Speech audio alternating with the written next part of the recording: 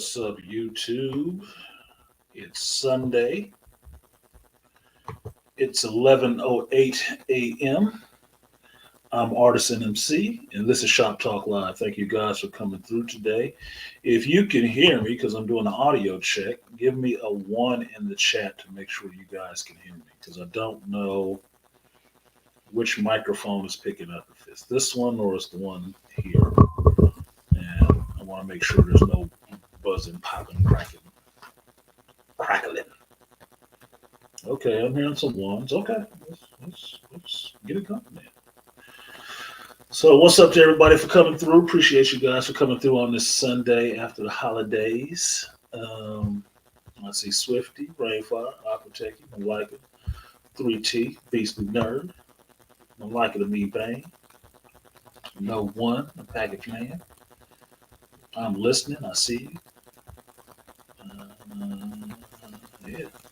Thank you guys. Usual suspects are in the building. The number one wrench is here. So let's get this shit going, you guys. First shot goes out to for the support. Thank you very much. As always, we look for 10 contributors to the show. The really big shoe. First out the gate, the number one wrench and the number one donator today is the Aquatechy. Appreciate you, Aquatechy, and I will give you. I had to put some judgment eyes on this thing so I don't know where to look. 3B salute. Appreciate you, Aquatechy. Oh, that's not going to work. What I'm clicking on.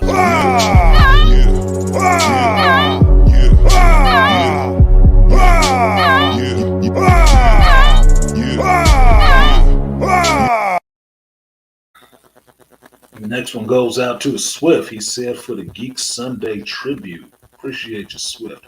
I will also give you that 3B salute. Appreciate you.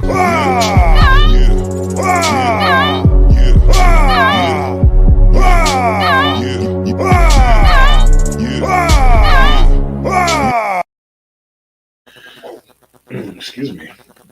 That was unfortunate. Next one goes out to the No One. No One getting on the board.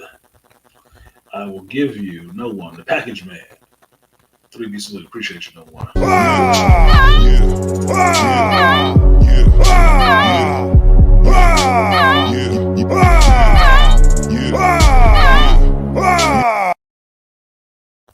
All right. So.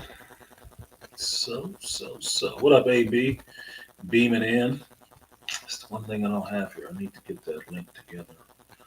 I have to go home to link it together. Shout out to the AB Media coming through. Appreciate you, AB.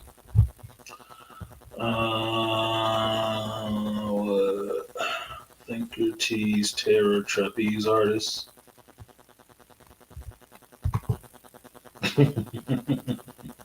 Yeah, Aquatechy, all of the above. Yeah, I buy that. T-shirt today. If you guess that one, you're an actual geek. If you know what it is, you're a geek. Just get over it. Just get over it. Tell yourself what it actually means. You're a fucking geek. I'll tell you if you're too afraid to admit it to yourself. So, what's good, everybody?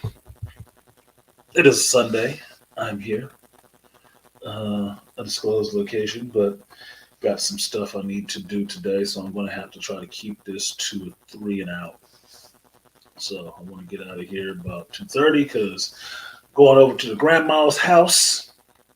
I'll head over to the West O and use some of my carpentry skills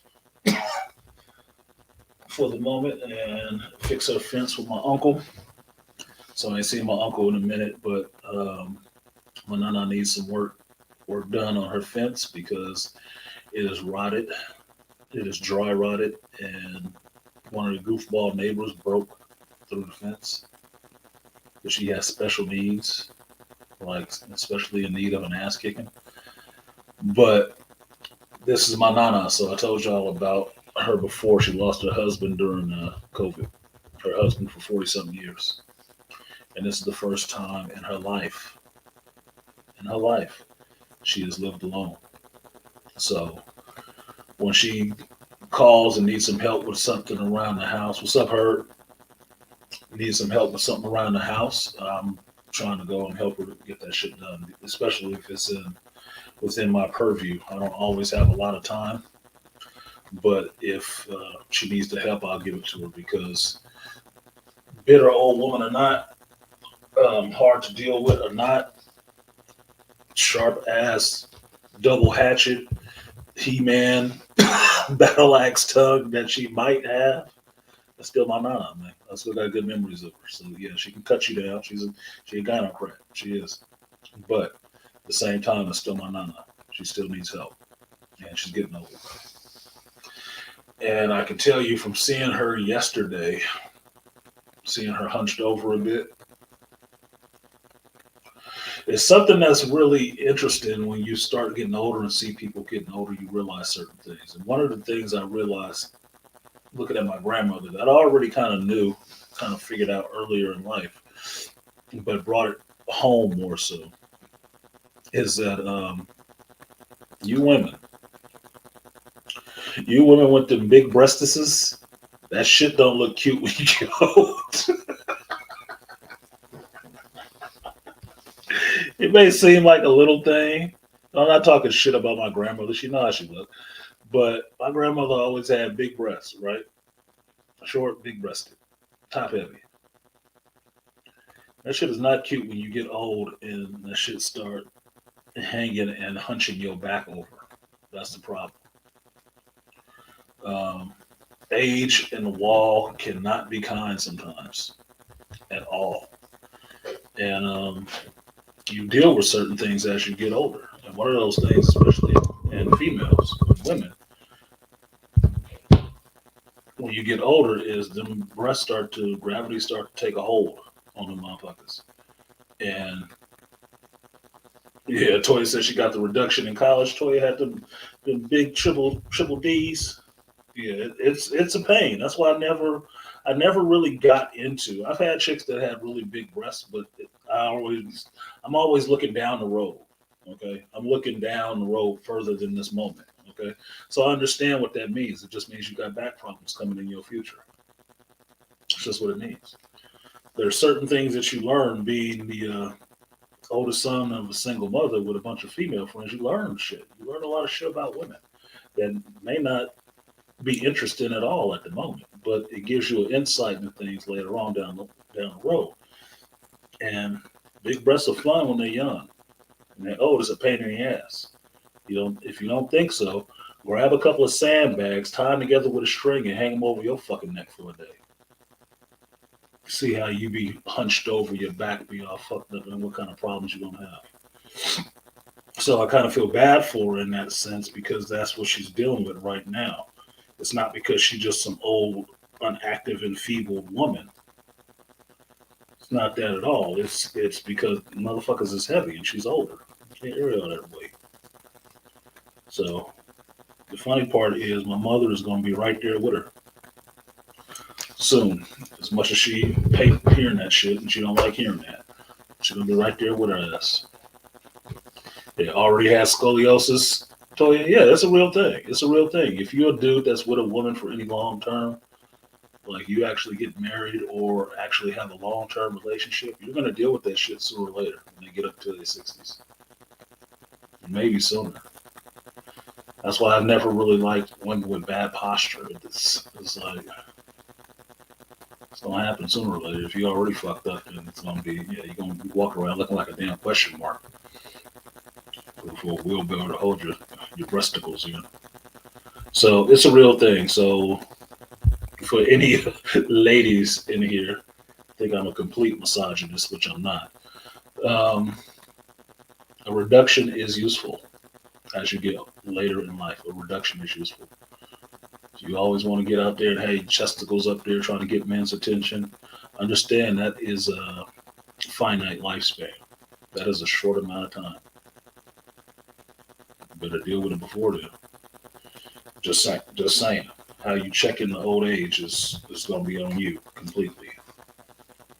But that's also why I don't get into a lot of that cosmetic surgery shit. It's not interesting to me. It's not cute. I don't like it.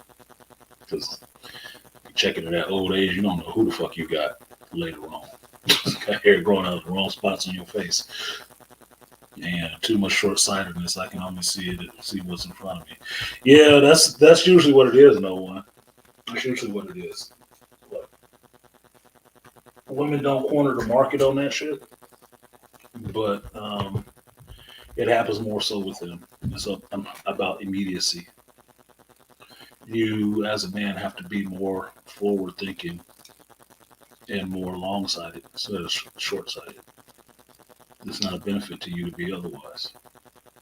And it's a natural biological adaptation in a sense. Because if you think back to the hunter and gatherer sense, what were men out there doing? You're out there on the plain hunting for prey. So family can eat. You can't be short-sighted just looking at the bushes in front of you like, I don't see nothing. You got to be out there 1,000 yards staring at shit.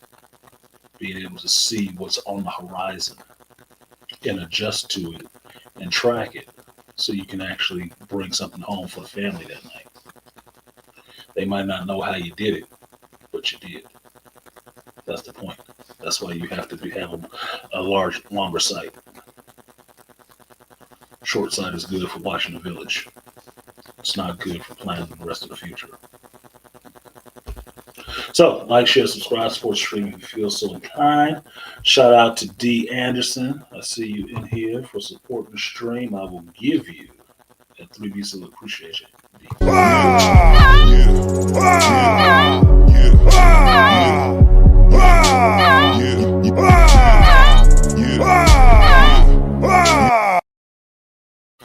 And to my Scorpio brother, the Joe Hurd, appreciate you, Hurd, and stay all day. I will give you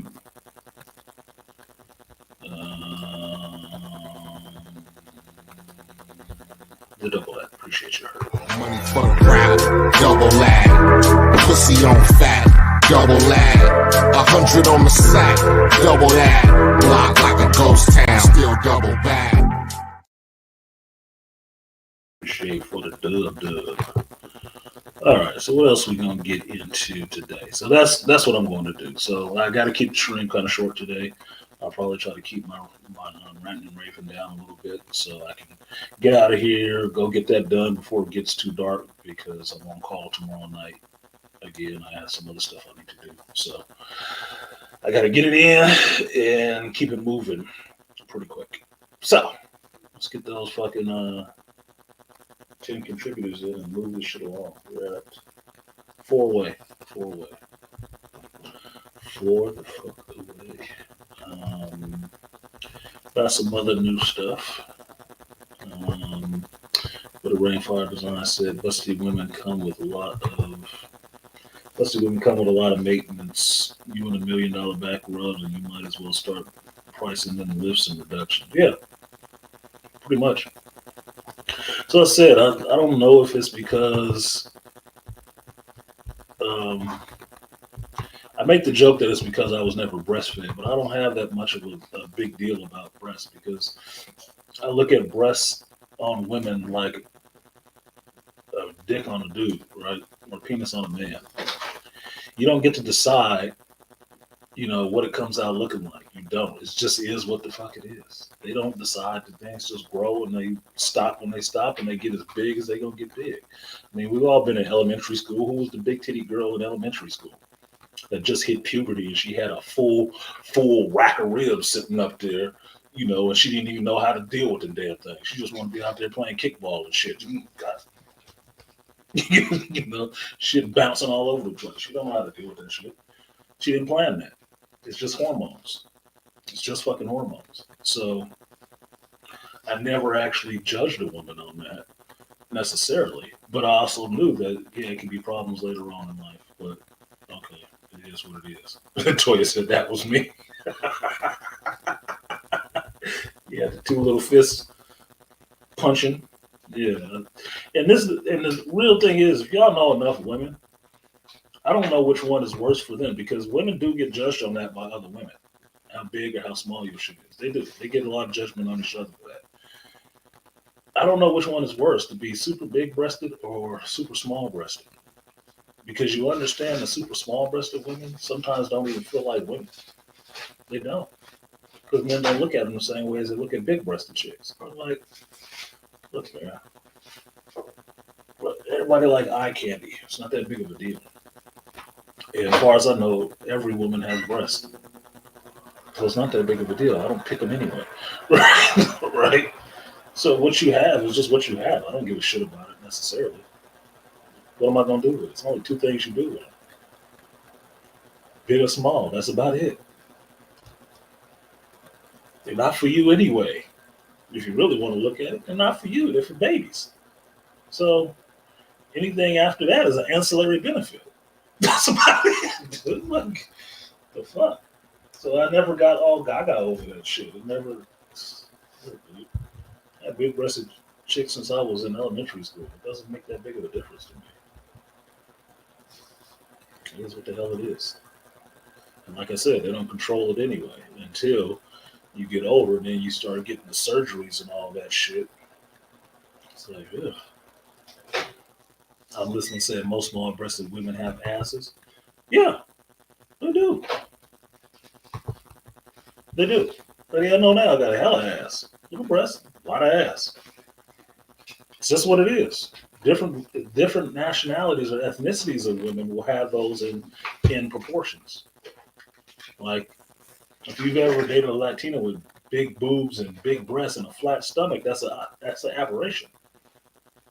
It is.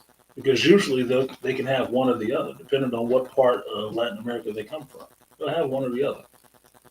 They could be completely big-breasted and have chicken legs hanging out the bottom of their body, which makes them look kind of awkward, but it is what the hell it is. I walked into titty talk. Yeah, Judge Zilla, you walked into boob talk. It's okay. We're in the shop, so we talk about what we talk about in the shop. But yeah, small-breasted women is like it's always in proportions for me. I'm listening. It's always proportional, right? How your body is proportioned is always more interesting than just what's big here and what's small there. It's the proportions that matter. Because you can look like a whole weeble wobble out here and have a big ass and big titties, but you look like a whole weeble wobble. So what difference does it make? It's good trash. No. What up, Fracture? What up, JT? Talking about titty talk. Yeah, titty talk. Look, I actually got a woman in here. She can debunk anything I'm saying right now. She can debunk anything I'm saying right now. I've had enough female friends, you know. Told y'all before, I am a Sigma, just like most people know. There ain't no real true alphas in the black community. They're mostly Sigmas or fucking deltas. I'm a Sigma. I got plenty of female friends. Plenty of them. And I can get on a level with any of them. Because I'm not coming with that super predatory fucking energy like that. Like, oh yeah, I just want all shit from out of you. Whatever, man. I like having conversations with people. And people know shit that I don't. And women know a lot of shit I don't because I ain't never been a fucking woman. And tell you, proof positive, I never would want to be, because if I was, I'd be one of those motherfuckers that you see on like crime stories, Snap or some shit like that. Y'all be getting, some of y'all dudes would be getting that shit. For real. Y'all be getting it. You gotta hope. Lucky I'm not. But also, there'd be a lot of chicks getting their ass beat on the regular. It'd be okay too. Like, yeah, that bitch is mean as fuck. See, it took off a stiletto and started punching that motherfucker in the face. I'd be one of the motherfuckers you'd be calling hella masculine. She got masculine ass bitch. She wear that dress though. Right. I find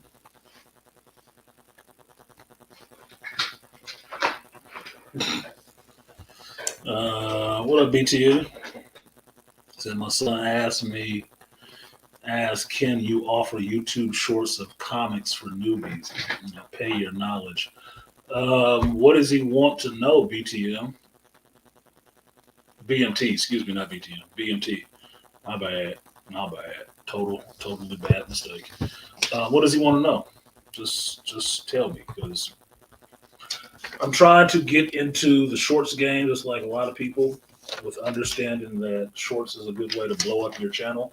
Because a lot of people see the shorts and it works for short attention span theater, which is how I look at it. So I'm kind of judgmental on it. But if it works, it works. And shorts in some ways for me can be kind of fun. If I have time to do some cool stuff with it, it can be fun. I really am not going towards no fucking TikTok. I really can't bring myself to do that. It's like being on fucking Twitter for me. Like, I'm not on Twitter. I can't. I understand there's a large portion of the audience that I don't have because I don't go on Twitter. And even still, I'm like, I don't give a fuck. I'm not going on Twitter.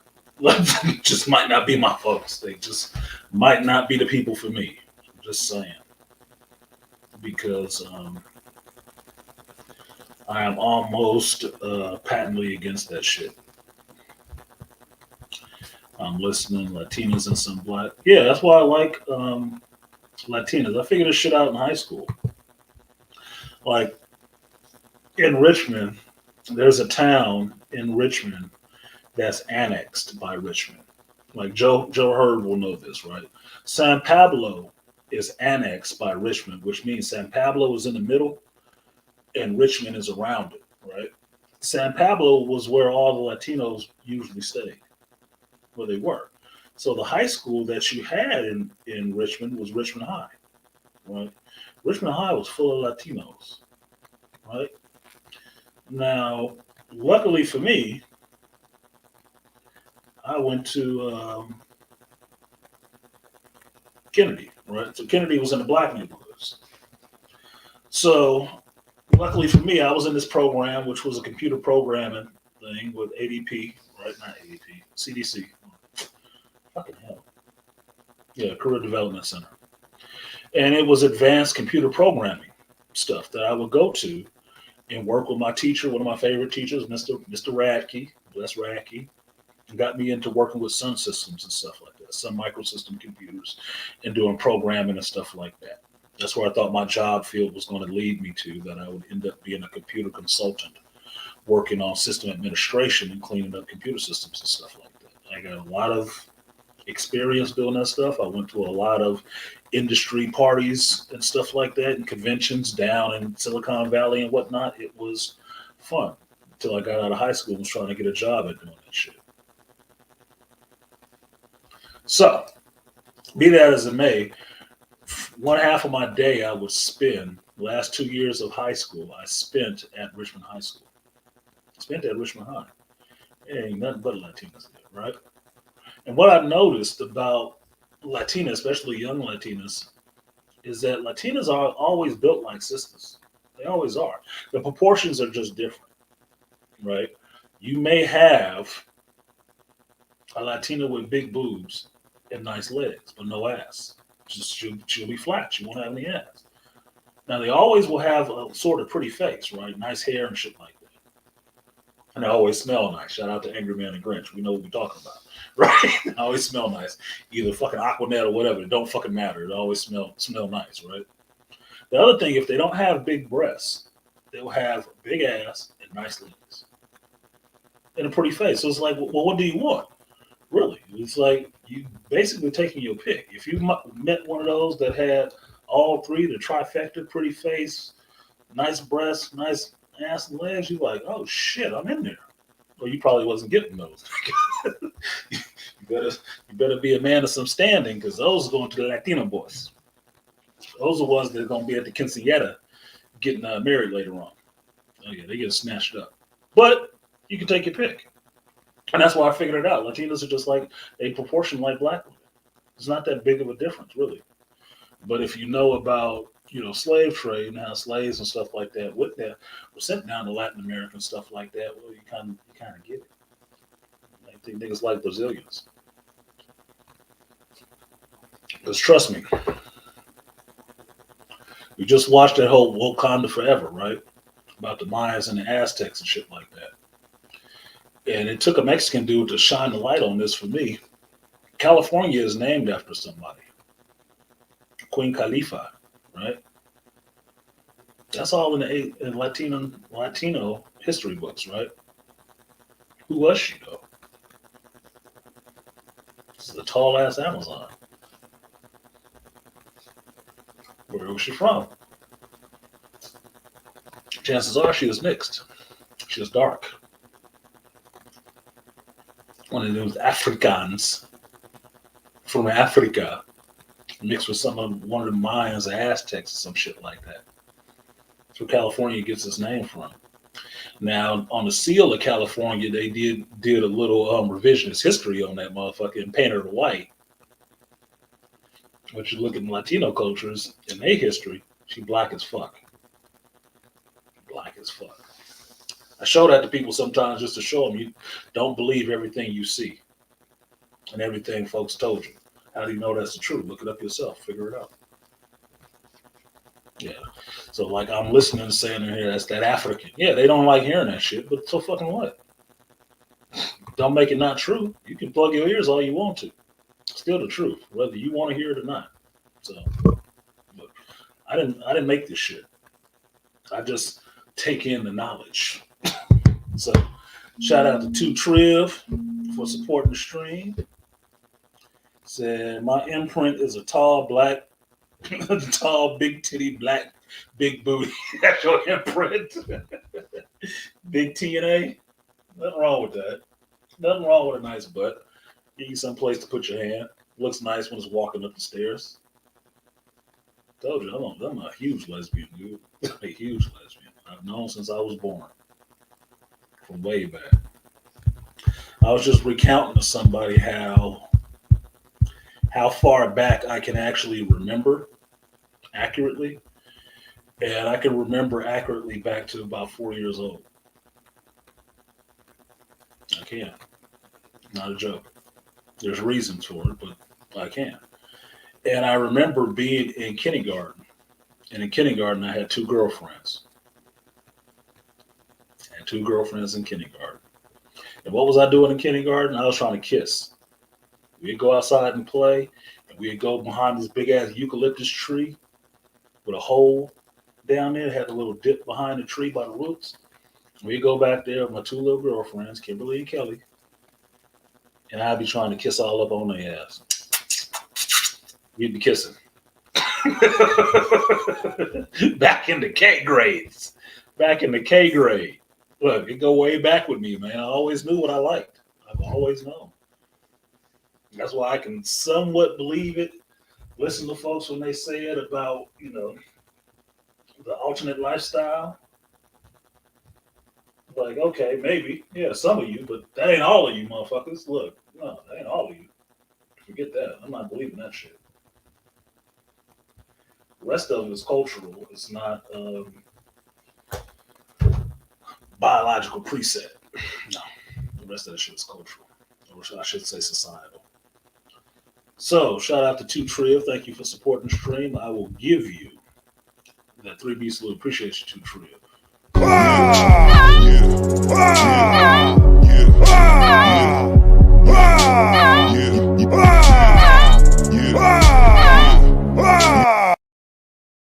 Actually had 3 girlfriends now that I think about it. I called her Blue Eyes, but because I can't remember what her name was. Kimberly Kelly and Blue Eyes. Latina, Caucasian, and another one. Probably a fucking Asian.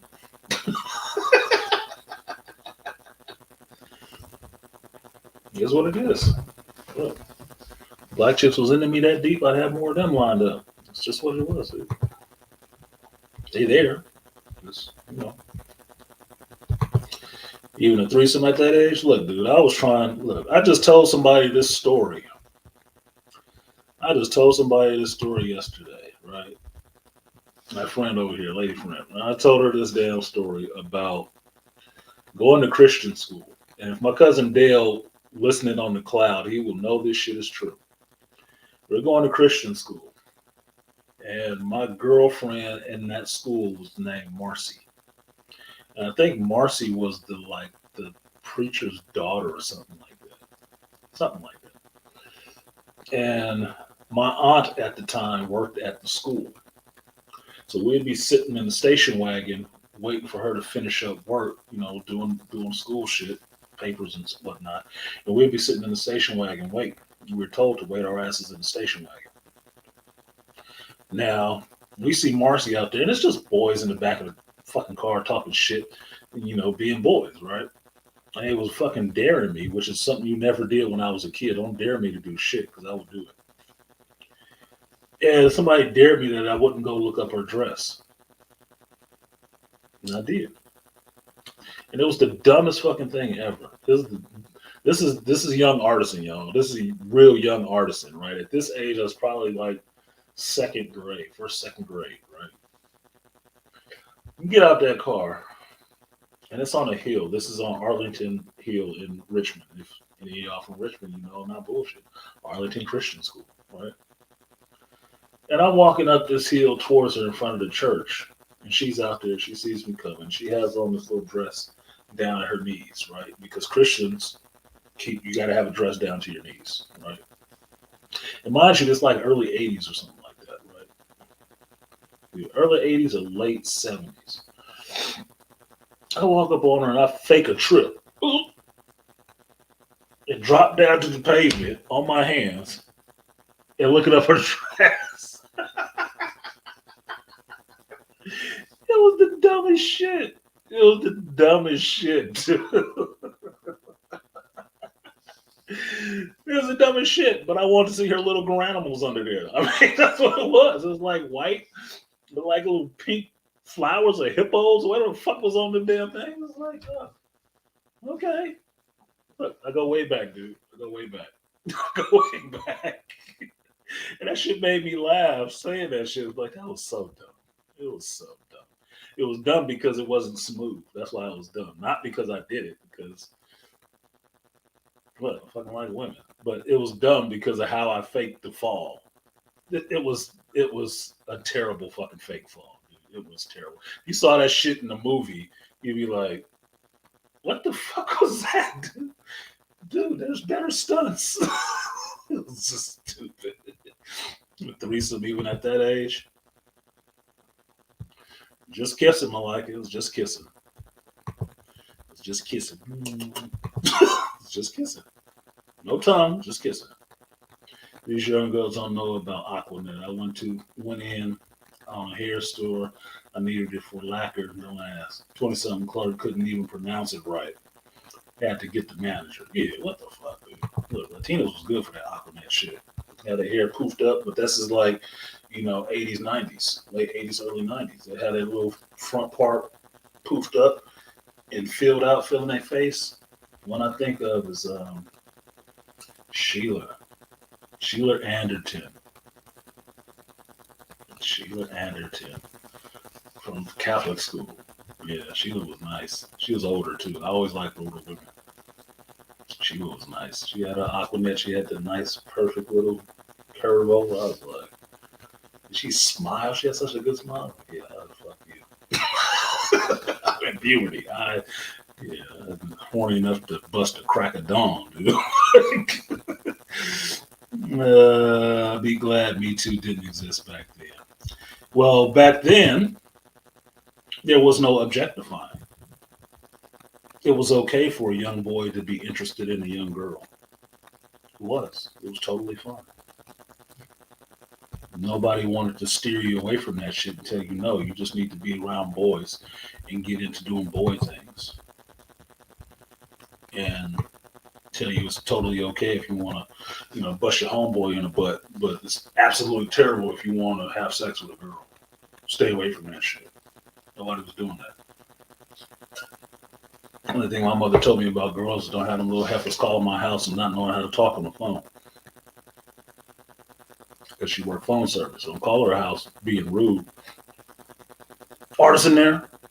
Excuse me? Who are you calling for? Artisan don't pay no bills here. You better learn how to call correctly. Who are you? Be back at the school the next day. I told you not to call like that. Your mama mean. Don't call her house like that, motherfucker. Hello. May I speak to Artisan? Look, man, I gave you the script. Stick to the fucking script. You'll make it past the secretary. Okay? Fuck up is all on you. I can't save you after that. Can't save you after that. You wearing that glasses in the sand a lot, smooth and sneaky. Yeah, I wasn't Specs. Wasn't Specs. But I did have my Wendy peppercorns back in the day. I did have my Wendy peppercorns back in the day. Shit, my Wendy peppercorn back in the day, what was it, third, fourth grade?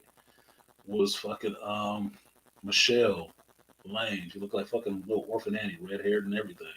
So I never had a ginger, but I got an affinity for one. I ain't never had a ginger, but go way back with her. My mother was so mad at me about that. You like that little girl? Look like fucking little orphan Andy. She was clouded. My mother was on her. She was not cool with that shit. Not cool at all. That was way back when. So she knew I didn't give a fuck about color. I liked the chick. I liked the chick. As a kid, it didn't matter nothing to me. Chlorofluorocarbons. Yep. Aquanet caused the destruction of the ozone layer from the 70s to the 90s. Don't put that on Aquanet. Aquanet had them girls looking cute in their little dance pictures where they got the little pose and shit. Looking cute with their hair all poofed up. Yeah, don't call the house after a certain time either. Yeah, don't call the house. I think it was like 7 or 8. Call her house after that shit, she'd be hot. You'd never get me on the phone. I would have to call you. Because when you finally, this old school shit for you young folks that got cell phones when you were young and stuff like that. But back in the day was the 80s and 90s. You were moving up in the world if you got to have a phone in your bedroom. You got to have a little slimline phone and not the big rotary phone with the hand. Shit. No, you got to have a slimline in your room, on the wall where you shared the same phone line. So if somebody picked up the phone in the other room, they would hear your fucking conversation. Yeah. You had to be having some money if you got a separate line that your parents was going to pay for 2 separate lines. Because that's a whole nother goddamn bill. So I would have to call you, which means I got to pick up that slim line quietly, turn the volume down on that bitch, and call you. And your ass better pick up the phone on the first ring. Do not let that shit ring longer. I do not want to talk to your daddy. I want to talk to your daddy or your mama. Why you calling here so late? I want to talk to your daughter. Why? What the fuck? How'd you get a mama? No, I don't want to talk to your daddy. First fucking ring. As soon as that shit go, you better pick it up. Yeah, be quiet. And be on the phone under the covers. With the cord hanging out from under the covers. I'm trying to get your adolescent Mac on. That shit was hilarious. But that's how you had to do when you talk to females. You had to talk to them. It wasn't no Instagram. It wasn't no Snapchat. It wasn't no fucking TikTok videos and none of that shit. There wasn't no instant thoughts. No, you actually had to talk to these motherfuckers for hours. Which means you had to have something to talk about. Or understand how to start a conversation and continue a conversation. Nowadays, the women can't even do that shit. Nowadays, a woman can't even have a conversation with you. And if y'all stressed about why the show ain't started yet, I ain't got 10 contributors yet. So we're going to keep waxing nostalgic until we do. Just saying. What am I missing? Did I get I'm listening? Nope. Shout out to I'm listening. Appreciate you for supporting the stream. I will give you that 3B salute. Appreciate you.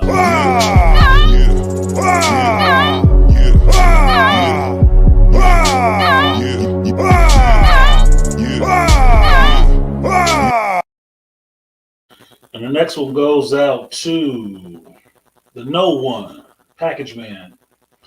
I'm gonna read it how it's written, but because I'm not sure what you're saying. But I said to it is I'm still here. I'm still strong. I don't know what the first part means, but I'm still here. I'm still strong is a message I can't get behind. I can't. So appreciate you. No one, I will give you the guts and butt for the double up. Appreciate you. Double up, 3 or 4 times, I ain't telling no lies, running up. Never let a hard time on the ones.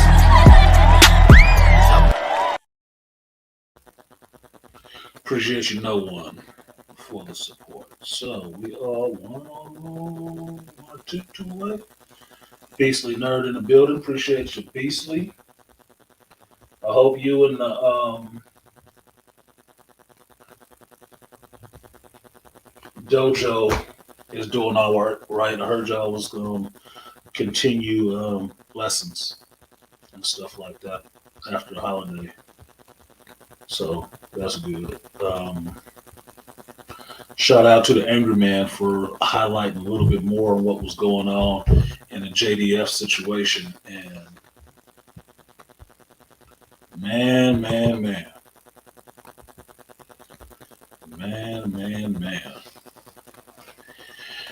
If you had never thought that a woman can drive you to your grave, remember that situation. I say this all the time, but let me give Beastly his shine, and then I'm going to get into this part. I'll get into this part because we went away. So appreciate you, Beastly Nerd. I will give you the guts and butts. Double up, 3 or 4 times, I ain't telling no lies, running up. Never let a hard time on the ones. The next one goes out to JT from Fracture Comics. I will take that as a corporate endorsement from Fracture Comics. Appreciate you, JT. I will give you the dub. Money for the crowd, double lag. Pussy on fat, double lag. 100 on the sack, double that. Block like a ghost town, still double bag. So, the point that I make about women driving you to your grave. I had to have a conversation with a friend of mine about that whole damn thing with JDF. And that's why I said shout out to Angry Man, because he had got to the article before I actually had a chance to read it and gave some of the details of what was going on with JDF before he, self-deleted. I don't even know how to say it, committed suicide. And while I am not a fan of suicide, I'm not. I know it's a tough spot, and being to a situation, having been married and been to the point where I'm thinking I would choke her ass out in the street if it would make this fucking pain stop.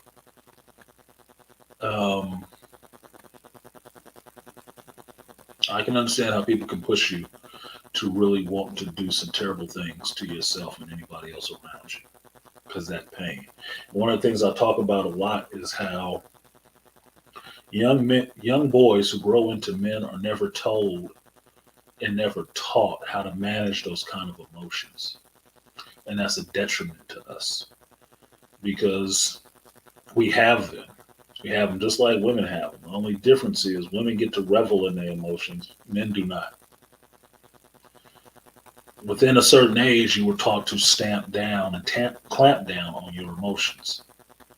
Not control them, just repress them. Well, that's the problem. That's why you have dudes popping off and going crazy one day, right? After a certain point, you were taught that you need to be in touch with your emotions, that you weren't a good man if you couldn't get in touch with your emotions and feel what the woman is feeling and understand when they're thirsty, you're thirsty too. All that bullshit. That was your 90s shit, right? Okay, that's good. Let men know that yes, you do have emotions. You need to understand the difference between your thoughts and your emotions. What has yet to happen is the understanding on how to control your emotions, how to not let your emotions rule you.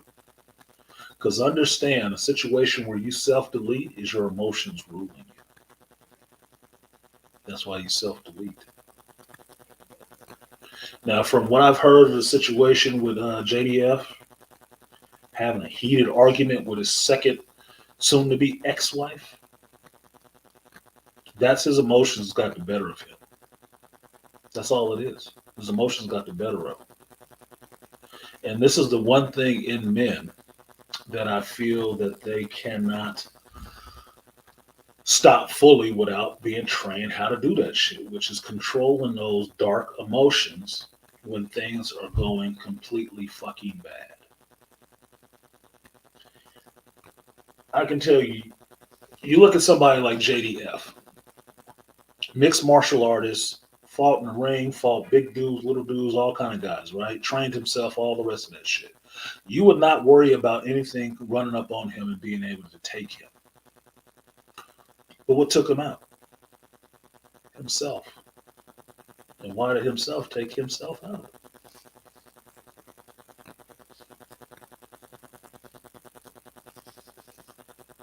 The pain here caused so much confusion here that was what he thought was the way out. That's sad. Because I would give him good odds on taking down anything else that was fucking with him. Now it's interesting because from what I see, the ex-wife was a mixed martial artist too, right?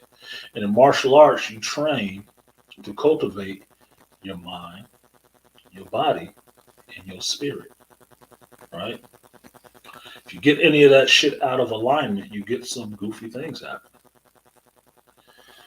One thing that can make it, even if you are very much in line with yourself, that can screw that all up, is women. Women will fuck that up. That's why I say, as much as I love women and like their energy, or good women's energy at times, at best they're a distraction.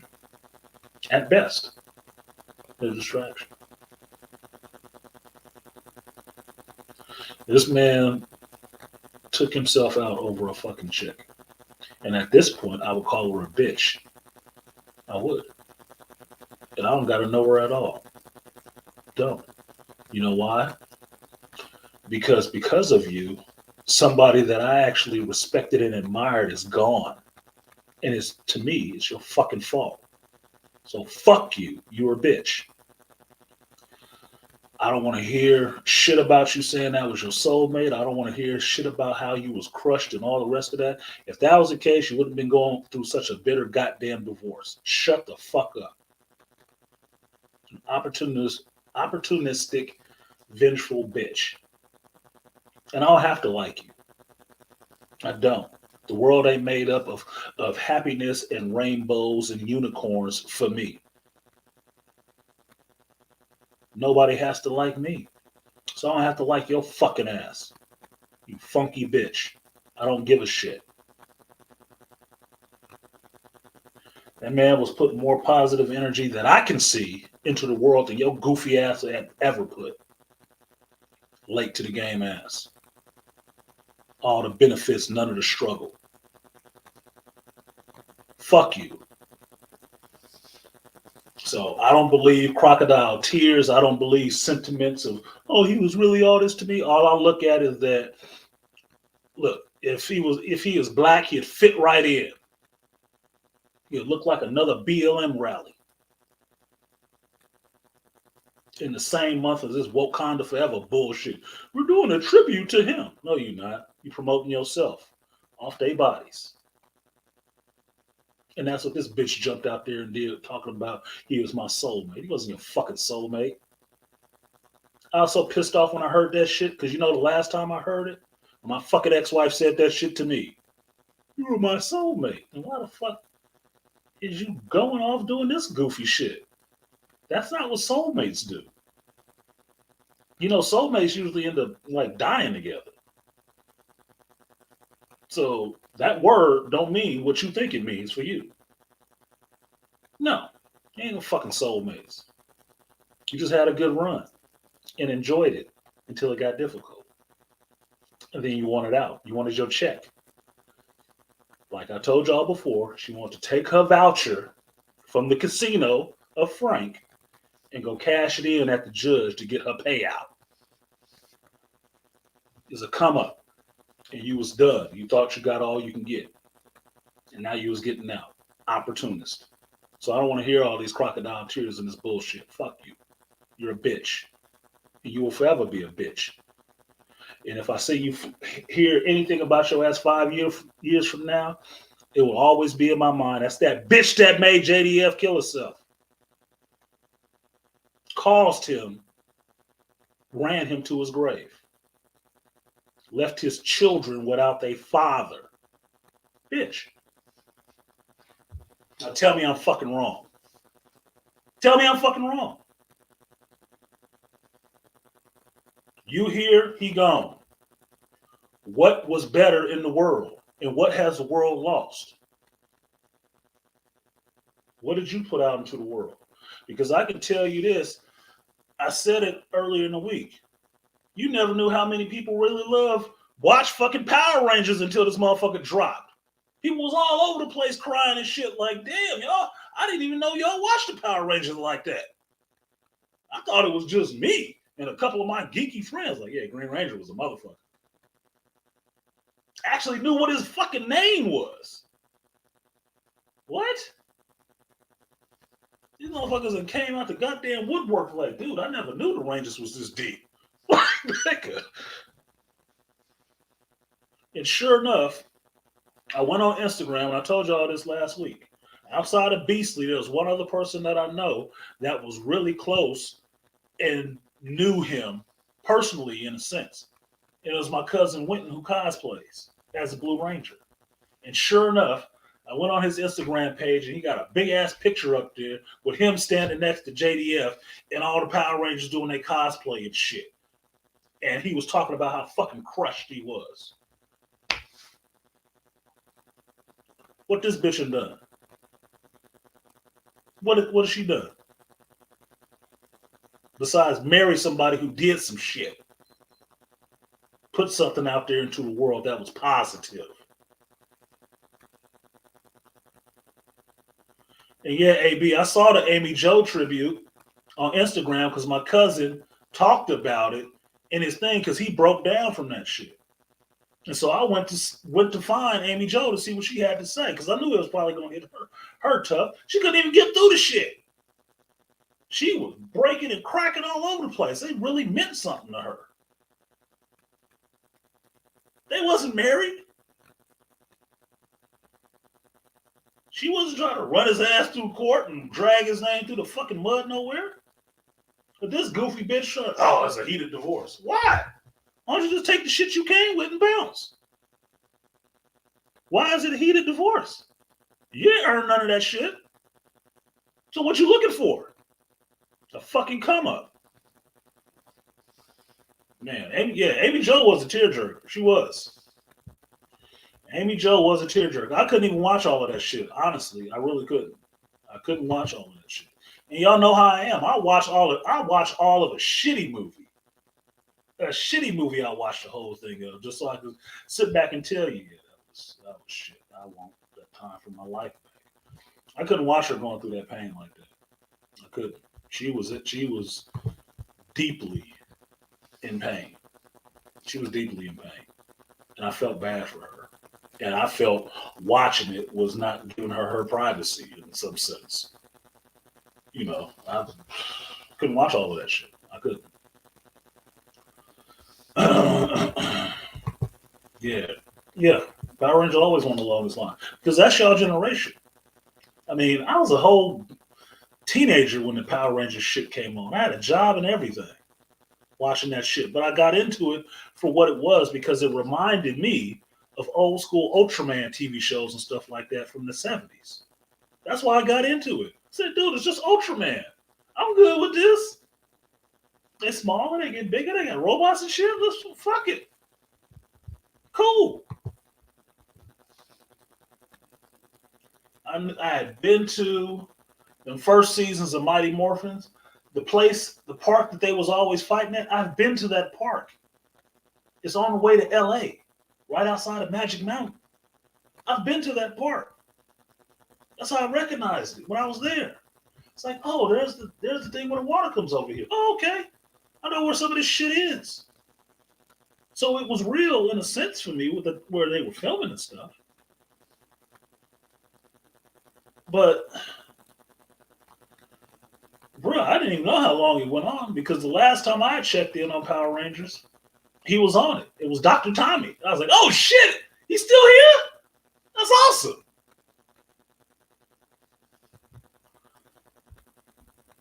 Nigga, he was a real cool dude, legit cool dude. And the problem is that legit cool dudes like that always end up dying early for some bullshit behind some folks that ain't did a goddamn thing but get next to you to get something. Really talented people always got a parasite. Always have a parasite on them. You ever seen a really talented musician? I'm thinking of somebody specifically right now. You ever seen a really talented musician? He writes songs, ballads, and all this other stuff that's really good, but he don't have a chick. And then all of a sudden, there's a chick next to him, and you looking at him like, fuck she doing with him? That don't even look like he could catch that chick. That don't even look like he should be able to catch a chick like that. Before you know it, they got a baby, and before you know it, they divorced and she dragging his ass through court. What do you think that was? A fucking opportunist. Jumping on the next thing smoking. I can't stand people like that because they fuck up the creative people. But at the same time, the silver lining to that is creative people need that kind of personal pain to make their creativity. That's where it comes from. That personal emotional anguish. That's the fucked up part about it.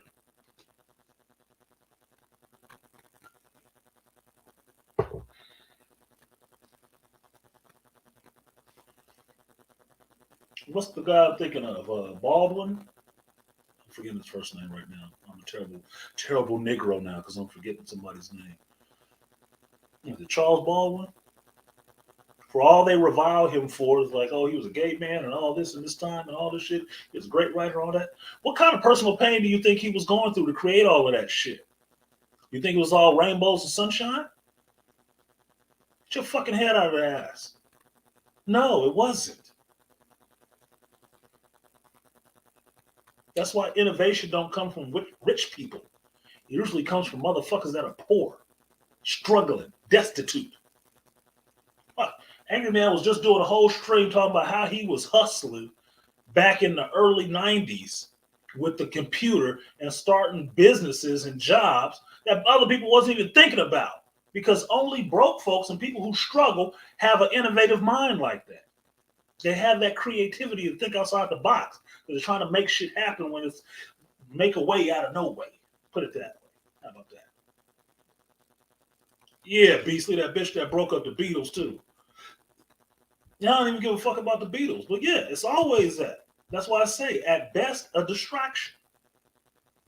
I can think of an artist I like right now, a whole group.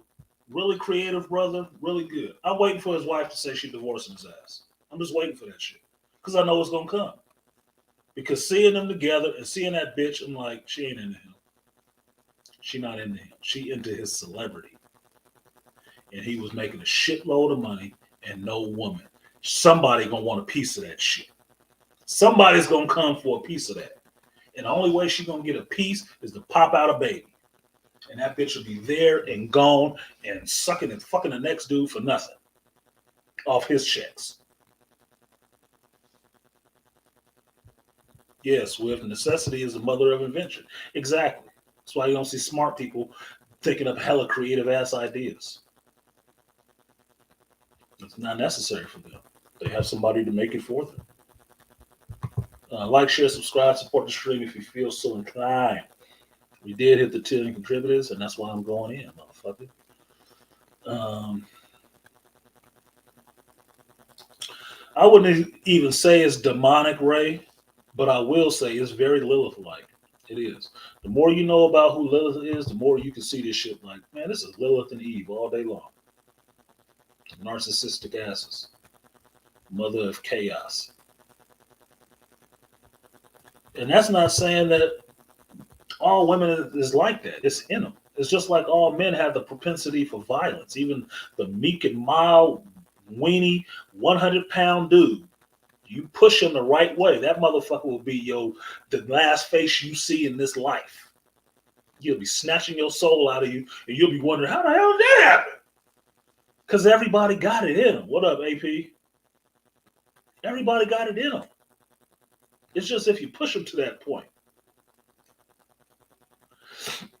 So seeing JDF go the way he went tells me that woman had a key into his mind.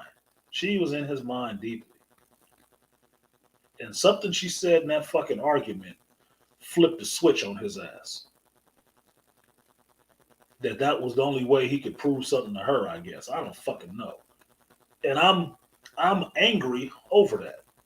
Not because I knew JDF personally.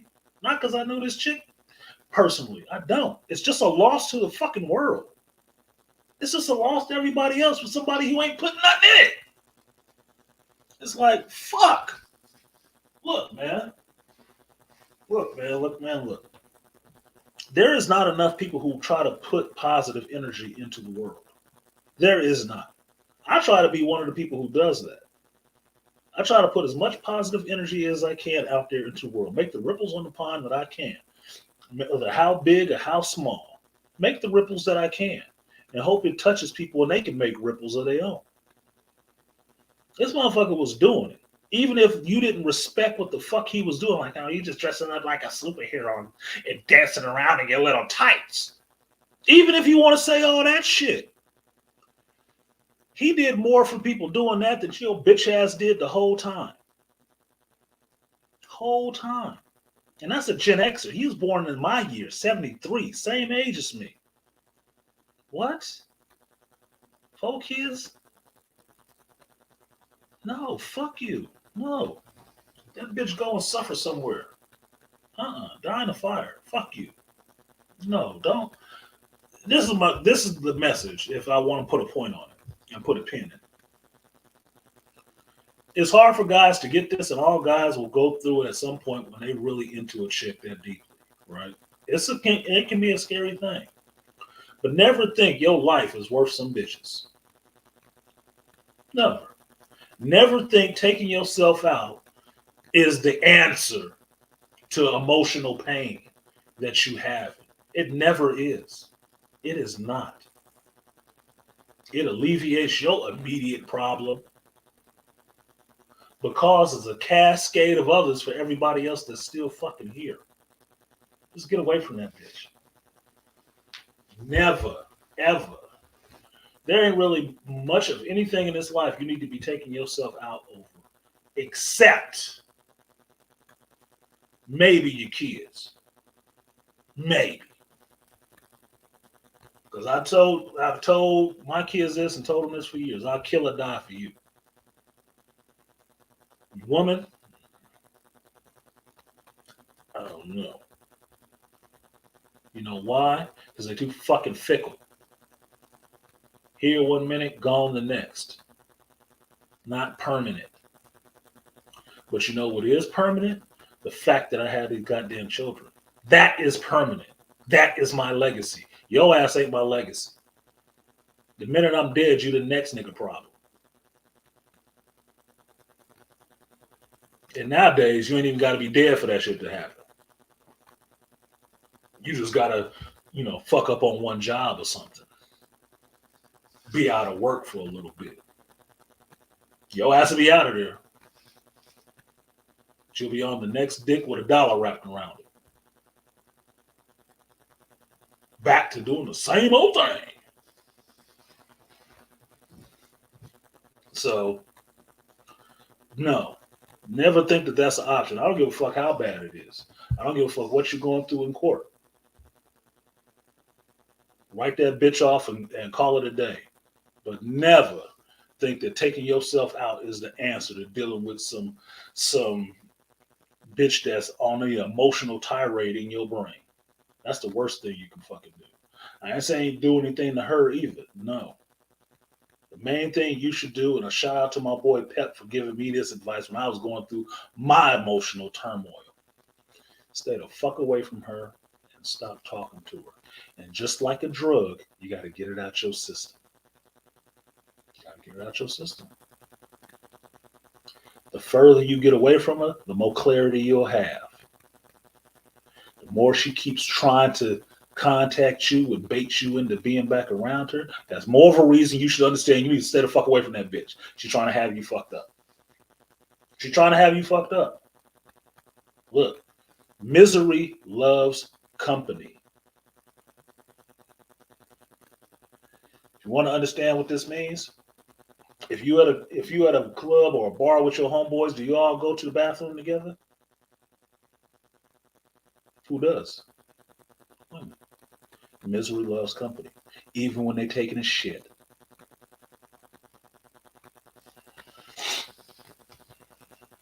You ever been in a situation where you arguing with your chick and then her girlfriend or your mama, your sister all want to jump on her side and be fussing at you?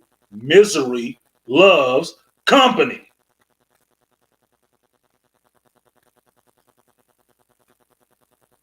Well, let them be fucking miserable. And you go on, get over it, and move on with your life. And find you some other chick that ain't giving you that kind of bullshit. Not playing those kind of mental games. They out there. Tell you what, get your money right, get your passport updated, and get the fuck out of here and go see the world. Go find somebody. I'm sure they're out there. Maybe the pond you're fishing in is too fucking small. Maybe you need to pull up your line and make a beeline somewhere else.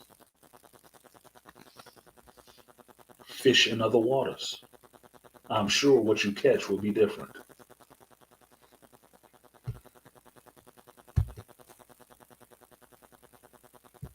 As a wife, she should be close to him. It's that she's the closeness to hurt him. Because Swift,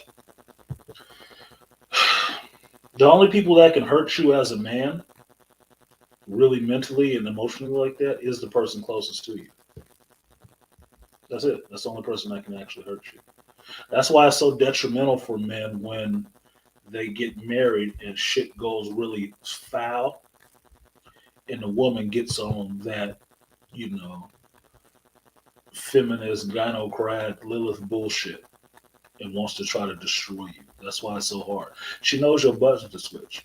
We go through this in psychology all the time, talking about if you go into couples counseling or something like that. One of the things you'll be taught and told is that you know each other's triggers. You do. Especially the longer you've been together, the more you know each other's triggers and buttons. Now, what happens is you may know that, hey, she has these triggers, he has these triggers. With women, especially in relationships, it's when they choose to start flipping the motherfuckers. It's usually when they're angry at you.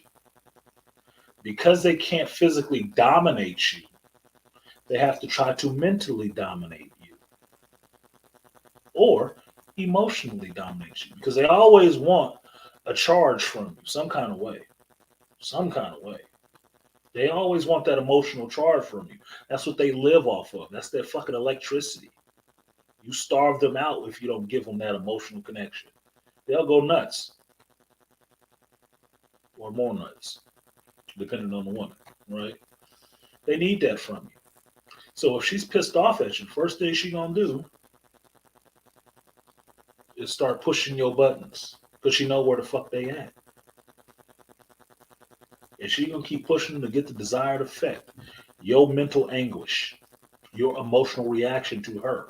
The more you want to beat the shit out of her, the hornier she probably get. And that's facts. Because she get off on that shit. The more upset and irate you are and punching holes in walls, the more she excited by that shit. She can't wait to tell her girlfriend, girl, this motherfucker's over here punching holes in walls and shit. That crazy motherfucker. That's okay. I'm going to take pictures of that shit and show it to the police and say he was abusing me. They want you off your square and out of pocket. That's where they live. They revel in that fucking chaos. You don't think so? Any chick that you know that you're interested in, ask her what kind of fucking shows she watches. And you'll see it. You'll see it. Because I bet you won't meet a lot of them that talk about, oh, I listen to TED Talks. I watched this documentary on this. I was reading this book about this. And it'll all be some interesting shit that you would want to watch or listen to. It won't. It'll always be some dysfunctional ass shit. Some drama that she's getting her fix from. Fuck you. That's why I like nerdy chicks. At least they fucking read. What they read, we can debate, but at least they fucking read and watch less goddamn TV.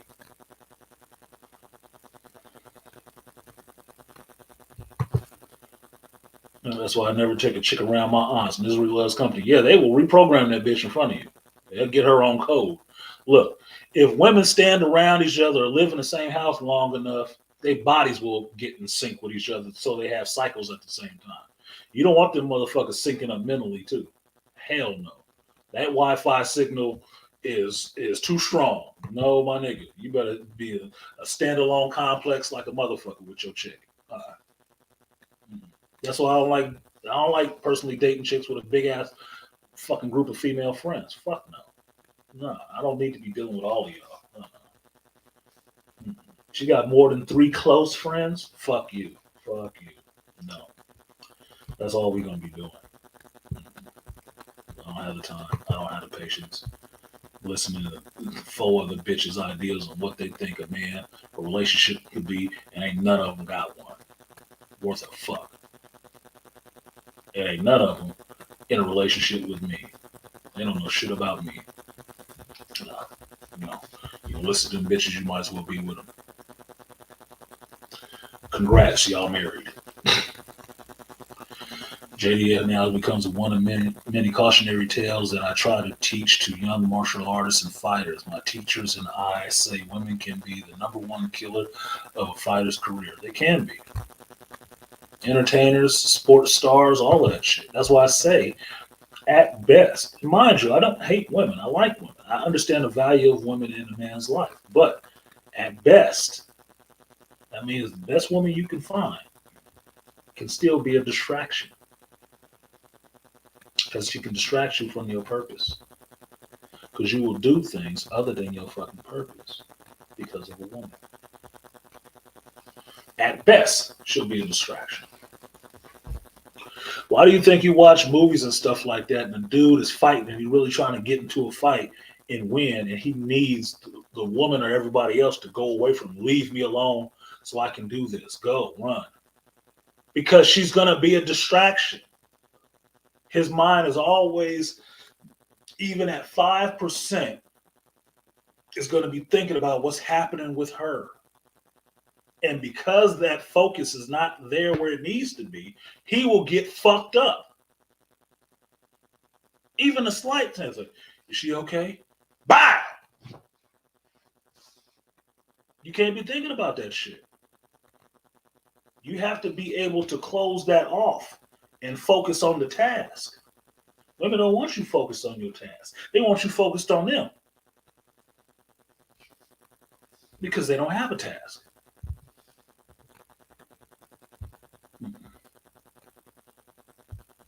And the more modern and feminist you get, the less of a fucking task they got. And the more of a distraction they actually want to be.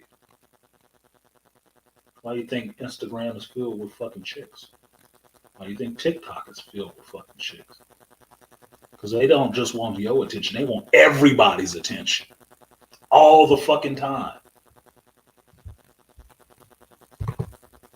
And that's not me hating women. That's just pointing out fucking facts. It's nothing that you can't see yourself. Nothing that you can't look at and say, yeah, these motherfuckers do need a lot of goddamn attention.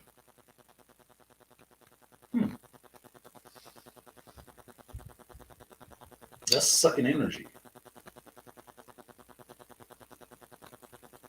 Artisanmc, you have no clue how much I appreciate you. I'm going to meet you one day. We'll have a drink. We'll have a drink. But I'm not running around here in the world just trying to be fucking afraid of everybody. Fuck it. I'm a pretty cool dude, and I get pretty cool dude problems. But I don't have a problem talking with people because what I share with you guys is what I know. Do I know everything? No, I don't. I don't. But what I do is I look and analyze the world around me and learn from the world around me and take the lessons I've learned from the world around me to shape and reshape how I address the world. Because I can only address the world as it is. I can only address it how it is. I have to work in this. Now I can work towards what I can idealize the world to be. That's a work in progress. But I always have to deal with it the way it is. You don't like the shit that I'm saying about this shit? Show me something different. Because this is out there. This is in the world right now. So what do you expect me to do? Live in a fantasy? Can't do that. That's why I don't like my geekdom fucked up. Because the escape, the fantasy I do have, these goofballs is running through there fucking it up. With real world shit injected into it. Like I needed that. I live in a real world. I'm not reading a comic or watching a movie because I'm looking for the real world. I know where the real world is. It's outside of all of this shit. I am very steeped in the real world. But I do like my little free time. My little mental escapes. Before I come back to dealing with y'all asses. So I appreciate that I'm listening. That's a good compliment. I'll take it. I don't take many, but I'll take it. Appreciate you, Rainfire Design, for supporting the stream.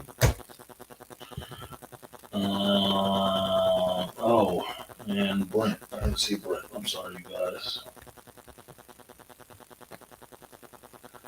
On the PayPal side, I gotta remember to check the PayPal. So shout out to Brent first because he dropped it earlier and I didn't see it. I will give you that 3B salute. Appreciate you, Brent.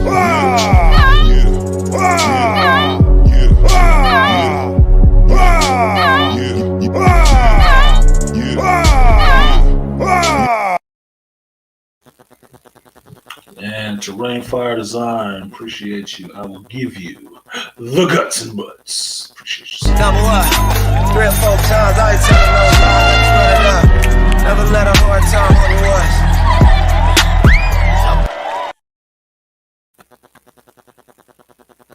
There it goes. There it goes. Now there it goes. Okay. So I'm sad for JDF that he's gone because I don't like seeing good, positive people that put that positivity into the world, pull it out of here, and left with these fucking opportunists and fucking chaos mongers. I don't enjoy that at all. That bitch ain't about to do nothing with the rest of her fucking life. Anything in comparison to what he was doing with his. Even if it was just showing up to a con, taking pictures with folks. Dressed up like him.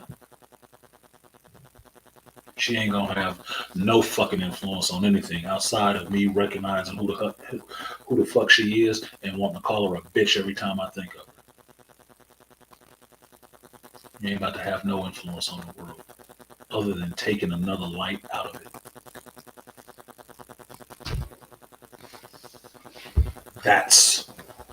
That is what I get disappointed and angry about. The loss of decent ass dudes.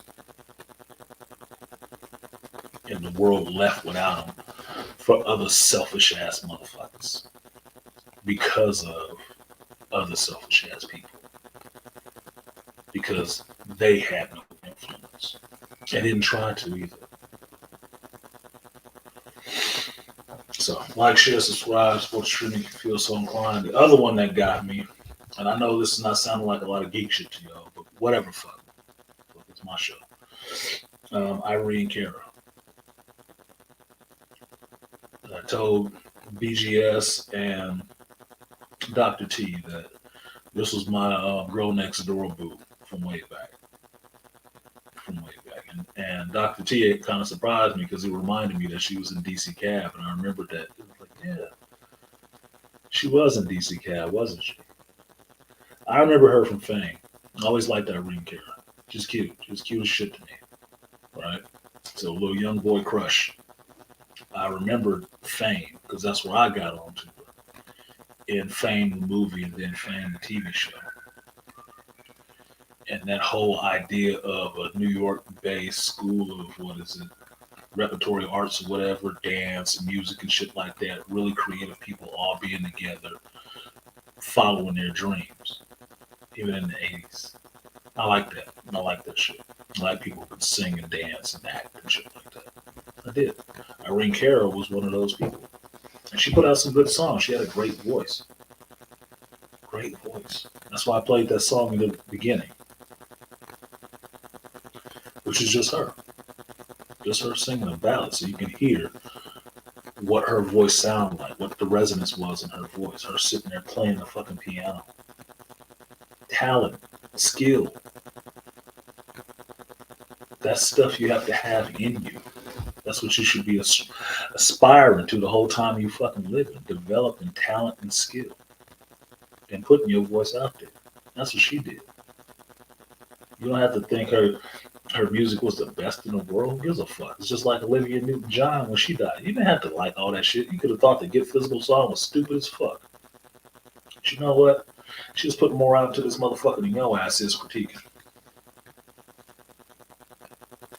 She was sharing her talent and her skill and doing it in a positive way. It's a far cry from, I guess, a bitch sitting up there giving you a whole porn show talking about whopping wet ass pussy and all the rest of this goofy shit. Talking with their hands and shit like they should be on the Muppet Show with finger puppets. Disgusting. Yeah, dude was obsessed with her, DC Cab, super fan, yeah.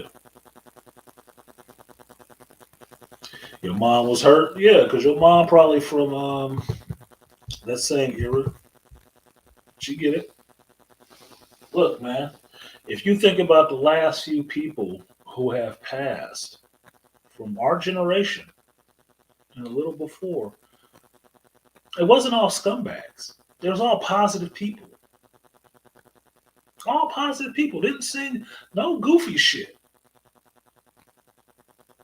Saying balance and all kind of shit that just made you feel good. Do you understand what that means to the world? The people that actually made you feel good are fucking dying. They're dying off.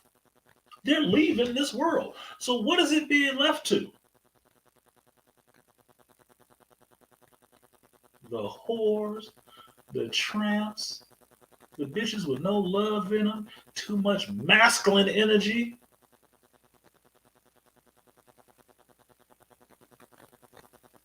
So I asked the question, okay, so okay, so is it just time for everybody who's worth a fuck to leave this bitch now? Is that what it is?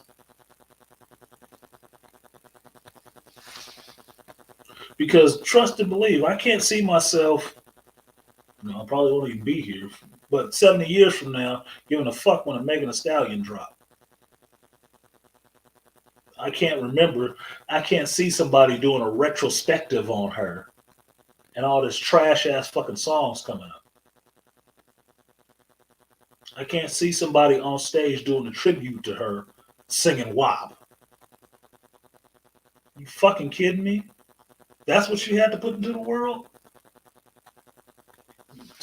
Nigga, I could have saw that shit at a strip club. I don't need to see young kids doing that shit and twerking. What? No. Let's have some fucking decorum if that's not a bad word in the black community. Fucking hell.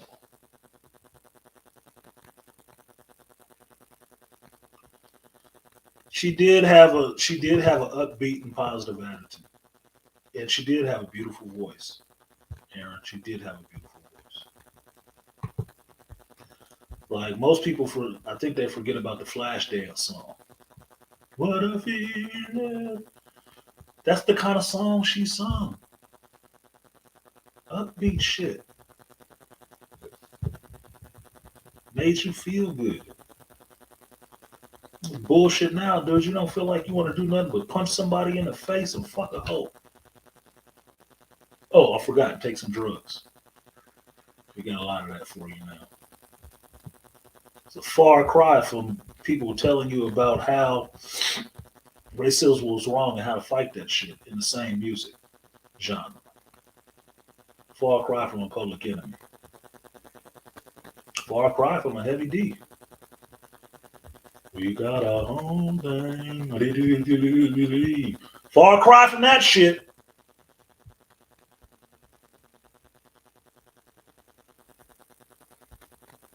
Shit, I don't remember where I was. I just remember how I felt watching that video for the first time, Judge. And I think it was AB was the one who even mentioned that shit to me. And then I went and watched that video. I'm like, yeah, I don't get shocked by a lot of shit. That shit was a taken aback. I said, this is a fucking porn. What? What? This is a video? Wait a minute. This plays on MTV? You mean some kid coming home from school at 3 o'clock can watch this on MTV? Not even at home. He could be on the bus on his smartphone watching this shit? What? I'm glad I ain't got no young children. I'm glad I don't have any young children. Because I'd be losing my goddamn mind.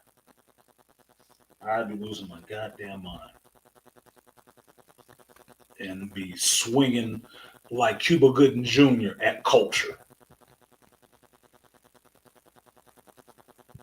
Not my kid. Fuck you.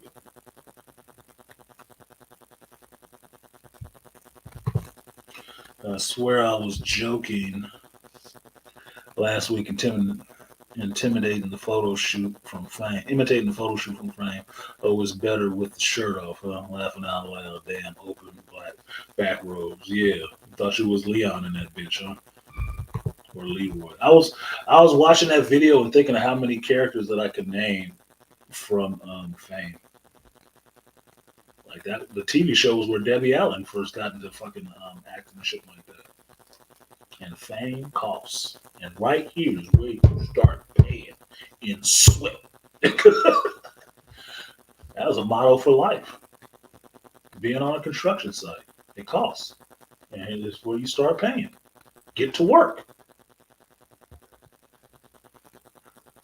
Too many crack babies on the mic. I don't even think they was fucking crack babies, Ray. I don't. You know why I don't think they was crack babies? Because they're too fucking entitled. Different generation. Crack babies don't function like that. They don't. They don't function like that. Definitely not to the fact that they can figure out a whole fucking marketing strategy to get rich. Crack babies need special care. They usually have a caretaker. These motherfuckers wasn't crack babies. These was just hoe raised children. These are children that whole culture raised. Because that's why that's all they pimping out. That's all they know to give you. Whole culture.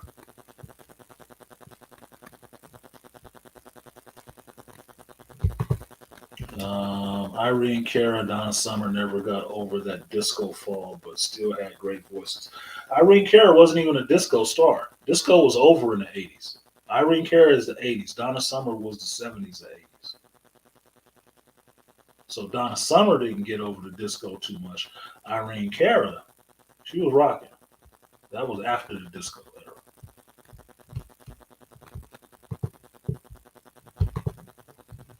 Almost went Godzilla nuclear on Thanksgiving because 3 of my little cousin's mom had to do in karaoke with that FMF song.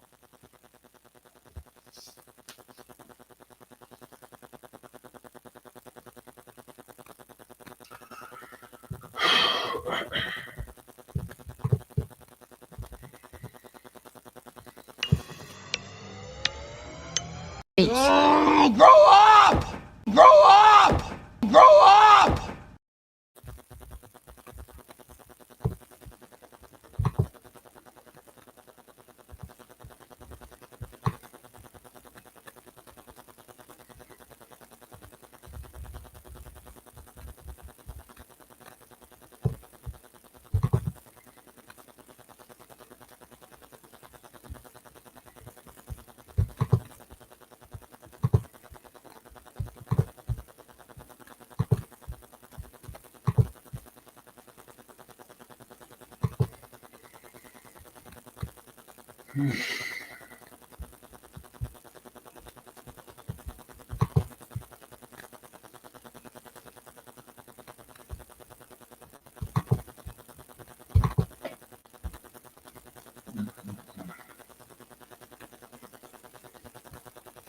Now, what up, UFO?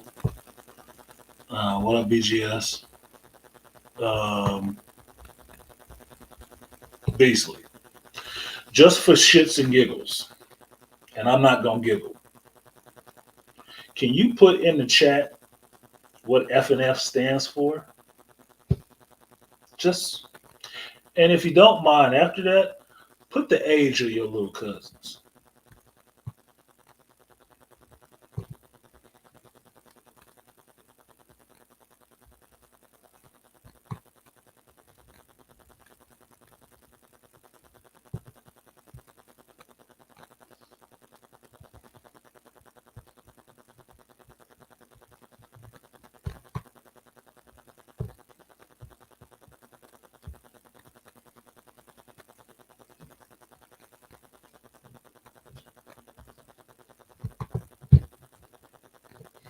Now, do the rest of y'all see that? Thank you, Beasley. Do the rest of y'all see that?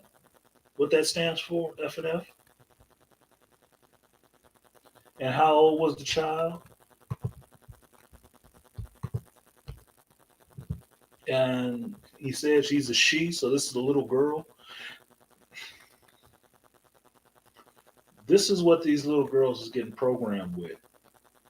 At 3, my dudes. At 3. Why do I say get your kids? If you fuck some Stragg and she running up on you with a grin on her face and some paperwork in her hand talking about she taking you to court and you having a baby, get your fucking kids. I don't even good goddamn if you living in a box, nigga. Get your fucking kids. Do not leave your fucking babies with these bitches. And I mean that shit. Do not. They are not built for this motherhood role. I don't give a fuck what pop out they goddamn pussy. They are not built for this motherhood role. Get your goddamn kids. Because that shit right there should have CPS called on them, Beasley. I'm sorry to say that shit, but that should be a CPS call as far as I'm concerned. Fuck you. You don't need that kid. If I was a dude paying child support for that fucking child and I heard about that shit, I would be pissed. I'd be heated. I'd be in a whole drawn out fucking argument about that shit, filing paperwork to get my goddamn kids away from that bitch. And I'm not saying that because I know your relative. And I hope you don't take no disrespect to yourself personally about that. But that's a poor ass fucking parenting. Not lackluster, poor as fuck. Trash parenting.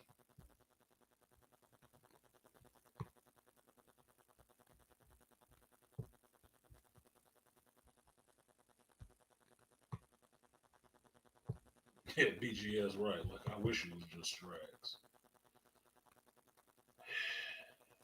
They're all getting the same shit. They're all getting the same shit. The boys and the girls. They're all getting the same shit. Dysfunctional. Fucked up. No. And then want to look at you crazy when you don't want the motherfuckers around that shit. Like, hell nah. Oh, you just being stuck up. Bitch, you stupid. And you shouldn't feel no kind of way about saying that shit. Bitch, you dumb.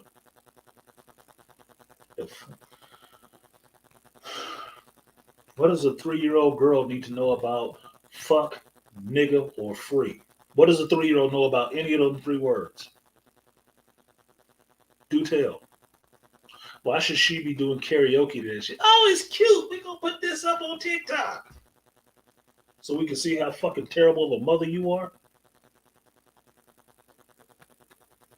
I don't think so. I do not fucking think so. I don't think so. If I found out my granddaughter was doing some shit like that, I'd be having some fucking words with my son and his girl. Fuck is wrong with y'all? Son, what the fuck? Are you fucking kidding me?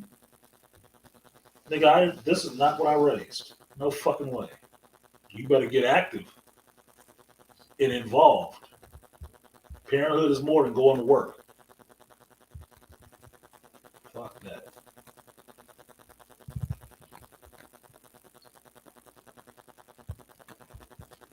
Beasley said, I came out the kitchen when I heard that, gave the most demonic look, which shut the shit down. Yeah, I'm telling you what, I would have felt like kicking a hole in some shit. That would have been the end of the karaoke machine. I just would have been the bad guy for Thanksgiving. You give a fuck. It would have been a nightmare before Christmas in that bitch. No. The fuck is you doing? Are you fucking kidding me? I wouldn't even accept a grown woman out there singing that shit. Oh, I'm fucking afraid. I don't even know how the song go. I don't give a fuck. It doesn't matter. I never want to listen to it either. I wouldn't accept that from a grown woman in her 40s. Because I'd be looking at her like, you need to grow the fuck up. What? Are you serious? Why are we involved again? How do we know each other? No. No, I'm good. No. You got too many suspect tendencies now.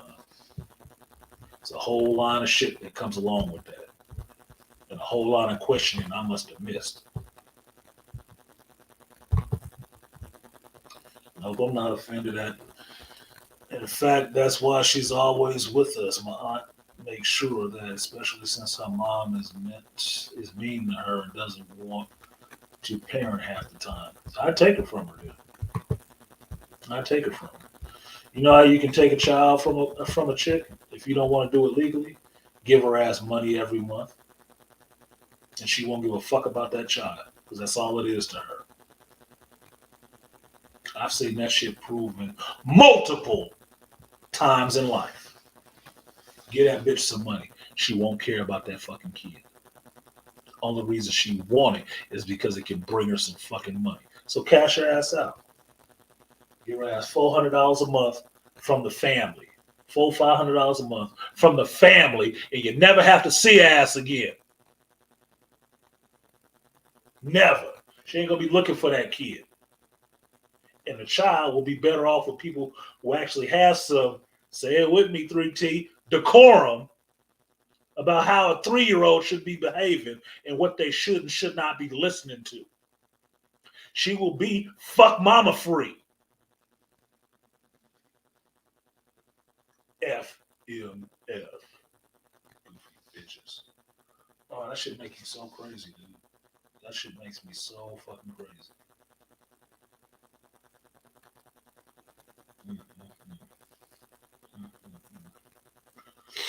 Yeah, Aquateki. Having standards is being stuck up and then making the king of stuck upness. Yeah, I have standards. Too fucking bad. If you can't reach them, good. Because I don't need your ass here anyway. Me and my homeboy had that conversation before about a chick talking about they was scared of me because my standards was too high. Good, because I don't want no weak bitches around me. They're not supposed to be low. No. I don't need if and anybody coming around me trying to rub shoulders. Fuck you. Hell away from me. I had a talk with a chick yesterday at Home Depot buying this wood from my grandmother. And this bitch had kept walking back and forth around me, and I'm over in San Leandro, right? She kept walking back and forth this long ass goddamn line, but she don't want to get on the goddamn register. She finally get on the register when I get up there to the front of the line. I see some little yellow chick, right? Ghetto butt all out and everything else. And now she want to talk to me. And she trying to hit on me. Now, I can be oblivious at times or I can be really insightful at times. It just depends. I was picking up on that shit. This bitch is really trying to hit on me. And try to start competing with me because I'm just trying to be, cordial, have conversations like, oh, how was your holiday? Oh, it was good. I bet mine was better than yours. Bitch, you don't even know me. Is this a competition? Immediately to the competition. Oh, I had Jamaican Christmas. Or excuse me, Jamaican Thanksgiving. I said, that ain't special to me. My mother was married to my grandmother was married to a Jamaican for 40 years. I had Jamaican holidays for 40 goddamn years. That shit ain't special. Oh, I don't know. Pulled out her fucking phone. I'm like, why you got your fucking phone out like I'm giving you a phone number, bitch? I want to see what you eating. I don't give a fuck. Man, ring this shit up. And beyond that, she'd already pissed me off because I wheeled my car. You ain't got to bring your car over here. You just told me you was open. I'm trying to make it easier on you. Lazy ass. Don't be trying to start giving no goddamn orders. I don't do that shit.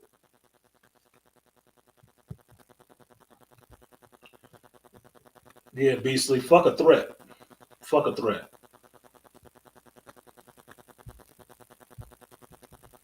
Fuck a threat. Because one thing about being a pimp and a parent, you have to understand. Fuck a threat. You leave a threat like that out there, you have to pull the trigger. Bishop Don Magic Wand said this shit for sure, and it's proof positive. If you say you gonna do something, if this bitch do this, best believe she's going to do it because it's in her nature to test you, to see if you stand on what you say. And when she does it, if you do not take that shit completely to the hilt, she gonna know you full of shit. That's why threats is garbage. Action speaks louder than words. That's why.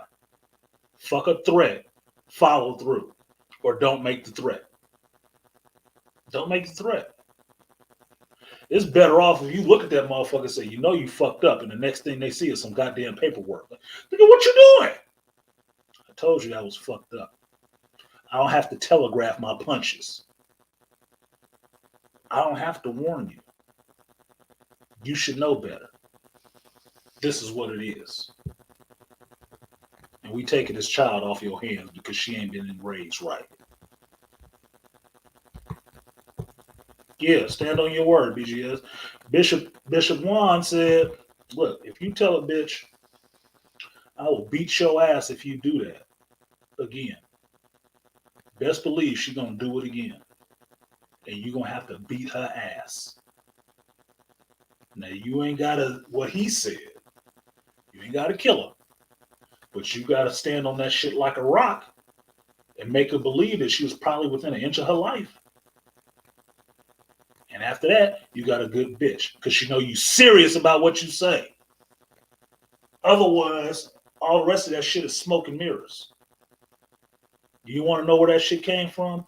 Watch American Pimp. And if it wasn't on American Pimp, watch Pimps Up and Hoes Down. I'm sure it's on YouTube. You can watch that shit for free. Shoot, niggas. And see them Bishop Don Magic Wand stand on that shit. And tell you flat out what it is. And then after you hear that shit and you feel some kind of way about it, oh, that's misogynist, that's abusive women, understand that he a fucking pimp. That's his life. It ain't yours. And understand some of that psychological shit that he's talking, because that's all it is. All it is psychological stuff. Believe it or not. Pimps are great psychotherapists. Understand how that works in real life. Understand how anytime you stood on your shit with somebody, how they might have backed down. And how every time you've capitulated and folded up like a lawn chair, the motherfuckers kept doing the same shit you didn't want them to do. That's why I believe in slamming the door hard on their foot the first fucking time. Because I don't like repetitive conversations about shit. You got one time to talk about this shit. Cut it the fuck out. I'm not threatening. I'm telling you, cut it the fuck out. Try it and find out. What you gonna do? Don't worry about the fuck I'm gonna do. Just don't do that shit again. How about that? Then you ain't even gotta find out. But if you want to play stupid games, you'll win some dumbass prizes. Don't be mad at me. Don't be mad at me. Because I try to be a man of my word.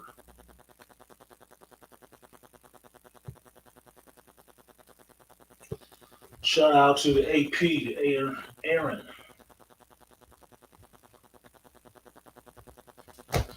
Appreciate you, Aaron. I will give you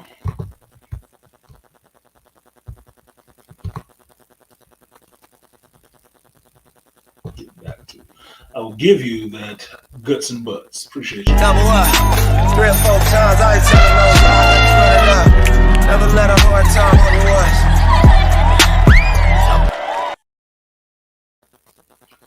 So, I'm sorry that derailed things a little bit. But thank you, Beastly, for sharing that and being willing to share something like that. Because trust and believe, I don't think all our families is perfect. All our families is fucked up in some kind of way, even mine. Right? But shit like that, as men in the family, even if you ain't the patriarch, as men in the family, you cannot let that shit go on. You have to try to do something to correct that shit. Especially if it's your younger generation. That's the legacy of your fucking family, idiots. That's the legacy of your family. That's what's gonna be there after these other goofy motherfuckers and tripped off the earth. That's what your family is gonna be. Is that what you want to see represented? Your kids are not. Look, man, you got to think about the further outcome. Fuck all this momentary bullshit. Yeah, it was funny in the moment. It's fucked up for the rest of the life.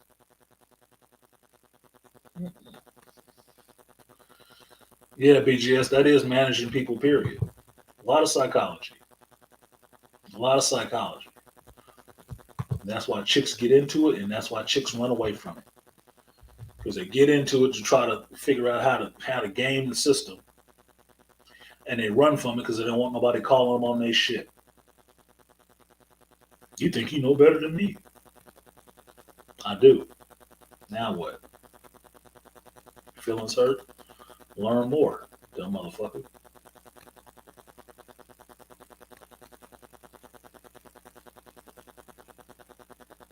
So I don't want to hear it.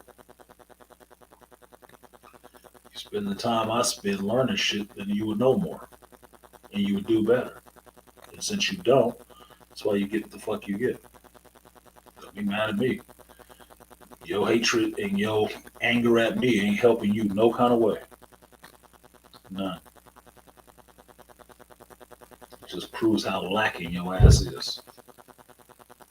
So, like, share, subscribe, support the stream if you feel so inclined. I'm about 2 hours in. It took us about 50 minutes to get to 10 contributors, so there should be some geek stuff to talk about today. But with all this other goofy stuff going on, this seemed like the most pertinent stuff to talk about. But I'll go ahead and drop the link in the chat. And some of you savvy folks who have some geek stuff you want to get off your chest or talk about, I can answer that shit a lot quicker this way because I told you I want to try to get out of here by 2 o'clock, 2:30 at the latest, so I can get to my nanas and get her fence repaired for her. Because she don't have to, but she is going to pay me for this. And what she paid me is what I'm streaming on right now. I bought a new laptop to stream on the go when I'm not at home. So I usually work for stuff. It's easy because I can't charge her. I don't want to charge her a bunch of money. I just want to help her. I just want to help her out. And it ain't because she ain't mean. It's just because she needs help doing it. And that's not enough. So I don't have to explain that shit, but I just did. So you got something you want to say on the geek front? There's the link. You can jump in the chat. We can chop it up for about an hour and get that stuff done. But I'll keep rolling on the stuff I'm talking about until somebody comes up.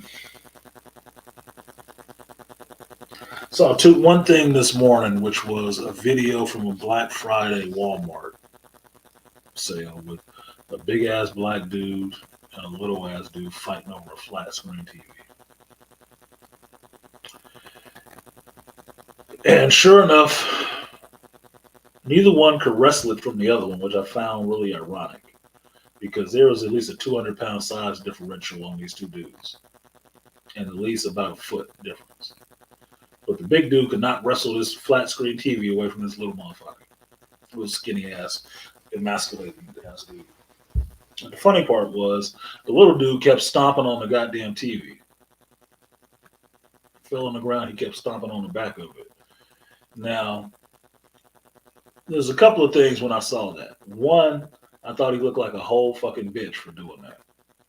I look like a chick shit. I can't have it, you can't have it. All right? But then I also thought about it like, you a man.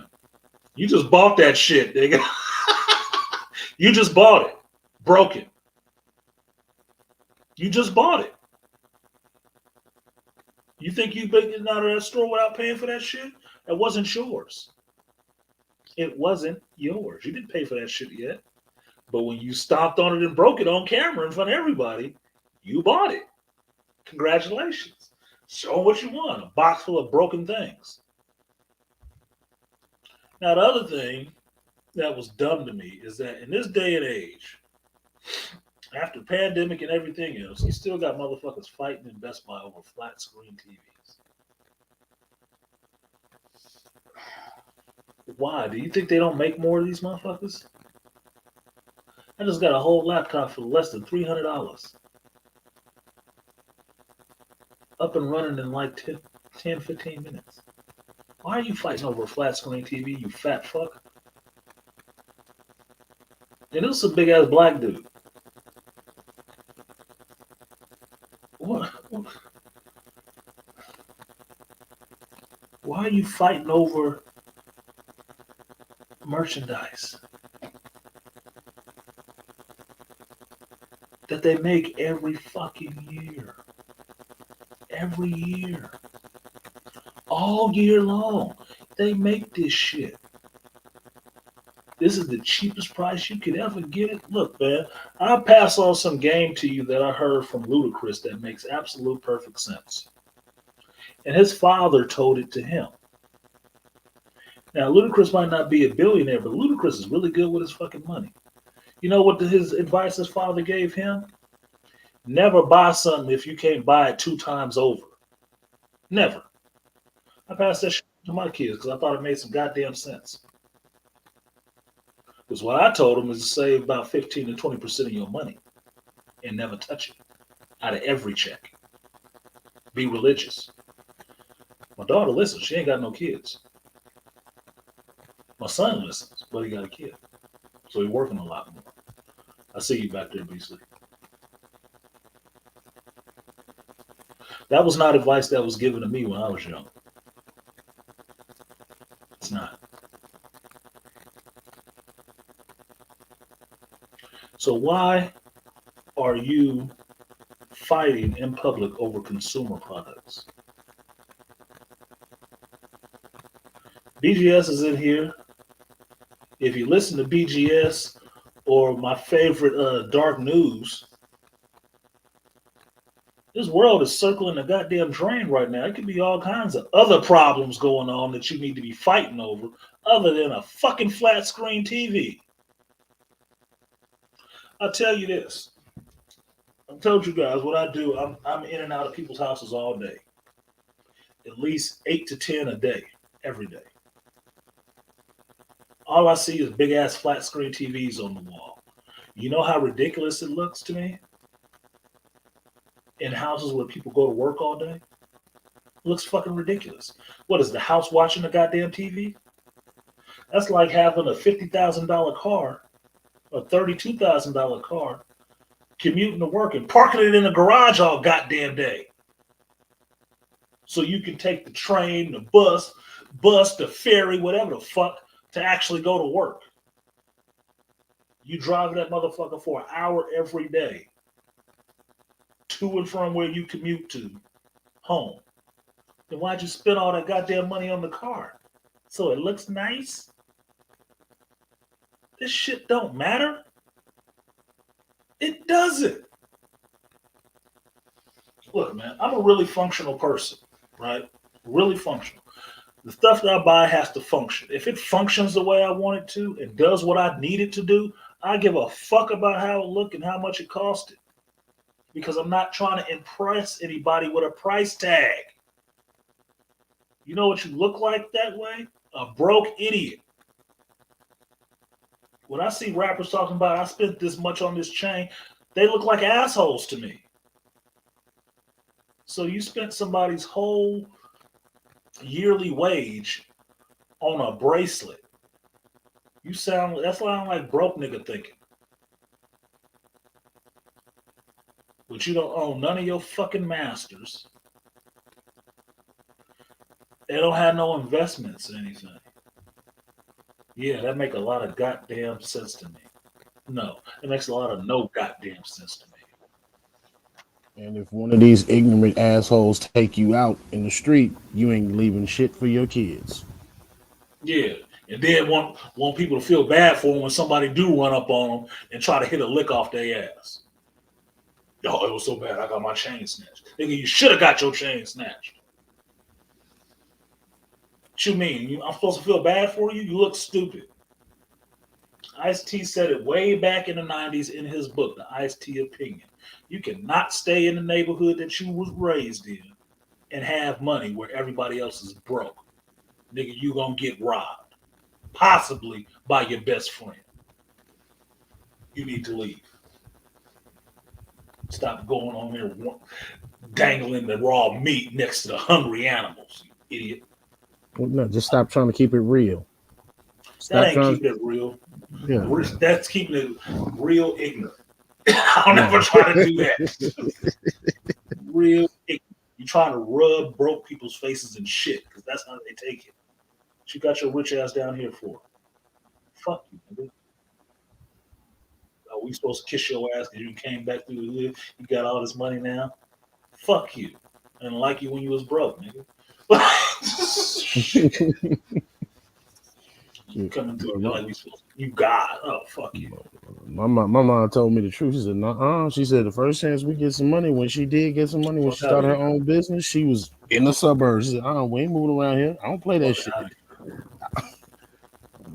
You can talk on the virtues of the hood if you fucking want to. Look, there are some virtues, but there's a lot of non-virtues. Okay. Look, the whole point in life, as far as I knew, in a capitalistic system, was to move up from wherever the fuck you started, not to move up to stay where you are. That's this ignorant thinking to me. I mean, how am I ever gonna have a bond villain layer in the hood? How am I gonna ever have that? I can't have a Bond villain layer in the hood. I can't. Yeah, I can have a Nino Brown Carter, I guess, maybe, but I ain't a drug dealer. Yeah. The Bond villains always live in a damn island somewhere, isolated, alone. Yes, on a whole volcanic crater. Like, nigga, you could buy that? Yes. With a big ass piranha tank. Yeah, I put in Wi-Fi. Big ass tank of piranhas and sharks and all kind of predators. I'm like, how the hell you get that? What's up, AB? I'm sorry, I don't have the stream deck on. It's all good. It's all good. Yet. No, don't worry, man. Look, you got an intro. You got to use that shit. Yeah, nah, nigga, you can't do that there. Look, my mother wasn't working her ass off to climb to be middle class or upper middle class just so she can go back down to the hood. She wasn't feeling that shit, and I don't blame her. Nobody I know who was broke trying to stay there. Everybody's trying to move up somewhere. Right. No matter how long they've been in the fucking hood, if they had the opportunity to leave this bitch with money, they out quickly. That is not the virtue. Like I don't get that shit. Look at all these goofy motherfuckers that do try to get rich and talking about they rappers and stuff like that. I keep it real with the hood. Then why are you trying to get rich, nigga? Mm-hmm. Why don't you just be poor with your homies, with your girls? What's the problem? I thought it was all sweet. I thought she was good down there. Mm-hmm. Yeah, you can give away your music for free. Yeah, no shit. You sure can. You can stream it for free. SoundCloud is there. You can put it all out for free. You don't never have to collect nothing for it. You can stay in the same fucking struggle. So stop selling me that bullshit. That poverty paradise shit. No, nigga. You get all them hookups. You know, black folk love to ask you for the hookup. Man, anybody I know that was in the life and in the streets and stuff like that, even hustling, they wanted the day where they didn't have to be looking over their shoulder a little bit. Even if they was good, they don't want to have to be doing that shit. Ask Jay-Z why he became a billionaire in the rap game and didn't think he was going to do it selling drugs. You don't want to keep living like that. Get the fuck out of here. Otherwise, he would still be there. You see him getting arrested for moving keys or some shit. Like, come on, man. Stop being stupid. Artisan villain lair is possibly the only thorough generational wealth. Yeah, it is. Villain lair is always generational wealth. You know why? Because they amass a lot of it. And what do you see with the villain? They might have a chick, maybe a kid. If not, it's just them. They ain't grinded. The villains have grinded hard, nigga. Like, hard. Blofeld was on it. Scaramanga was on it. That's why they don't give a fuck about a chick, dude. They was on a grind. Yeah, that's why you gotta love the Bond villains, man. They all was like on hustle.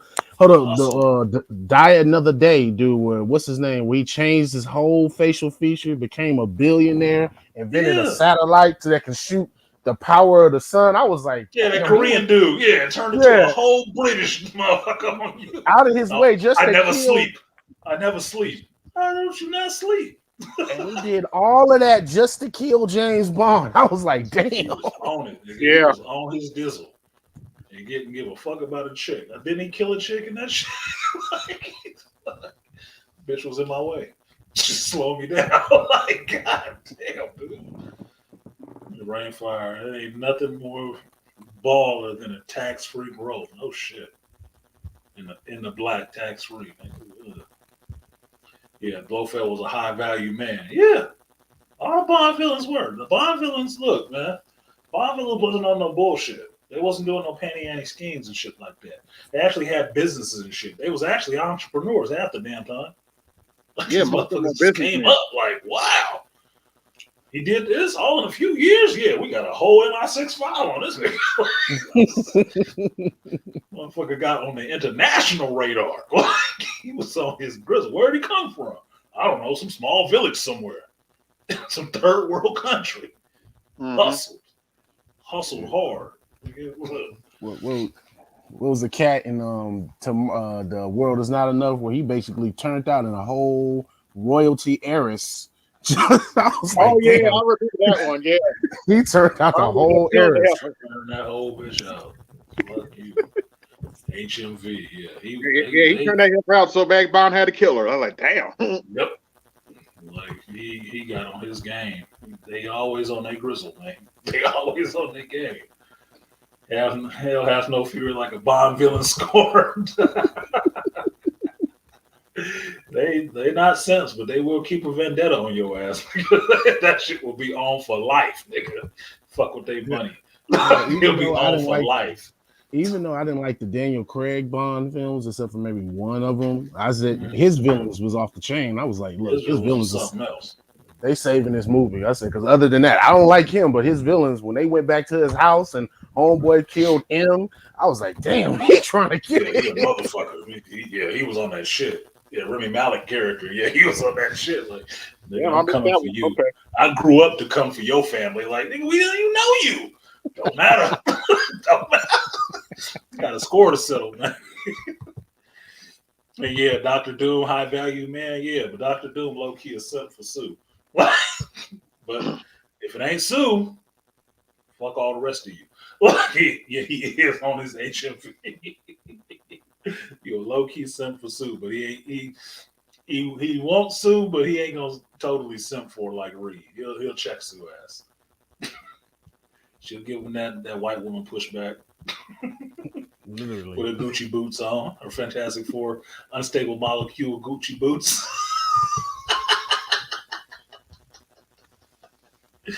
High value Bond villain, HVB. Man, I'm just telling you. This is real shit. This is real shit. I always try to move up, no matter where the hell I am. If I get in the job, I'm trying to move up. If I'm doing something with somebody else, I'm trying to move up. I like progression. I do not like stagnation. Stagnation gets you nothing but a cesspool. Yes, Hence, sir. The black community in some ways.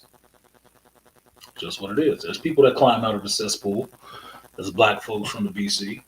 But the majority of y'all is getting ashamed of staying in the pool with the toxic waste and everything else. Like, oh, why you getting out?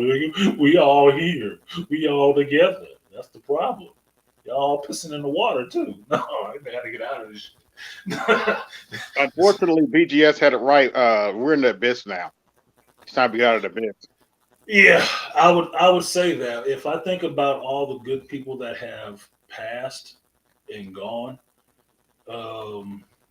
and think of it in a religious sense, why would the Creator call all these good people home? You don't need them down here putting out that positive energy? No, he kind of saying, yeah, this shit is over, y'all. Come on, get the fuck out of there. These motherfuckers about to lose it. You know, like what? If you at a party and you know the thugs and showed up with the pistols, what you do? Come on, kids, let's go. Get your coats. Yep, I'm out. Let's go. Let's go. I don't like the way this shit looking. This about to go down. Let's get the fuck out of here. Oh no, I want to stay and party some more. Get your shit and let's go. And you know, I wish I could say FMF was the worst video I've seen. It's not. Sukihana shit is way worse than that one. Oh, I don't even. I heard her speak, and I was like, I ain't listening to nothing Sukihana does. I understand what y'all saying at this moment. What I'm hearing from y'all saying, there is debaucherously bad videos out there, and there's a competition with which one is the worst. Pretty much, yes. It's gotten that bad, yes. I'm hoping. Look, I'm trying to get on the SpaceX program so we can get the fuck off the planet. I'm with you. Look, everybody, Elon crazy. No, Elon got the right idea. Let's get the fuck out of here because this shit is going up. This shit is going up. What, you found some water on Mars? Awesome. Pathfinder mission, when we going? You get that shit together. Look, hold on. I'm so serious about this shit. I'm looking at the space because I know they up the age you can get into the military. I'm looking at Space Force. I said, you know what? 4 years in the military and the Space Force don't seem too bad because we might be in space. I said, I want to go. Look, I'll take the moon base. I don't give a fuck. Let me just get the fuck off this shit before y'all really do some goofy shit. I'll watch it from the skylight. Like, wow, that's crazy. That's crazy. Wow. Yeah. I'm not down there for that shit. Hold on, like the cats in The Day After Tomorrow who was up in the damn satellite who watched the world get frozen. Like, whew, it must be terrible down there. It looked chilly down in that bitch. Taking pictures of the damn eye of the storm. Yeah. No. I like Earth, but I go on the Babylon 5 thing. We were supposed to leave this cradle before we get blown the fuck up.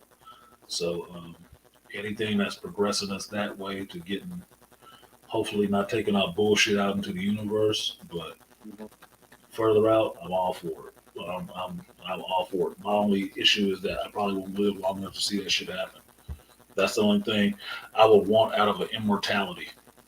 It's so I can leave this goddamn planet. I would want to be immortal, so staying on this piece of shit. No. Fuck you. Dealing with y'all asses. No fucking way. What if you had a superpower? I'd be off this bitch. Superman's an idiot for staying here. What's up, BGS?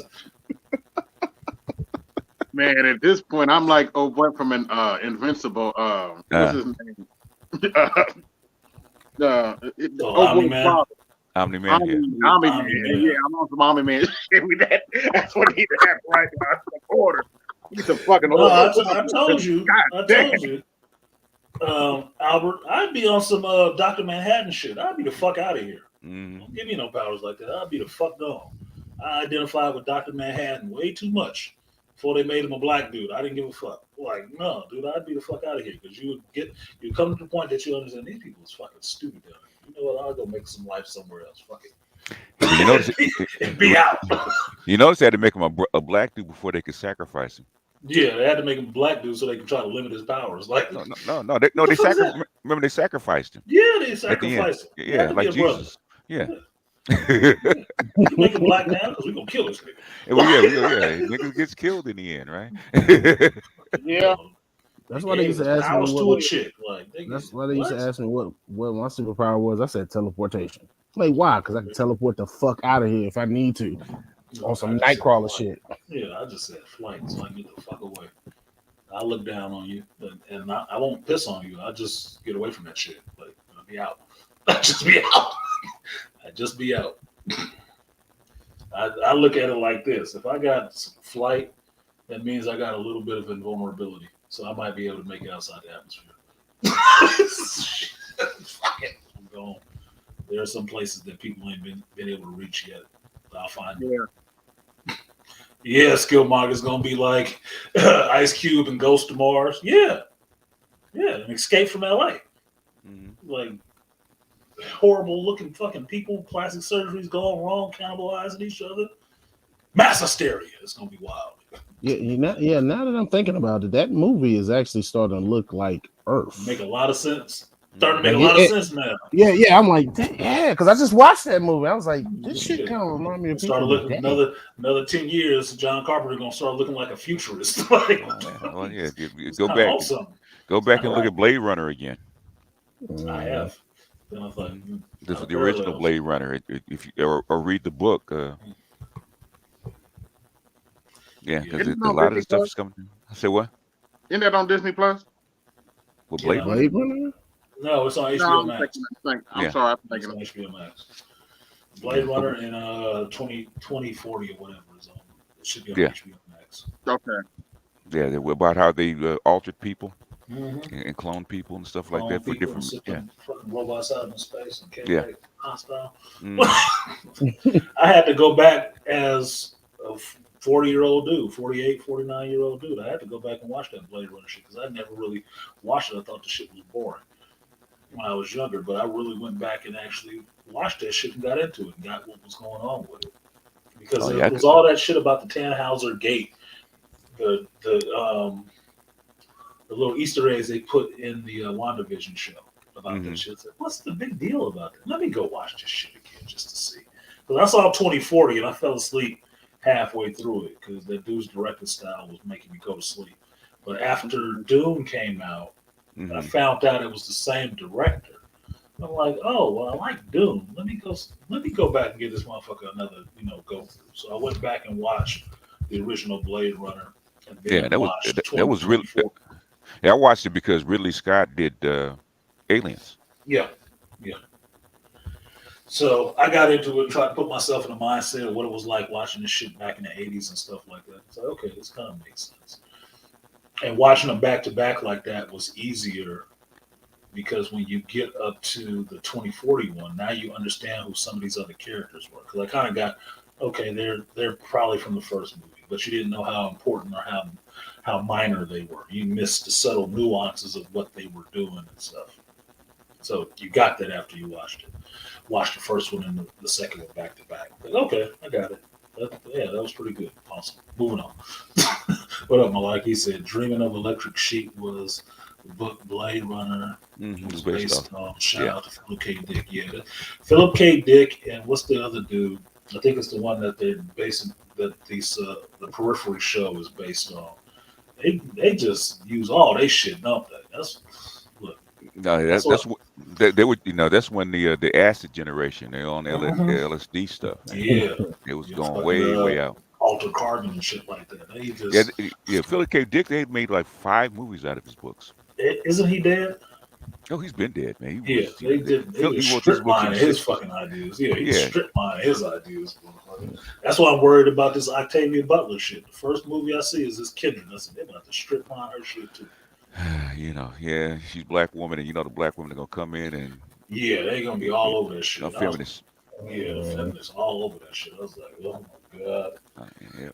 BGS, I talked about it last week because I was in the theater and saw the trailer for the Kindred TV show. Mm-hmm. And I've read that book. And the first thing I started getting was foundation feels. Like, oh, fuck, here we go. I'm going to take another novel that I love and just run it into the ground. Bullshit. Like, oh, my God. Is it going to be a Rainbow Fest or what in this dish? Yeah, you call it something else, man. If you don't ruin the book. Like I say, with foundation, if you don't want it to be, if you're going to alter it that much, change the name. You could have called it Trantor. You didn't even call it Foundation. I agree with you. That was the best name for it. Yeah, they should have called it Trantor. That would have been. It would have been completely fine. And take Isaac Asimov's name on it. Just say we did this based on some of his original work. Yep. And this is Trantor. Cool. Yeah. I would have watched that. I would have liked it. It would have been cool. But because you called it the Foundation, and I actually read that shit. Mm-hmm. Because that wasn't the foundation. I don't know what foundation you was on, but it wasn't the book. The book. So basically, you're saying everybody has KK-itis, huh? It's not even KK-itis. It's like it's too widespread for it to be just KK. KK is just KK. In Lucasfilm. Yeah. This is, as you can see it now. I was talking about this with a brother on Instagram. It's too widespread. You have to look at every one of these chicks and every one of these movie studios is on this bullshit. It's too widespread for it just to be KK. And the more you look at it, the more you see it. It's everywhere. Like this Strange Worlds Pixar shit. That ain't fucking KK, but it's still in Disney. Still inside Disney. Look at DC and Warner Brothers. And exactly. Yeah. But they were doing it first. They were doing it first. A lot of them are coming out of the academia. That's one of the areas. That's the problem.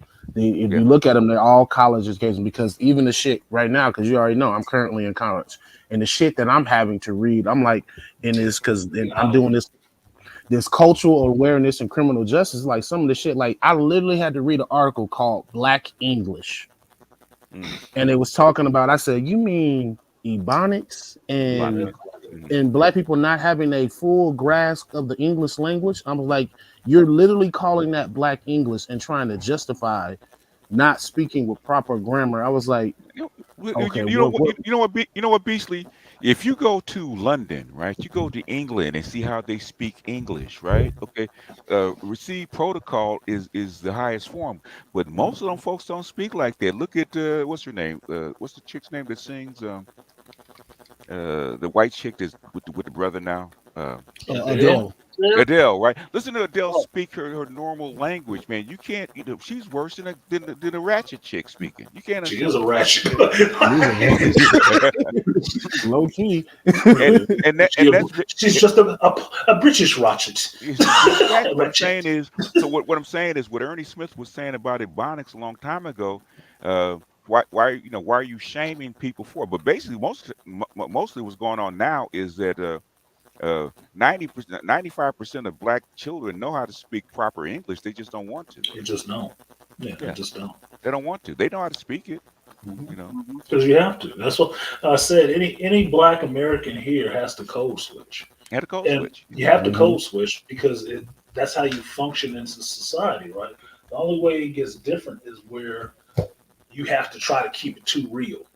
Like you don't want to have to do it, and I understand that. But me personally, I don't think it's a problem to be able to code switch. Like just like I don't think it's a problem to be able to speak a different language. You should be able to speak a different language. It's the country that you in, right? So you should be able to have as many roles and accesses to communicate as possible as you can, because you're in a country where you can learn that shit. Yeah, yeah. But speaking just regular English, that just makes it more clear of the ideas you're trying to get across. It's uniform. Yeah, uniform. What they call it, standard American English. In other Yeah. words, standardized, like you do on a broadcaster. Okay. Same. They do the same thing with Ernie Smith said the same thing. He said the way they want you to speak is like they want you to speak in Britain, right? We receive protocol, which is the BBC English. Okay. Right. Where it's certain the cadence, certain pronunciation, right? But you go to the common folks, they don't talk like that, man. No. They don't talk like that. So the common folks have their own dialect. their own dialect, just like we have our own dialect. Because how you would talk in court is not the same way you would talk just regular common folks on the street. That's just understanding language. Is that language is another tool. It's another tool to be used. But for Black people, the less you speak actual proper English, the more they use that as a barrier to keep your ass Right. out. Yeah, that's true. Yeah. It's a way of marginalizing you really quickly, just like calling you crazy or something like that. Yeah. That's all that stuff is for. Basically, what Ernie Smith was trying to do, he wasn't trying to make Ebonics a language, right? What he was trying to do is get more resources for little Black children who are coming from homes where their accents and their uses of English was non-standard, right? So in other words, okay, you're trying to hold this stuff against them with children actually speaking non-standard English, right? So, but the thing is, you should treat them just like an ESL student. Okay. Exactly. Bring in their home language and the way they speak, and slowly but surely adapt them to the standardized English. That's what he's trying to do. He wasn't trying to do. They've taken to a whole new level, trying to make this is just Black English. We're gonna study it. No, we wasn't trying to do that. No, because I remember him talking about this like 20 when I meet Ernie Smith. 1992. Okay. And I've interviewed Ernie Smith twice. And last time I interviewed him, he actually said the same thing. He wasn't trying to make Black English or Ebonics a language. What he's trying to do is bring resources to actually help the little Black children coming from those homes where non-standard English was spoken, because they come out of the South and all kinds of stuff, right? So they can adapt, slowly, surely adapt to the standardized English. That's what he's trying to do. He wasn't trying to make a whole language.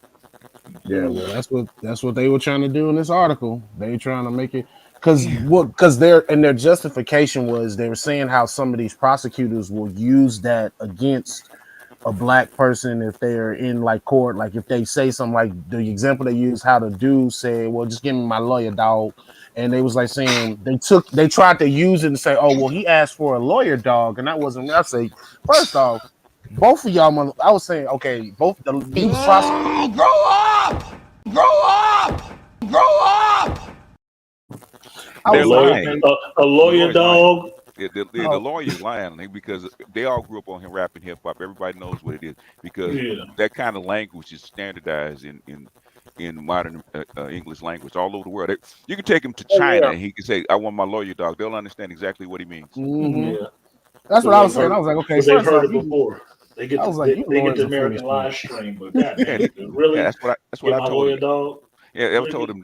I said, can I cross examine the lawyer? Okay, sir. What kind of music did you listen to when you were younger, like you were 12 or 13? Where were you born? Where were you born? Yeah, where were you born? What era did you grow up in? Oh. No, You're I right, don't know. Look, I could tell you. No, I don't know what you mean. Can you explain? Yeah, look, when they get I have a problem with it sometimes when people try to get too fucking hip with me, and I do that shit. I act like I get real proper with them. Like, excuse me, what are you saying? What are you talking about? Because it's like, dude, don't think you're gonna break it down to like that. Like we gonna kick all the wheels off this car. No, no. I got some sense. You got some sense. Let's just talk like we have sense. Okay. But And you're we not speak the lying, same BTS. goddamn language. It's spreading because it's spreading because I was watching a TikTok of this Asian chick sound. I couldn't tell the difference. She sounds just like a Stragg. You have Megan Thee Stallion in performing in Japan in a Sailor Moon outfit. Come on, it's ad spread. Oh It's already gosh. there. What? You have Megan. Yes. What? Yeah. Oh boy. Oh my god! Why is she fucking up Sailor Moon like that? I know, right? Jesus. Hold on. I Let me was see if just I can talking find it. about schoolgirl, Catholic schoolgirl outfit fetishes. Like, ugh. Hold What on. the fuck? I don't think I want to see it, BJ. All right. Okay. You don't want to see it. All right. Go ahead, put it up for the rabble. I'll turn my head or something. Look, and I mentioned that I told you me and her went to the same damn high school. Like I didn't even know she was You need to stop friends. telling people that shit. Like, I can't. The Oh people my that I know. god! Wow. Oh my god! It ain't even a whole skirt. It's just Yeah. the facade of a skirt up front. Yeah. That's Japan. I need Goku's spirit bomb right now. I need it. I need it. It wouldn't work because there would be no spirit there. She was just on Saturday Night Live a month ago. It's in the culture, man. It's gone. Yeah, Sailor Stragg is right. Like, god damn. Sailor That's a great, right on the money. Ooh, oh my god. Yeah. All right, BG. All you guys in here, BGS tax is in effect, y'all. Okay, I'm over here. Oh my BGS turned up. You don't usually pop up. Y'all represent. I'm getting ready to tell more folks I'm over here. Hold on.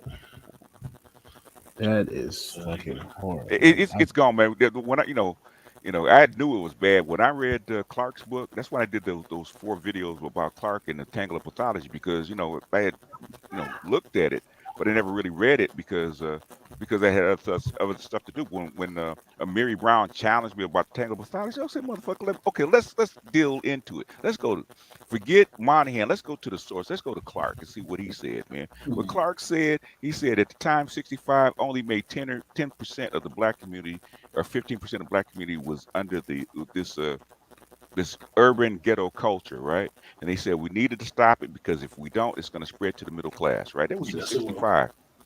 It's done.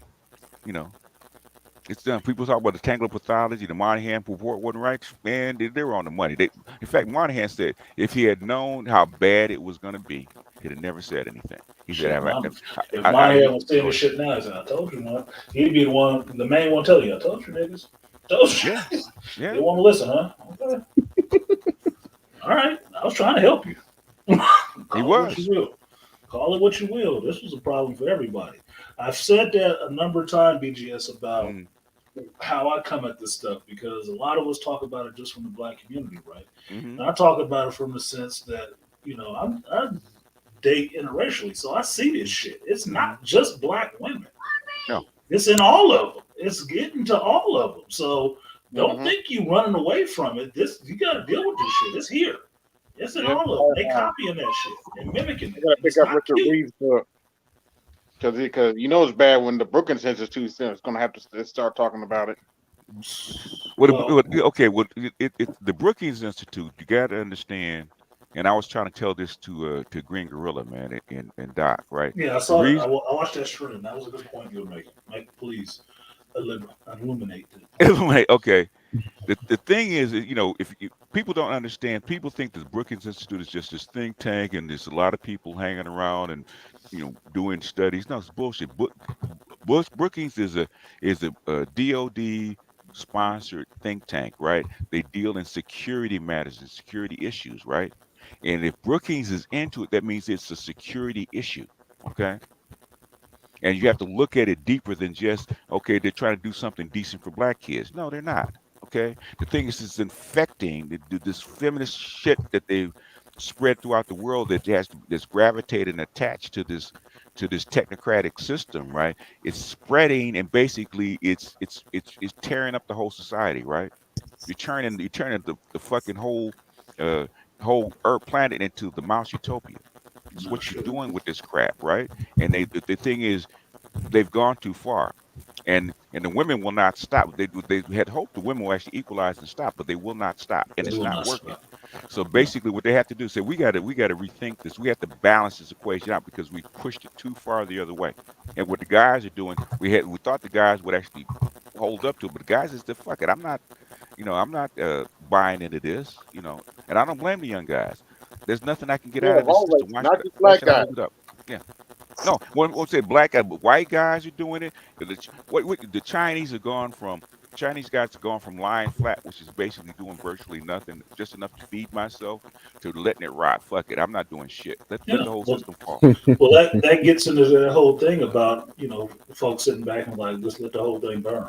Yeah, That's a Oh, problem. You can't by the have way, a mass group of men just wanting to watch the rest of the world burn. You can't have right. a mass group of Eh, that. eh, You can have a percentage of it, Yeah, but you can't have it like 50%, 40. Oh no, it's you're gonna about to have a get whole worse. problem.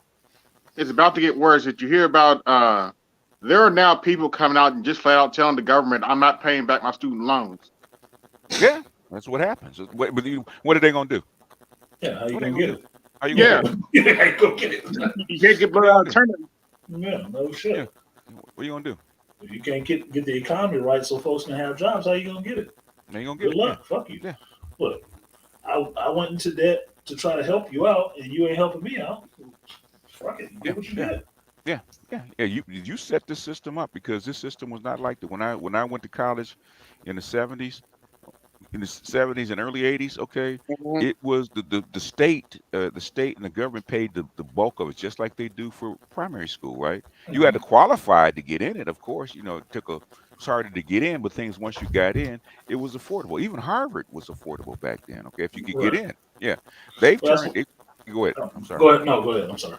They basically what they did, Irony said this. They turned college education into a neoliberal, uh, um, basically profit center. They Mhm. want to make money, okay, And instead of niggas, educating the children. Well, and that's niggas, that's what I've said to people about the biggest complaint has been like, oh, we're against these for-profit schools. I said, so your Ivy League education didn't take money? Are you fucking kidding me? What do you think a donor is? That's for-profit. Mm. It's profit. It's all profit. I mean, in the pimp sense, it's a rest haven for hoes. Yeah, I mean, it's fine if you want to charge, but thing is, Mhm. but the thing is, there's a reason that you have a public education, free education, because you want to educate a populace, right? Mhm. No other country does this shit, and there's a reason for it. There's certain things that you cannot turn over to the private sector, and Right. education is one of them. Yeah. And There's that's another, but why I yeah, say that nowadays they do not want to educate populace anymore. That's why they keep raising the prices on all this stuff. Because you have a better sense of history than I do, BGS. You understand that back in the day, everybody, a large amount of people wasn't educated at all, No, no, and they didn't really want them educated if it wasn't for the industrial revolution, where you need to be smart enough not to throw your hand into this damn machine. right? Okay, so they need you to be smart enough to operate this motherfucker. Yeah, Well, what is automation? It's another industrial revolution, right? And the machines are operating themselves. So we don't need you motherfuckers to be smart anymore. We need you to have a smartphone and dumb people. So we'll stop educating. yeah. The thing is, college really not right now. College is it's mostly about certification, okay, Yeah. and basically. The model that we're working off was invented the Prussian school system was actually invented in 1760 something. Okay, Mhm. so we basically hmm have a 300-year-old model. Okay, Yeah. okay, and for 21st century, right? There's other ways to educate and certify people. And the thing is, the stuff they try to do online is they're kind of this is shit they should have done like 15, 20 years ago because they Yeah. saw it They're coming. behind the curve. They're They're behind the way curve. behind the curve. And the only reason we're getting it this much is because COVID pushed them into it. COVID yeah, pushed people into online learning. Okay, we got to figure this out. We've had these models for 20 years. Okay, we resisted them. A lot of teachers have resisted this stuff because they didn't want to learn. They didn't want to go on their own learning curve. But now they push these teachers to push these institutions into this learning curve. So now we have to figure out what works and what doesn't, and how can we educate people without the why are you spending what's it $40,000, $100,000 a kid you know, a kid when you can actually do this shit online for virtually nothing. Okay, Right. the same Right. lectures, the same teachers, and if you For need less help, money. go ahead. Go ahead. I'm sorry, For less money sometimes, and they still won't do it. man. You can okay. The thing is, and this is something that I noticed. I had to find out with my kids, but also when I was when I took college courses, right? Mhm. Unless you go to the teacher's office hours, right? The teacher's only going to spend 2 or 3 minutes with you, okay, one-on-one Right. time, okay. Mhm. Got as much time as your doctor with you. Your doctor spends more time with you, okay. But the thing is, What's and wrong? this, What hurts? What do you want? Okay, yeah, fine. See you. yeah, Gotta get to the basically, next one. I'm on the and then, timer. yeah, yeah. But the thing is that if you put the lectures online, you put the courses online, you could teach people how to break it down and find resources, how to find alternative explanations of the same thing, right? They can learn faster. And if you do need help, you got billions of people all over the world, right, that teach the same subject. Hire a dude in India or Brazil or Mexico or Pakistan, man, that's a PhD in your subject. Hire him for an hour, okay? Oh, sure. 15, $20 an hour, right? He'll take that, right? He'll be with you for an hour. You'll probably get more out of it that way than sitting in a college class. But I would agree to that. It's like my best algebra teacher was some Russian lady, Yeah, Mrs. Mskova. If she yeah, was teaching an online class, I put motherfuckers in it regularly because yeah, she was an awesome teacher at that shit. yeah, Awesome teacher at that stuff. She break that shit down so simply you feel like an idiot that you didn't know it sooner. Like, yeah, Mhm. yeah. damn. I had a calculus teacher that would break it down so far to 1 plus 1, Yeah, so that you could understand what you're talking about. He was the best yeah, math teacher I ever had. yeah. She was that one that was like, shit, I can do all of this shit now. What the fuck? Yeah. Like this education system was bullshit. They had It me it, it, lacking. it's based on an outdated model, and Yeah, it doesn't it, work. It doesn't it, work it, for it everybody. doesn't work. And but the thing is, the children have been so socialized to learn that way. It's kind of difficult to pull them out. I know what there's my kids. I found out with my kids, but also with my grandson. Okay, Mhm. I told him basically, I told him I can educate you as far as well as they can. Okay, the thing is, how do I teach you to socialize in the system? Okay, that's the Mhm. only good thing that the Prussian school system is good for, right? And in a public Socialization school system, is socialization, right? They need to know how to work together with students. with Okay, other Right. people. True. Because yeah, that's half of the problem with your Z's and whatnot. They don't socialize the same way with people.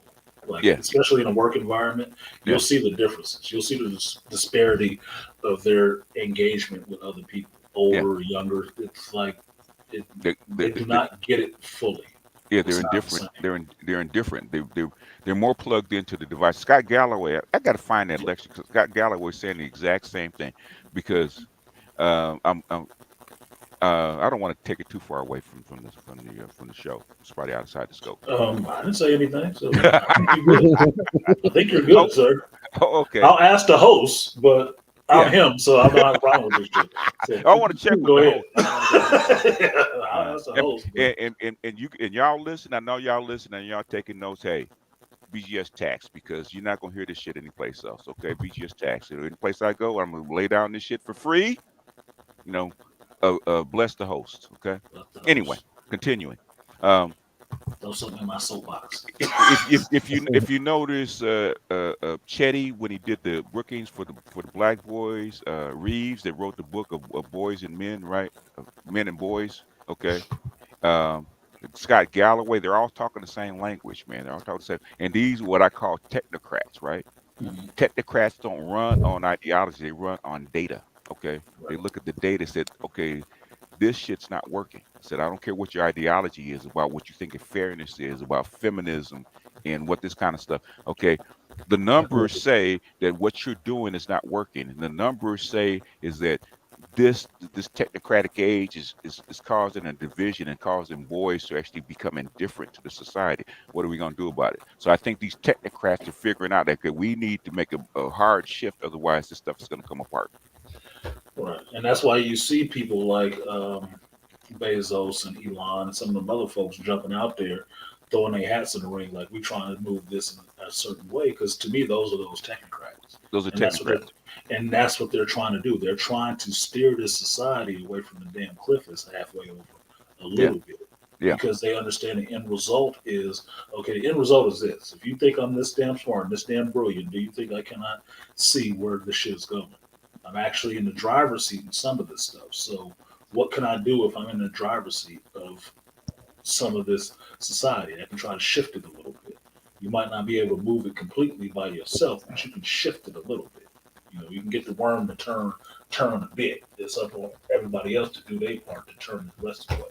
And a lot of this stuff is really just steering us to the cliff. Like you say, we in the abyss right now. I don't doubt it. But I've been saying that for years. Like, what's the world coming to? And I said, an end, motherfucker. What do you think? Like, an end. A lot of this stuff does not work, and you don't have to look no further than the Gen Xer to ask them what do they feel or what do they see is not working in the society. It hasn't been working for a while. yeah, Hasn't been working for a while. But you had some accelerators to speeding it up so everybody else see it who wanted to deny it forever. And the pandemic was one of them. yeah. Pandemic was a big one. It's the big one. Yeah, I was breaking that down in the context of how big of a change that was. Like, this is the first time in modern human history that the whole world has actually stopped. hmm The whole world, everywhere, people was in their fucking house. It just wasn't you in your neighborhood. The world. That was a shocker. That didn't happen. People had to reassess. They really had to reassess and rethink these things. That's why all these little things that you see, you can't get people for jobs, people popping off and going crazy over little shit. Those Yeah. are just like minor little stress fracture shits. That's what that is. That's minor stuff. The bigger stuff is the stuff that's coming. yeah. Oh yeah. So, Oh yeah. It's your ooh. You know how many empty, you know how many empty, Ooh, yeah, yeah, So what? you know how many empty office buildings we got in Indianapolis right now? People working from home, and instead of coming in. It's because you've been having this what I call a distributed model, available for the last 20 years. They never use it because you're used to you try to all the big office buildings and that kind of stuff. This kind of coalesced workforce was under the industrial age, where you get all these people together, all these minds together in one place to actually work together as a team, right? Okay, Right. that's 20th century thinking. Right. Remember 19th to 20th century thinking. That's the old factory model, right? Mm-hmm. And COVID forced them to actually reassess that model because we broke it up because we had to. Okay, now for 2 years you actually experiment. Okay, maybe this works. Doesn't I don't need an office building? My employees are much happier. They're doing the same kind of work and maybe more work than they were doing because they don't have Less all these other tension. issues. Yeah, yeah. So the thing is, okay, do we bring them back? Now, some companies want the folks to come back, right? Yeah, To come some back. of them do. Yeah. Some of them do, but they And ain't some gonna. it's for some things that does work better, right? But the thing Right. is It that depends on the field. Yeah, it does. I agree with that. and some things that work better. Okay, well, you can't have a distributed hospital. Okay, it's kind of No. hard, right? Not yet. I mean, No, it's yeah, coming. not yet. They It's coming. they don't have enough of your drones Yeah, yet. some egghead is thinking about how can I bring the doctor to you? They do Uber and have. drones. Well, the thing is that what's the first thing in a hospital that happens, right? They take your vitals and examine you and all that kind of stuff before you even see the doctor, right? And Right. sometimes you don't need to see the doctor, right? Yeah. But the thing is, they have it comes in a little suitcase, right? It's a vest, right? You put on the vest, you sync it to your smartphone, okay, and all your vitals. all your vitals come through the vest. Everything that the nurses would do, heartbeat, heart rate, oxygen rate, maybe even it can do some semblance of blood work and all that kind of stuff, right? And it sends your vital. I think it's like 25 or 20 something checks that the vest does, Mhm. and it sends it to the AI. The AI assesses it and sends it to the doctor. Okay, the doctor looks at it and says, "Okay, do we need this person to come in? Yep. Okay, do we need this And person to come in? and Okay, you can do it all over the screen, never it having all to over the be in your screen, house, and then right from your because smartphone. Like, yeah, okay, it looks yeah, like Oh yeah, I'm using Mr. my MC, we phone. need to bring you in. So yeah, can you get here pretty quickly? We're gonna send the automated ambulance to come get your and ass. you literally could. What I'm saying, I had a couple people that had COVID, right? And or thought they had COVID. I said two things you're gonna need, right? Before you call the doctor, you need a dose, you need an oximeter for your oxygen rate, tell how much your blood oxygen is, Blood and outs. you need a COVID test, right? Take those two things, okay? Write down your symptoms, and then and then call your doctor, right? Uh, and 9 times out of 10, the doctor says, okay, well, according to these things, you probably have COVID. According to the COVID test, the same thing test we would probably given you. Okay, don't have to come in. We're gonna send the med. We're gonna actually send the medicine over to you. The stuff that we need to do, send it over to you. You don't have to leave your house. And if this and this gets worse, check your vitals. This and this gets worse, call the paramedics and we'll bring you on down. They Yeah. never had to leave the house. With it. That's what I've learned just from going to the doctor recently. A lot of the actual data, the diagnostic stuff, you basically can do that shit yourself. Like Uh, Big Shaz just lining up. You basically do it yourself when you go now. Because yeah, the doctor's not in really, he's not in there that much time. I like my doctor, right? My doctor is a saint, right? I like him. But I'm not seeing him that damn much. I see the yeah, nurse more than I see his ass. yeah, His ass is in there on an egg timer. I swear to God. We in yeah, there real quick. Like, what's going on? I'm telling him, he ain't just giving me the diagnosis in the script. I'm giving him everything else. yeah. So at this point, why am I showing up in here? I could stay at home and lay in the bed with this. Like, just send my medication or something. You know? The tricorder is all these little things built into one, right? And Exactly. That's all it is. but basically, you have the vest is a semblance of the beginning of what they call a tricorder. Yep. It takes your vitals, okay, until you get Non-invasive. into the. I mean, basically, if they could figure out how to do the magnetic resonance MRIs in the Yeah. house, okay, Yeah. then that's essentially what a tricorder does. Okay, when they put you on a Yeah. medical bed in Star Trek, okay, that's a MRI machine, magnetic resonance. It's actually seeing inside you. Yeah. Wakanda. Uh, Lord Anyway, knows. Wakanda Forever is going to do $1 billion, so it is what it is. They can market shit. We don't have to agree with it, but it is what it is. Yeah. Whatever. Like I said before, there's some movies that make $1 billion and ain't about shit. So that's not indicative of a good movie. The money part is not indicative of a good movie. No. But it does help if the movie is good and makes money. Marvel make $1 billion allegedly. Who? What's that? What? Didn't Captain Marvel make $1 billion allegedly? Yeah, allegedly. Allegedly. Allegedly. It wasn't that, and like you did, Arson, it wasn't that good of a movie, but allegedly it made $1 billion. Whatever. I guess chicks like going to the movie with all their simps taken on. It's like that one hit wonder that it's a garbage song, but the thing it Yeah. Ice baby. Yeah, Ice baby. Yeah, like that boy rich for the rest of his life off of one song. I bought that shit. The rest of that stuff was garbage, so I don't know what it was on. I mean, the Kardashians are garbage, but they're worth $20 billion. Go figure. That's for sure. That is for sure.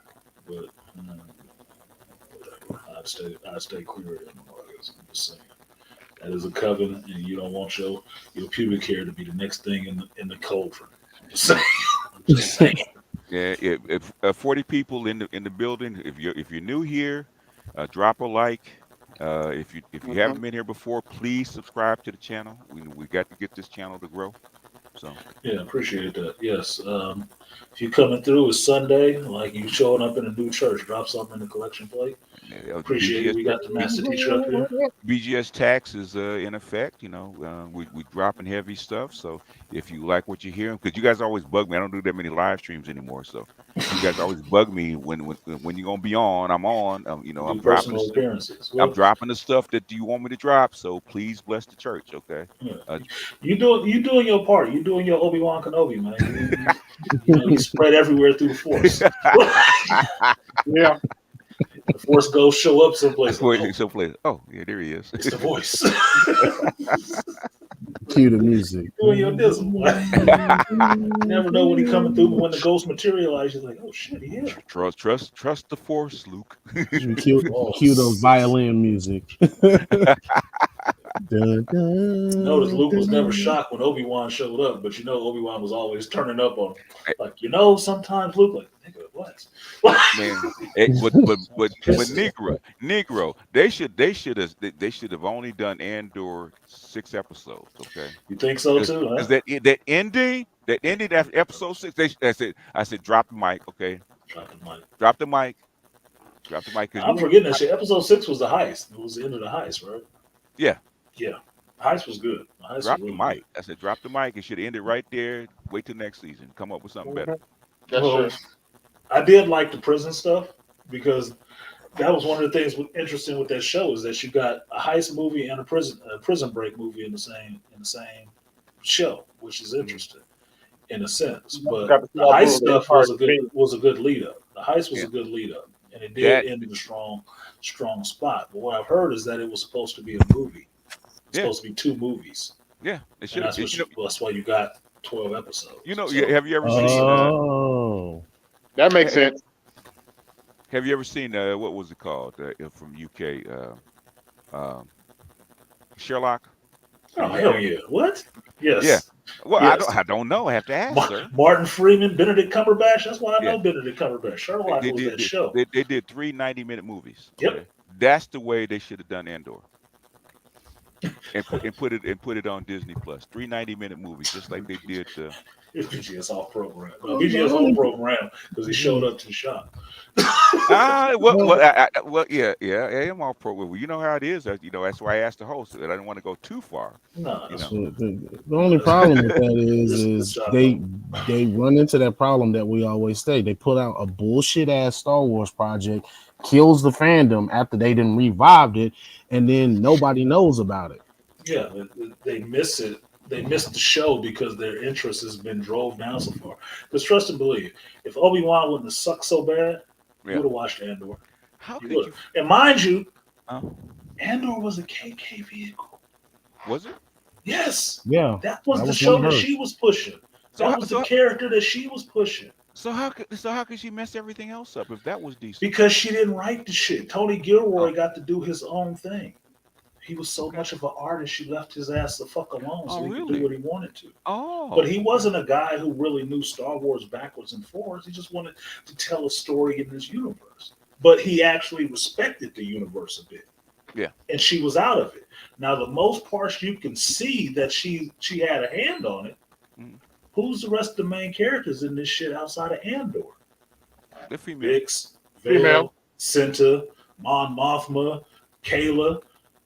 But Dude, they're it's all chicks. but they're all- Andor and Melshi is like the only dudes. And what's his name? Borson or whatever his name. They're the only dudes in the shit. But they're good. But they're good But characters. they're good characters. That's the whole Nobody point. cares. They're good She characters. had her push in it, but she didn't have as much of a push as she did with say Obi-Wan. So Tony Gilroy got to come in and do what he wanted to do, tell the story he wanted to tell, and it was a decent story. Now some hardcore Star Wars people don't like it because this didn't look right. This didn't look right. It's like, okay, yeah, I can see that, but If you go back, if you go What's the back, did you get into the story? no. The thing is, if you go back to the original Star Wars movie, right? Okay, Mhm. there was the Force, but it wasn't overbearing like it was in say in the later movies, right? Exactly. This harkens back to the original Star Wars movie, right? Where you had a lot of blaster play, a lot of intrigue, a lot of this kind of stuff.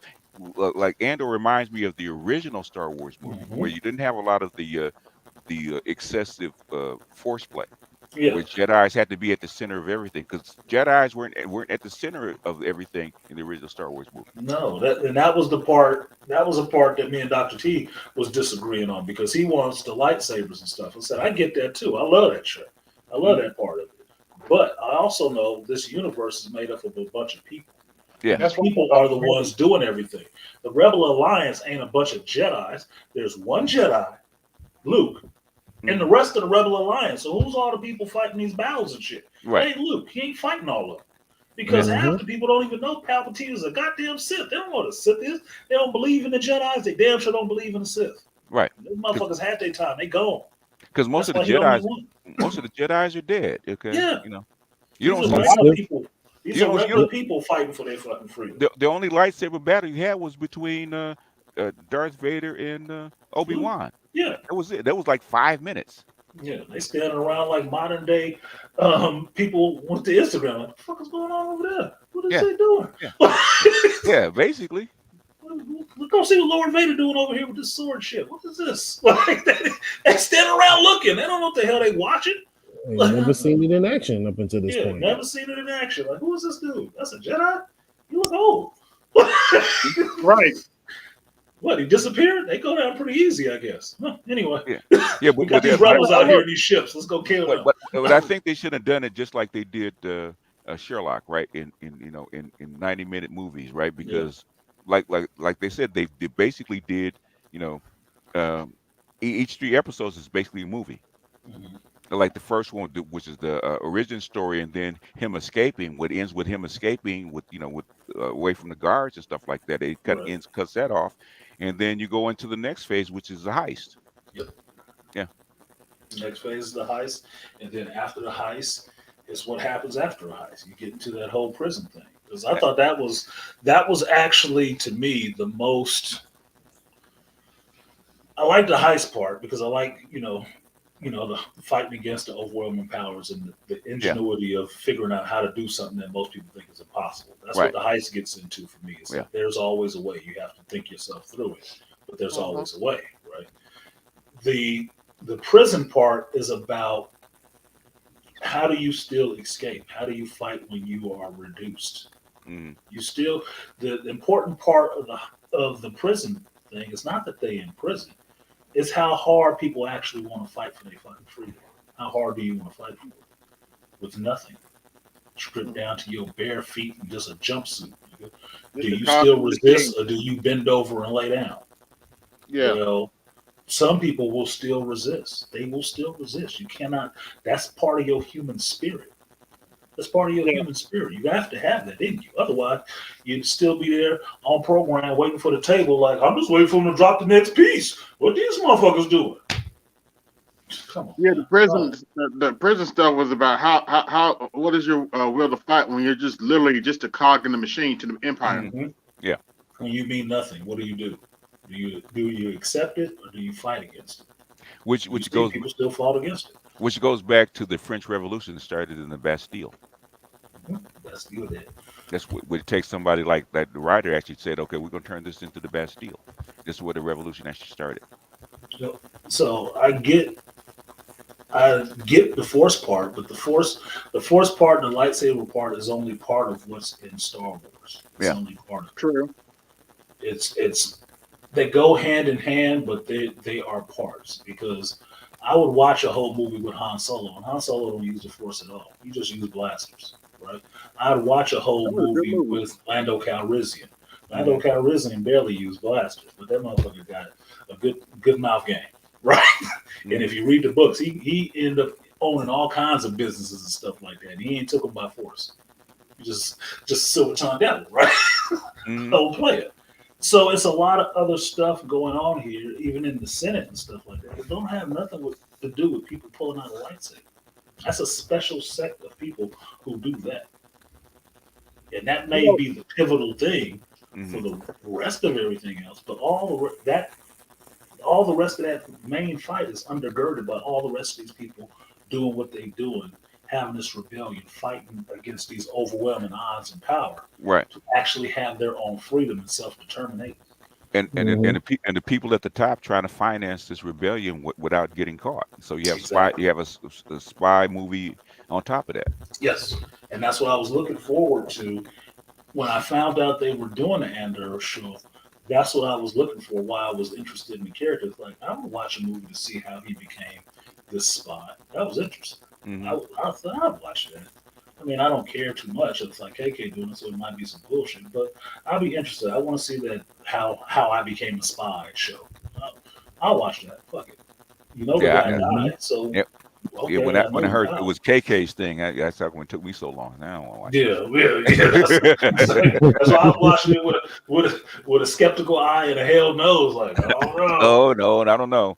Let me see what this is. Like, I took the head off the nose. Like, this is okay. I'm getting into this. Okay, this is kind of good. That's why I was trying to. I knew everybody wasn't going to get on board with it, but I was just trying to tell you from my perspective. This is actually kind of good. It's actually kind of good. So you can like it or not like it. It don't matter to me because I'm deciding on what I like or dislike for myself. That's But it's actually what good. that's One of the actually better what I saw. shows this season out of the shit that you got is like Andor, House of the Dragon, two dark horses. Yeah. Two dark horses. And but these are the things that people are gonna keep watching over and over again because it's it's so detailed and interesting. So it's got legs. Yeah. I could watch that whole, like you said, the first 6 episodes. I could watch the whole first 6 episodes again like it was a movie. Yeah. It'd be a Sunday binge all day. I'm gonna just watch Andor 6 episodes of this and get up to that heist and be like, oh, that's good. Let me go get a drink or something. I can watch something else now. And then come back to it later. Yeah. The only I know they had to do it because they had to set up the next, the next series, right? Mhm. Motherfuckers, you just got paid, okay? Everybody in the fucking galaxy is looking for your ass, right? Everybody, they're looking for you for killing the guards and stuff like that. They're looking for you for stealing the bankroll, and you show up at home, okay? And everybody asks you, "What are you doing here?"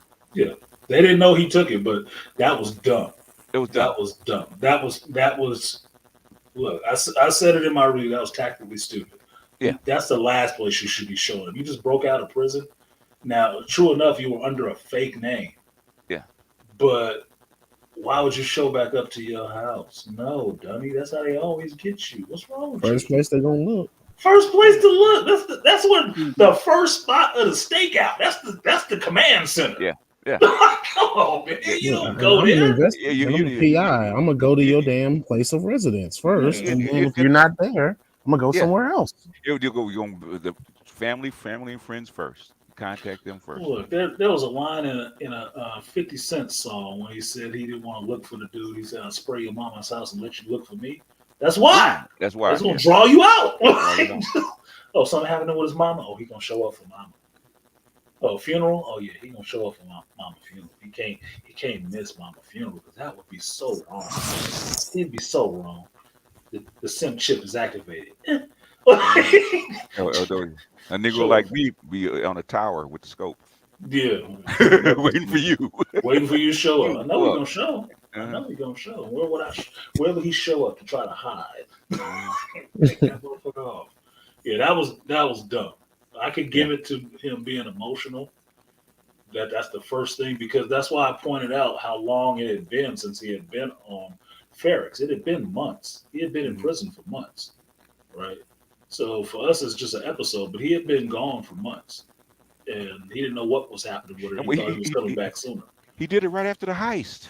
When the block was, he met you, nigga. You had you killed 7 guards. The Empire is down there trying to figure out what the fuck went wrong, and you show up right after a heist. Okay, the block is hot. He showed radioactive. He showed up after a heist with money. Like, with money. Did you trying to tell everybody you was part of this? It's like, goddamn. Hold on. He did all my debts right now.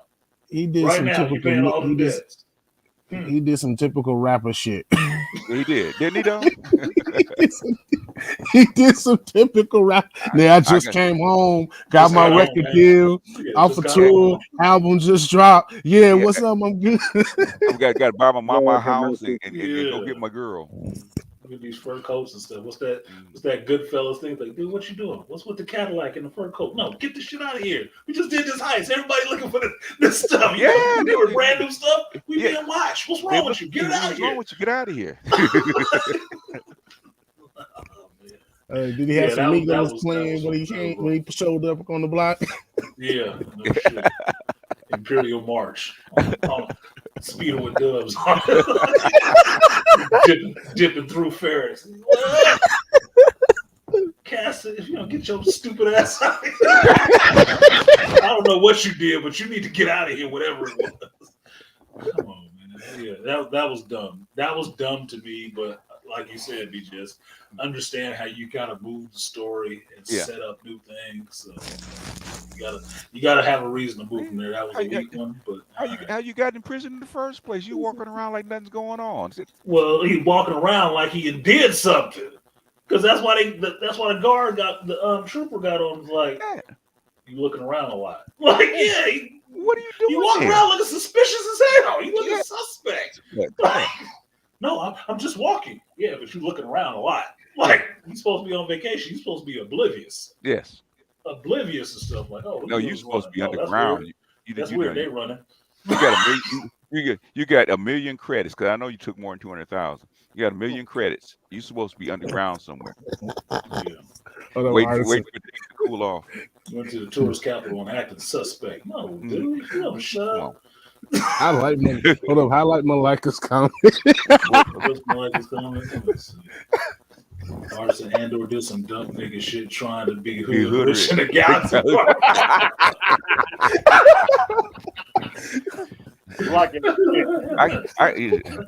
I can't be around you guys, man. I can't be around y'all. I can't be around y'all.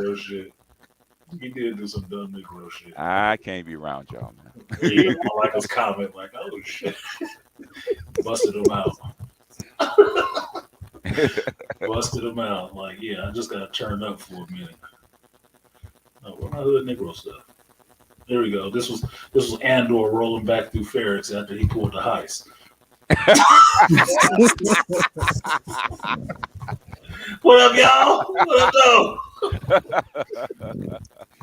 Throwing money at it. Yeah. Get something for the kids. Get something nice for yourself. What up, Biggs? Yeah, girl. I got that money now. We good. Stupid ass. Yeah, he shouldn't have never came back there. That should have been the last place he ever showed up.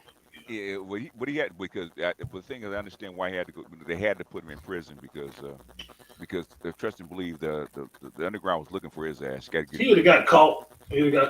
What the thing is, they were gonna kill him, man, because he's loose end. Where is he? Yeah. Well, that was a problem because he was out there loose.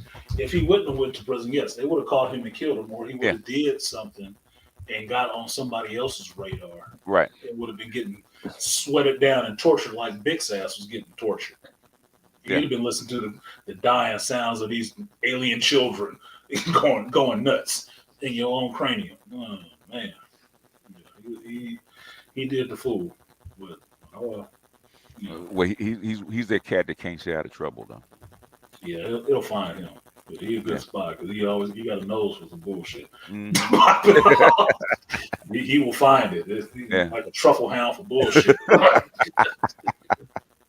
Yeah, pretty much. But why didn't he not just go to the outer rim? I don't know where Ferrix is on their little constellation, if it's close to the outer rim or not. But he was tied to that. He was tied to Marva. He was really tied to Marva.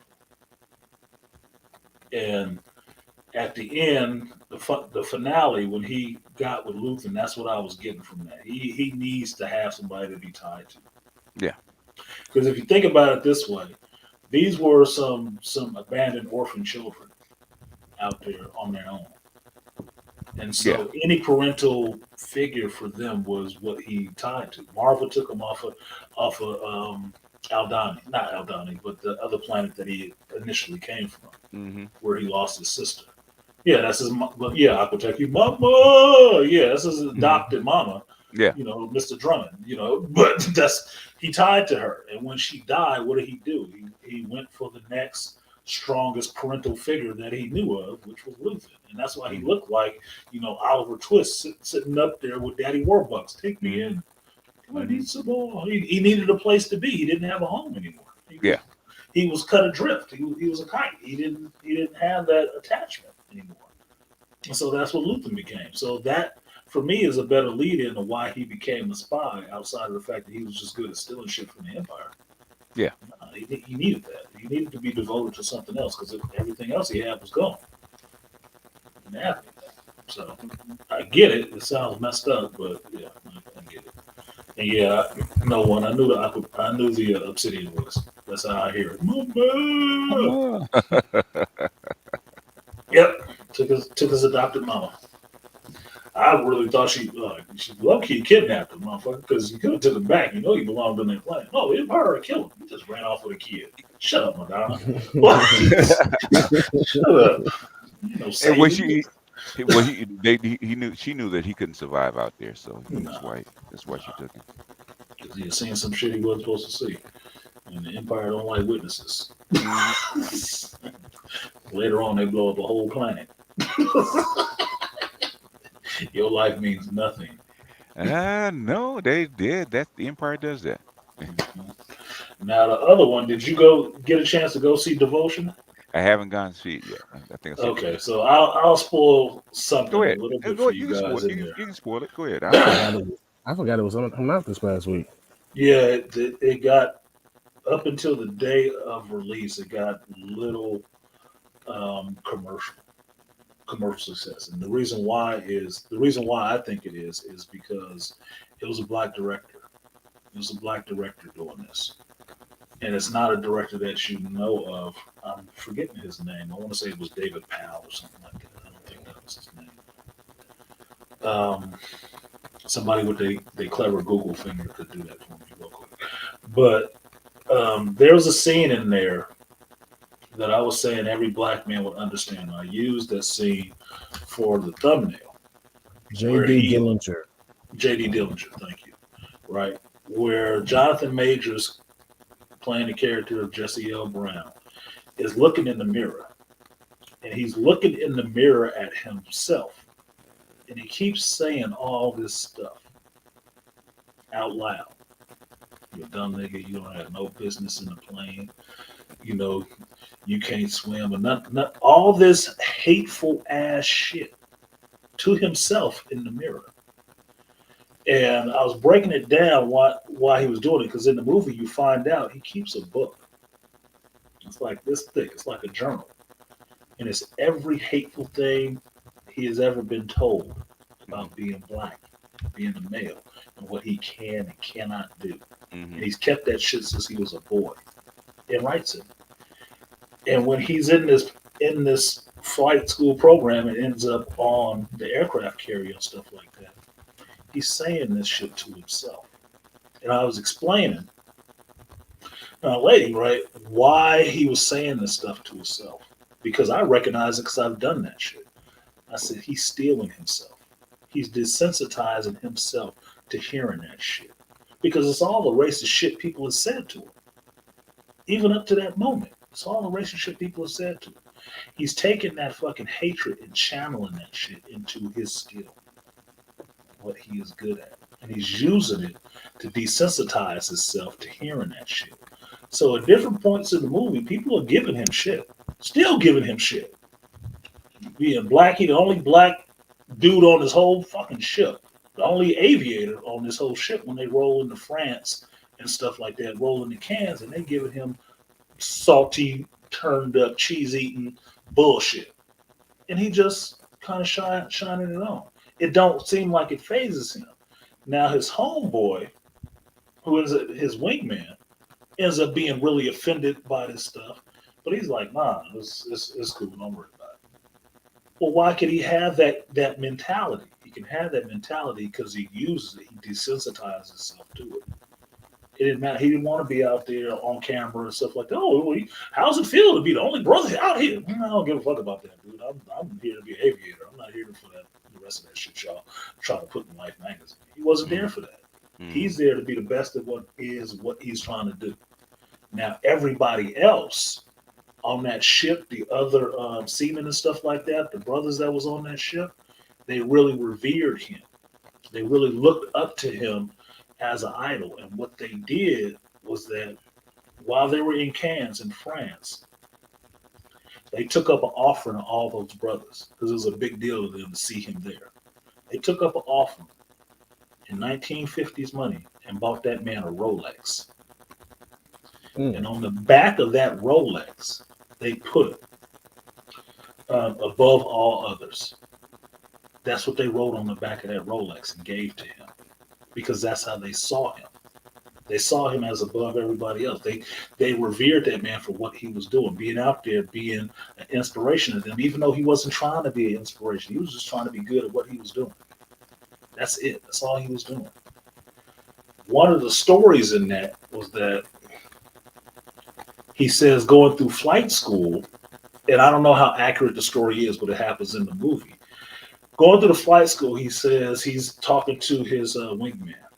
And he's asking him, like, you remember the flight school training where you have to, the swim test thing, right? You have to get out the plane and stuff like that in the water. He's like, yeah. He said, they gave me that shit 10 times. He's like, what? They gave him the test 10 times. He passed it 10 times. Why? Because they didn't believe a nigga could swim. Mm-hmm. So they kept giving him the test to try to kill him. That's the kind of shit he was dealing with. That's why he wouldn't listen to the air boss signaling him to land on the carrier. He said, that motherfucker would rather see me die than survive. So no, I can't listen to him. And he's really explaining to his wingman how a black man has to operate in this field where nobody wants your ass. They don't want you here. You can't really trust them. So it's not the same deal. We ain't fighting the same war. We're not dealing with the same shit. It don't matter if we're wearing the same uniform. It's a whole different situation. And that shit playing in the audience where I saw it was awesome because the motherfuckers was silent in there. It was awesome. I was feeling that shit like they don't get it. But that's why I use that picture because it's him psyching himself up and getting himself mentally strong to deal with all the shit that's outside the door before he stepped out on that flight line. Every time. I was like, that, dude, I've done that. I've had to do it. And I've had to do it dealing with just black folks. So I thought it was an awesome scene to actually put in there. And that's why I looked for that thumbnail, that picture to make that thumbnail, to put that in there. Because it's in the trailer, but it has no context. Mm-hmm. You just see him making faces and shit like that. But if you see it happening in the movie, you'll see Jonathan Majors plays the fuck out of it. You see the hurt in him for having to hear all of that shit. And that's why he's making those faces. Because it did hurt him at that time. Mm-hmm. But reliving it hurts him too. But he's steeling himself so he can go out there and do what he needs to do. Because you're going to keep hearing it. It's not going to stop. It's not going to stop. Mm-hmm. You're going to keep hearing it. And that was awesome. And the scene that follows that is he runs into, by chance, while they're in Cannes, he ends up running into Elizabeth Taylor on the beach. Mm-hmm. Right? Big star at the time, right? And she's there, and all these white boys are there simping over her. And he says something nice to her, and she's kind of taken with him, and like invites him to this party. Just tell him at the door, Elizabeth Taylor actually, you come bring your wingman with you, right? He goes back to his little squad. He tell everybody, like, look, man, we got plans tonight. Got to get dressed up right. Met Liz Taylor, like, you bullshit. Well, they get to the place, the casino, and they get up there, and them French motherfuckers was like, no, you ain't welcome here. Just completely shitting on him. Mm-hmm. Right? His friends is getting upset. It's like, it's okay, we can go somewhere. Said, no, just hold on. No, it's good. No, you can tell such and such we're on the list for such and such. No, they start talking shit. They start talking French to each other, right? Mm-hmm. Two guys at the door start talking French to each other. He said, okay, hold on, I got it. And he talked French back to their ass. I laughed my ass off in the theater. Oh, wow. Everybody else got that shit what was happening too. Some people in the audience got what was happening too. He basically checked their ass in French because they didn't put the subtitles on the screen so you knew what the hell he was saying, unless you understood French. Mm-hmm. But he checked their ass, and then they went back and looked on the sheet. Mm. Saw he was on there. Please come in. Well, yeah. Now, all the white boys didn't know he knew how to speak French. Didn't know that shit at all. So that means, like I told my son before, you being able to speak another language is your mutant power. Keep it a secret, because you'll hear things that people don't think you understand. Yep. He understood what the hell they were saying about him in his face Mm-hmm. in their language, and then he responded to them in their language. That's how you turn their bullshit on them. Mm-hmm. That's how you call them on their bullshit. And after that, they let him into the party, and he was in the party, and Liz was there and all happy. And his friend was like, "Damn, you really know her?" Met her on the beach. Man. Look, let's gamble. And get these racist ass dudes the fuck out of here. Get up, fool. Seat check. Let's shake these dice. What you got? Put it on 32. No, they just got in there and just start living it up. But it's stuff like that to see how it's a depiction, it's a movie. So that it could be true or it could be partially true. Given that it was a black director, I want to lean towards the fact that he really tried to do honor to this dude's memory and what the situation was that happened to him by actually keeping it accurate. Because from what I've seen about the director, his father is a naval pilot. He really reveres his father, right? Really has love for his father. And he wanted to do this to highlight this dude and show some respect to his father. So because of that, I don't think he'd be on some bullshit, just making up some bullshit to throw it in. I really don't think that. But either way, it was a good scene that black folks would actually fucking get. Black men would actually get that. How no matter what you're doing, you can still be disrespected to a level like you never did nothing worth anything in your life. Yep. Never. And all the shit you have to hear just doing the regular shit that these other dudes is doing. Just doing regular shit. Like, come on, man. Look. What did Greg say? I know that F-22 pilot you're talking about, too. There was a black F-22 pilot who hinted at the same treatment in his interview. Yeah, I've seen that black F-22 pilot. That motherfucker ring that jet out, too. I've seen that dude. I was like, oh, shit, we got a black one flying the Raptors? Awesome. I want to be him. No, but it's the same shit because they think you don't need to be somewhere, and they will try to shake you out of there. One of the ways they try to shake you out of there, like we were talking about earlier, is language. You're used to the English language. Another way to discount you. Mm-hmm. It's the easiest way to discount you. The other way is to say you emotional and angry and intimidating. That's another way. Mm-hmm. These are the base level Form 1 tactics that they use all the time to keep your black ass out of a lot of places. That's why I don't like being limited. Yes, learn different languages. Yes, learn how to speak proper English and your Ebonics, if you want to call it that. Learn all of that shit. So then, when it comes to a reason to have you out, you highlight their racism and not your lack of having. Because they can't divert from it.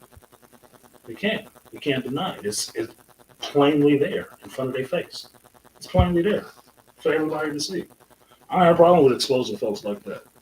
Like I told y'all that story about that lady at the jewelry store and just breaking her down like you deal with a lot of niggas. Oh, no, I didn't say that. You said it. That's how you acted. That's how you acted. You deal with a lot of niggas. I'm not one of those. And I don't have a problem saying it. Because you don't have a problem acting like it either. So fuck you. Call it what it is. That's that bullshit. Mm-hmm. That's some aggressive shit. So it was really good to me. And truth be told, I was with my lady and she was in there crying after the movie was ended. I didn't really think she was over there sniveling. I thought she was just having something with her allergies and shit like that. And I asked her, "Were you really crying?" She's like, "The fuck were you looking at?" I was looking at you. I'm looking at the screen. Like, I didn't know you was really crying. She was really felt some kind of way about that movie. It really affected her. I'm like, oh shit, because there was a couple of people in there that was kind of like, I'm like, oh, I guess they turned on the air conditioning. I don't know. Yeah. I wasn't even thinking about it like that. Like, y'all awful sensitive. Don't play it up for me. You didn't know I was in here, did you? But people were actually having some reactions to some of that shit. And I'm like, okay, that was good. It was a good bookend in a sense to my movie watching year.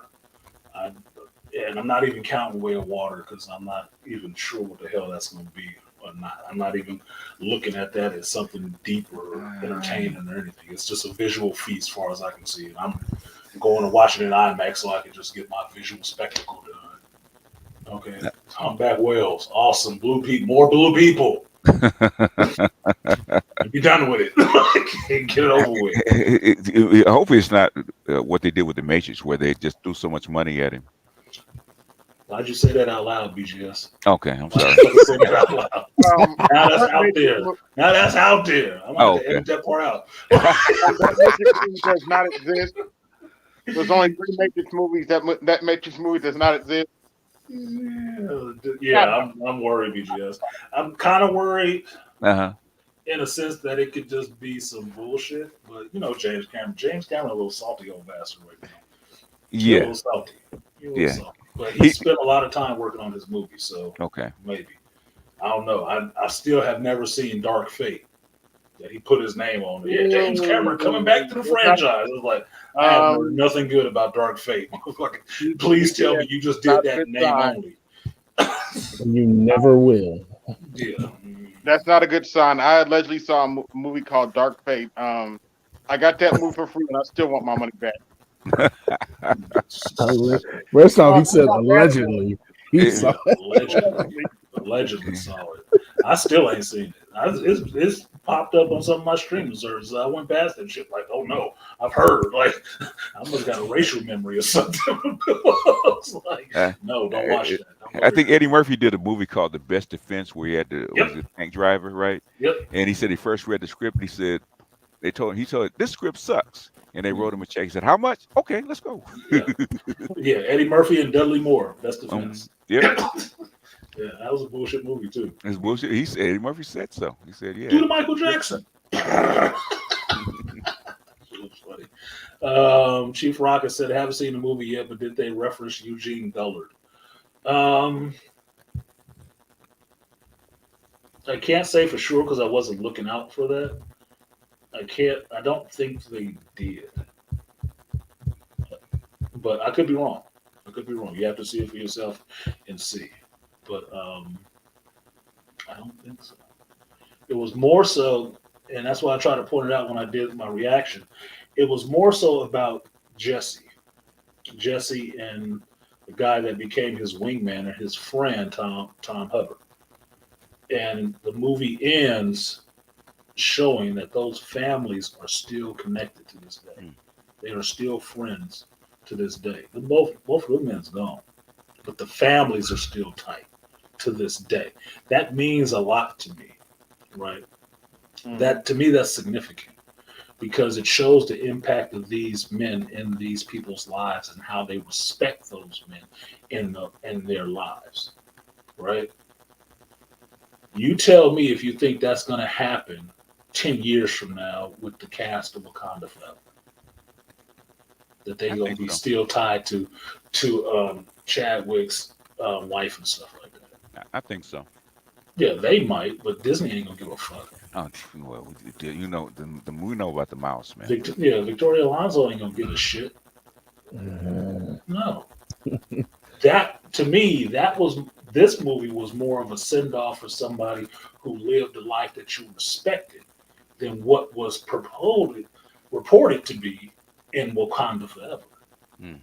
That's why this is standing out so much to me. It's like, nah, this movie actually shows that somebody cared about this person. This one does not. No matter how much they said it, no, you don't give a fuck. You used it, but you don't care. Now, I'm not saying that the actors don't care, but studio heads, they didn't give a fuck. I'm sure about that. They did not give a fuck now. Yeah, they held. You know, I keep telling people that the only reason Black Panther got made in the first place is because there was Stan Lee's dying wish. You know, he wanted to see Black Panther get made. Yeah, that was it. That was it. That was it. And that's why I put it back on Wesley wanting to do it initially, and them not wanting to do it with Wesley, and then Disney needing that black character out there. They needed a black character out there because they want to hit that audience and stand. wanted it. He created the character. He wanted that out there. He He was wanted an out. advocate He was an for that advocate. That's the character. only reason he got made. And you know, they gave it to a radical, Ryan Coogler. Yeah, they look. They gave him money and the keys Hmm. and told him, "Yeah, just go ahead and knock it out. Whatever you want to do, we cool with it." We're cool with it, yeah. And he And, turned and, it into a $1 billion franchise, and which I keep oh, pointing out to people. Their first $1 billion movie for the MCU. hmm. Then second movie, everybody want to jump in. Oh wait, oh pigs to the trough. Hmm. Wait a minute, no, we got some ideas on the second one. You didn't have any on the first one. Why you need them on the second one? Hmm. Let him do what you did the first time. Let the cast take pay cuts because they understand how important this movie is, and let them go and do what they're gonna do and write the script they want to write Oh, without your bullshit involved. the cast was going to take a pay cut on the first one. They wouldn't. What You're earns not $1 taking billion? on the second. Oh no, we No, get you can paid. pay me now. You Yeah. can pay me now. You can give me everything I asked for on this one, but Hmm. a lot of them people ain't getting multi movie contracts. So you good. Pay Yeah, Angela her money. That's why Angela had to die too, because yeah, Angela cost a lot. It's yeah, expensive.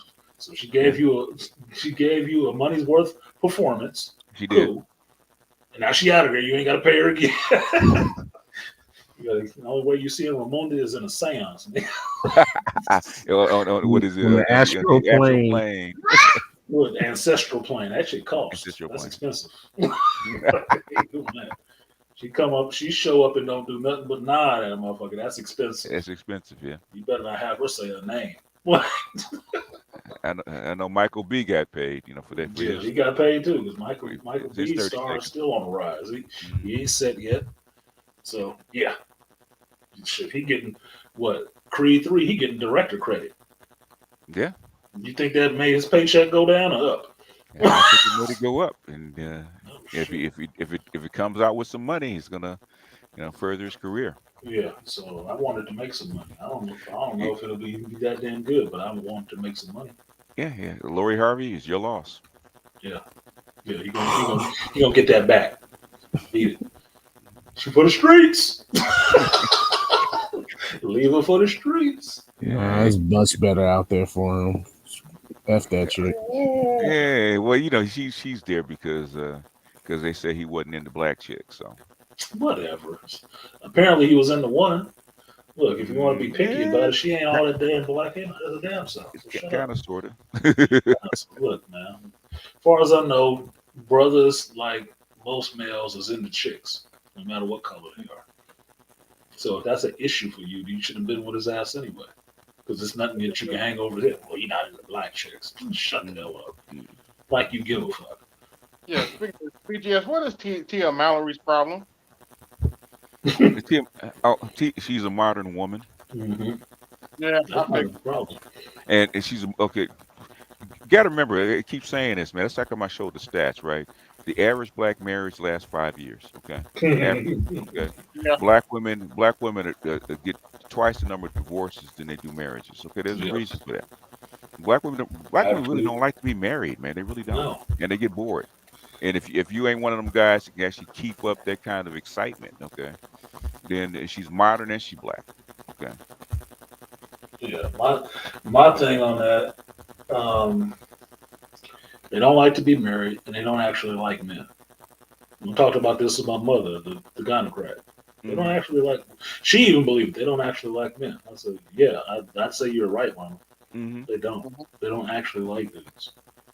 They like benefits of having a guy, but they don't like guys. They like if you're kissing their ass, you paying them attention, you give them a good sex, you provide for them. That they like the benefits of it. But as far as relationship, and Yeah. basically this, it's starting to pick up, man, because I hear it a lot now. Okay, they're girlfriends. They're not wives. Partner is not a wife. Okay, No, that's why I partner hate is that not. partner that term. I'm still trying to find that Carolyn Mace piece where she says that, right? She says marriages used to be built for longevity, right? Modern marriages are not. That's it. Yeah. That partner shit is not built. Businesses go out of business, right? Yeah. Okay, but marriages are not the old-fashioned marriage. Coming up with like my parents, right? Like I said, my mother, they my mother and father, they fought like cats and dogs, but hell, they were fucking married for 60 years until he died. Okay. Yeah, married till they died, fighting. Ain't See, that that's crazy? the thing, BGS. I have to talk about this often, and then I'm a wind it down after this. But I have to talk about this often. Is that a lot of people, especially in my daughter's age group, like 24, 25, and stuff like that, Hmm. they really think that a relationship over a long period of time is one that never has argument. I said that's not normal. Mm-mm. It's not fucking normal. Not normal at all.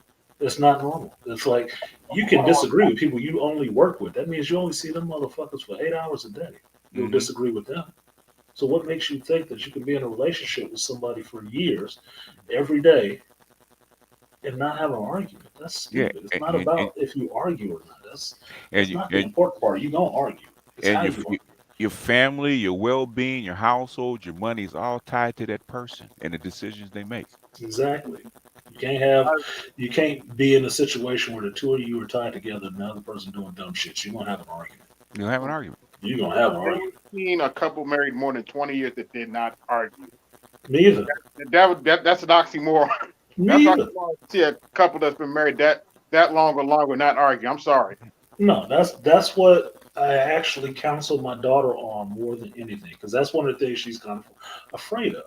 Like when if she wants to talk about how her life was bad, she'd say when mom and dad were arguing. I was like, that shit don't matter. You real that does look, man. It's how we argue. It's not the fact that we did argue, because you don't argue. Fuck, I argue with my daughter. I had to tell her to get a little bummy ass in the car, and like Mhm. I'm not your damn boyfriend. I'm your father. Get your ass in Mhm. the car and finish eating your food and get in the car. Mhm. Fuck you talking to? No. Yeah. But I argue with her, love her to death. Yeah. But I had to argue with her. Yeah. So do you think you about to be in a relationship where you never have an argument with nobody? That does Oh not yeah. that's not normal. That's not Yeah. how My this shit works. I had to check my daughter like a few months ago. We talked about my grandson. She had an argument with my sister over my grandson, right? And she came in and she, I said, whoa, whoa, Puffing and whoa, whoa. breathing fire. Oh yeah, whoa, whoa, whoa, whoa, whoa, whoa, whoa, time out. Okay. Who I'm you not think you're sure. talking to? Yeah, Yeah. maintain low tones. Who the hell are you Yeah, talking yeah, to? yeah. Who you talking to? Okay. I said, I ain't your man, okay? I'm your father. Yeah. Now rethink that and start again. No, my daughter, we had that conversation. We was out eating. We were Hmm. out having dinner or something like that. And I had to tell her that shit. And I had to hit her with the one BGS, we are not equals. Hmm. That kind of hurt her little soul for a minute. Like, who? We ain't. No, we're not. I'm not your peer. You are not No. my peer. Nope. We are not equals. I've done everything I can for you. You ain't done shit for me yet. So I don't Hmm. want to hear that shit. So calm your Mm-mm. ass down. Finish your food. We are not on the Well, same I'm gonna tell level. you what you are When gonna do, because hmm I got, I got the patience of Godzilla, and that's why I say don't nobody call me until if some BS is going down. I say, look, if I show up, shit and getting burned down. Don't call me. Look, Yes, we exactly. got. Y'all sure? Y'all sure? Do you need me? No, we got it. We got it. Y'all got this worked out. look, 'Cause I told her that when she was still in college. I told her that like make sure your job is to make sure no bullshit happens. It's like it's you, it's your brother, and then it's me. If I have to Hmm. get involved in that shit, I'll come up there and I'll burn that whole goddamn school down. Yeah, yeah, yeah. It's So about you. and So you I need better be on point with what you're doing. yeah, yeah. Yeah, because I don't want to be sitting in no prison cells over no bullshit. I Because know, that's how it's I gonna don't, happen. because I'm coming for scorched earth, and Hmm. I want scalps like the predator. No. I'm Yep. I'm Yep. coming for scalps. Yep. Yep. You feel me? so he just took the scalp. He took the whole spinal column with the skull. Hey, hey, Yeah. we ain't got to tell everything. Let them know though, I'm not coming to play. And when I went up there, she said one of the dudes was like, "Yeah, he said he thought you were really intimidating." I said, "That's good. He should know that shit. Yeah. He should be intimidated. Keep his ass on the straight and narrow. If I came up there, he'd think, oh, that dad, your dad punk, I'll whoop your daddy ass. Okay, fuck around and let your parents be mourning your loss. You know. You Hold know on, they play that the song. thing. I will remember you. Yeah, The biggest guy knows that uh, even the smallest guy, right? When it's his family, okay, to What are that you man, doing? that's a fight to the death. Yeah, that's it. That's exactly what it So is. if you want, if you know, so no matter what you think of that guy, you might be able to whoop his ass. But things when it comes to his family, that's a fight to the death, and you know it. That's, and you have So to know that that's what going in. That's what it's going to be. It's not what's going to going be to for be? play. No, It's not a game. Stay over there. Stay over there. Stay over there, mama. Like John Rambo, they drew first blood. his blood, yeah. Oh, I The remember war's that. over, John. They drew first blood, not First me. blood. It's too late. It's too late, motherfucker. I mean, there's only so many things I care about in life, and stay clear of those. We all live a We all happy be life. good. We'll all be good. That's what I tell my daughter. I said, if you call me and I got to get involved, you know that I'm probably going to go to a prison for life behind you. Yeah. So make sure that it's worth it. What's my favorite BGS phrase? I will sit in prison happy. I will happily sit in I prison. was happy to sit in prison. Happily sit in prison. And I'm sitting there thinking, with your blood on my hands, fuck around. Hey, it is. It is what it is. Yeah, look. So my kids, motherfucker, look. Take that mug shot with a smile. This is prison photo? Yes. With a straight face. What's he in for? Somebody fuck with his daughter. Oh, okay. Yeah, somebody did something to his daughter. I agree. Let him build his wood in the corner and carve his shit up and leave him the hell alone. Yeah. Shit. So let me get these next couple of donations out the way real quick. Go ahead, sir. Shout out to the No One, the package man. He said, BGS ain't shit. Never claimed to be, sir. Never claimed to be. You don't claim to be shit. You know? I claim to be shit. You know? Also, I ain't shit. Never been shit. Ain't gonna be shit. Shout out to the No One for tripling up. I don't know which one I should give you for tripling up, but I'll give you that 3B salute. Appreciate you.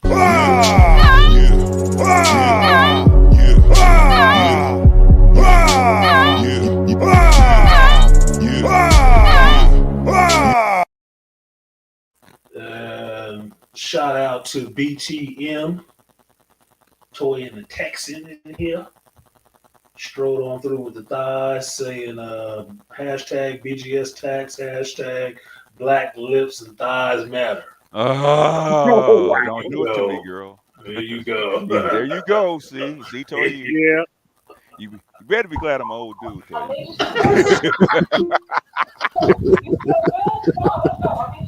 Flights to Texas are cheap, so you better be glad, and my family's in Dallas. You better be glad I'm on old. Shout out to the 3T, the Leo in the building. I'll give you that 3B salute.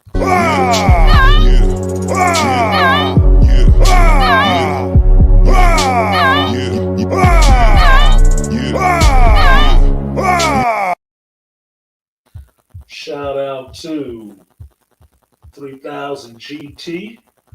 Appreciate you. He said for the BGS tax. Appreciate you. 3000. I don't know if you heard, but the Doughboy or the Igmore, he finally got himself a PS5. So I'm gonna try to con him into trying to work the Jedi mind trick on him to go ahead and get the Gran Turismo 7, so I can get his ass on the track with Mr. Z, so we can race. I just want to have a group racing. I'm a simple man. I have simple pleasures. I just want to race cars with my homeboys. What's wrong with that? What's wrong with that? But appreciate you, 3000. I will give you a 3B salute. Appreciate it.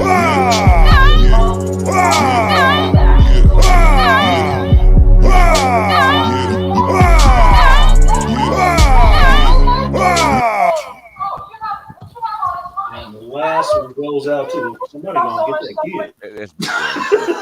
kid. Beastly, like, what y'all doing over there, man? Don't make me bring out this belt, girl. Yeah, don't make me get out that belt. I'm waiting for somebody to get their hands put on. That's what goes out to Nobody. Shout out to Nobody. Appreciate you. No message, but I will give you the dub. Appreciate you. Money for the crowd, double lag. Pussy on fat, double lag. 100 on the sack, double lag. Block like a ghost town, still double bag. Malika still ain't shit. What he say? BGS new name is Darth Dirty O'Manus. I tell them don't try me. Don't believe the hype. Don't try me. Don't try me. Look, I'll walk down there. Yeah, Get all of you. Yeah, all of you. That's right, exactly. Hold up, he's like Uriah, man, from the perfect stage. I'm gonna walk down this hill. Make me walk down this hill. Yeah. Come down, there's gonna be trouble for all of you. All you. Y'all have to watch. I don't know if y'all know the joke or not, but y'all have to watch Colors for that one. Watch Colors for that one. Yeah. With the old bull and the young bull up on the hill, Mm-hmm. trying to get one of them cows down in the pasture. Run down there and get one of them cows. How about we walk down there, get them all? I like your thinking, old man. Might as well. I'm a young bull. I got the stamina. Let's get it. So, I will say thank you to BGS for coming through today. I'm past my little cutoff point that I need to get out of here and get to my Nana's house and work on her fence, get that done, so I can link up with my uncle. But I do appreciate you popping off the cloud, coming down, and throwing some wisdom in here, and actually touching on that point that you were mentioning on with Dr. T and Gigi, because I thought that was a good point about the Brookings in the defense, that it's a defense issue. Mm-hmm. If this person is coming out saying something about it from this backed by the institute, it is a defense issue. So you have to understand how people are thinking. It's non-linear thinking. It's outside the box thinking, but you have to understand this all works together in some form or fashion. So don't just focus on what you see and hear at the hood level. Right. Open up your view a bit to see everybody watching the same thing. Like, oh, these people behind me looking at the same thing. Yeah, and they're making their own assessments of how big of a problem it is. It's not being in the petri dish. Get up and look through the telescope. Coming to street, BGS is the one last rider. It's one last rider. Rocket don't joke. Yeah, Rocket don't. I gotta be the one last rider. Let me be the ghost rider. Ghost rider. You can't take all my cameras. Everybody like, I'm a ghost rider. The pattern is full. I'm listening, said thanks, AMC. No problem, man. No problem. But any of y'all got something you want to plug before we get out of here? I'm gonna cut this off from 4. That's about it. A little longer for the master teacher. That's about it. Yeah. That just dropped in to, holler. Appreciate that.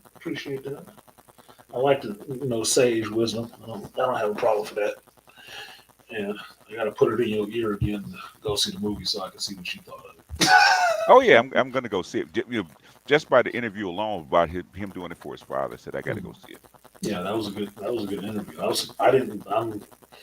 remiss that I didn't know it was a black director to begin with. And you already know I try to support brothers. I don't bullshit about that shit. So I think they I'll go see it. I think they try to hide the fact at first. Mm-hmm. And then they didn't have any kind of momentum and said, well, maybe we need to put him out there. Yeah, put it out a little bit more.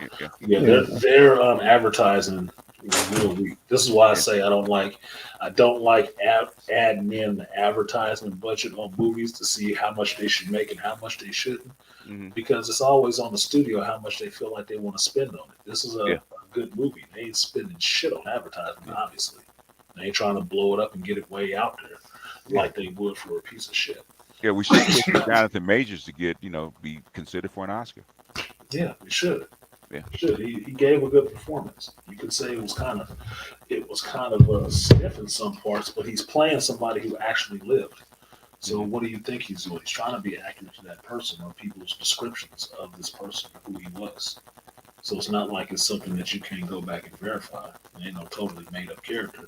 And I will say this for Jonathan Major. He acted his ass off. That motherfucker is very versatile. From after seeing this movie and what he displayed in this movie, and then thinking about what I'm possibly going to see in Creed and what I'm looking to see in Quantum Mania, and what I've already seen in Last Black Man in San Francisco and the Loki show, he is very versatile. I didn't even watch Lovecraft Country. I didn't watch that shit.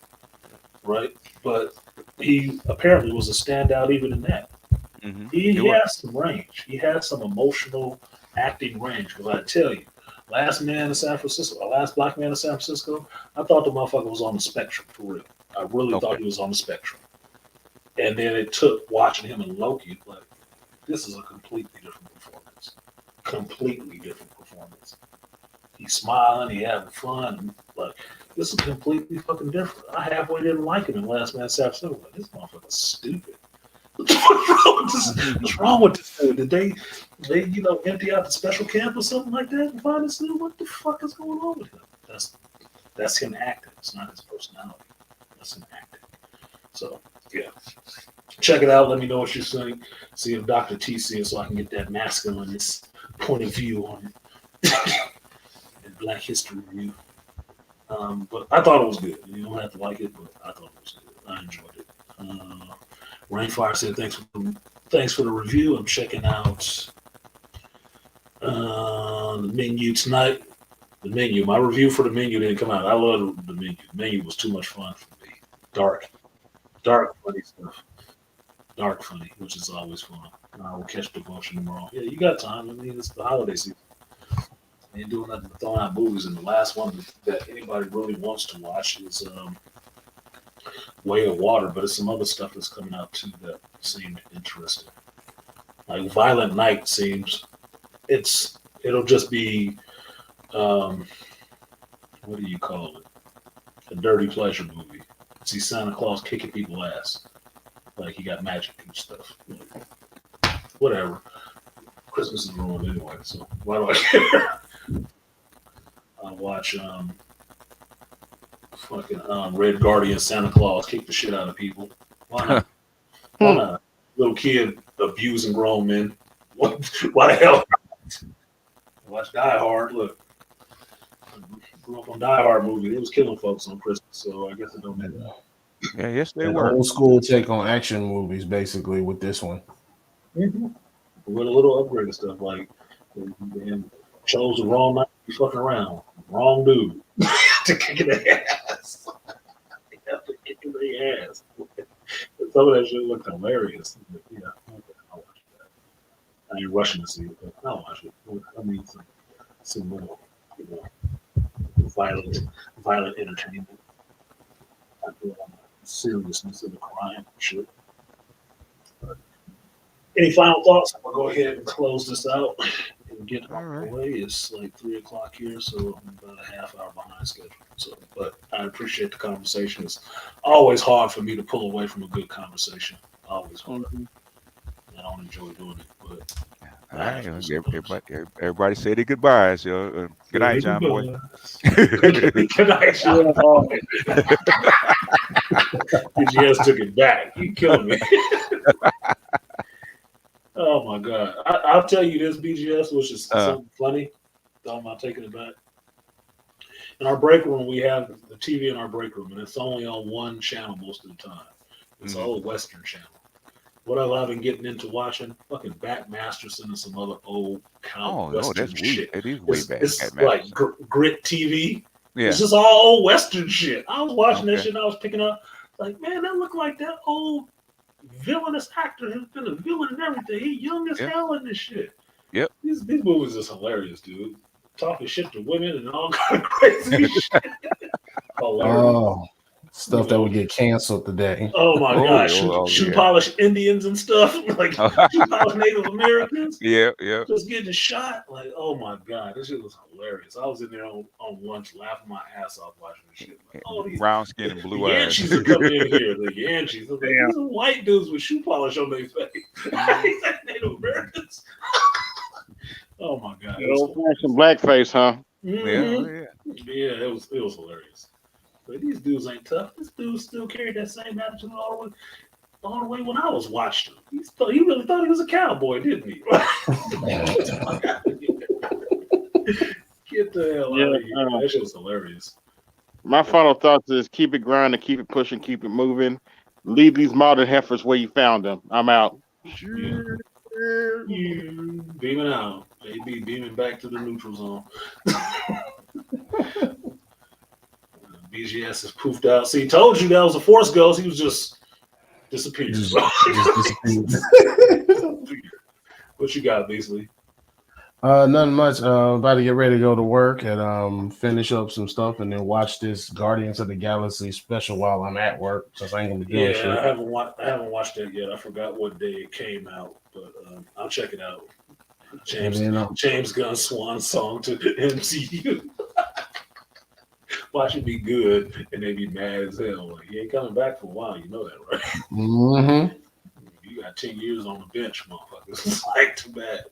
And then like I said in the chat, if y'all have been following on social media, the service for JDF is gonna be on Facebook. They're gonna live stream it for everybody tomorrow at 10 a.m.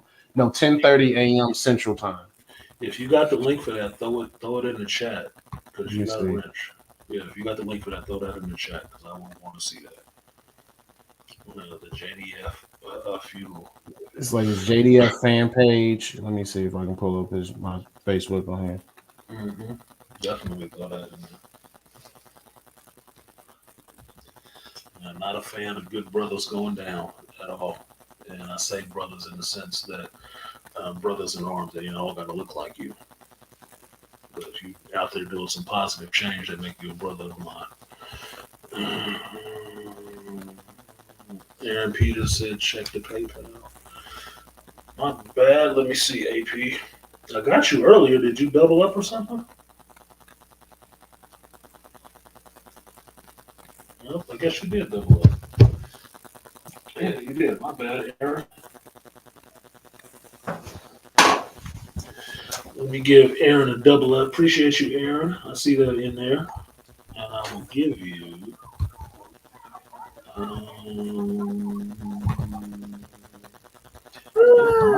my bad.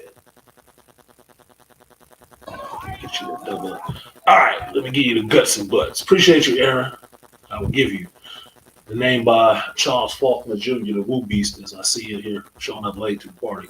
I will give you the guts and butts. Double up, 3 or 4 times, I ain't telling no lies, run it up. Never let a hard time on the was.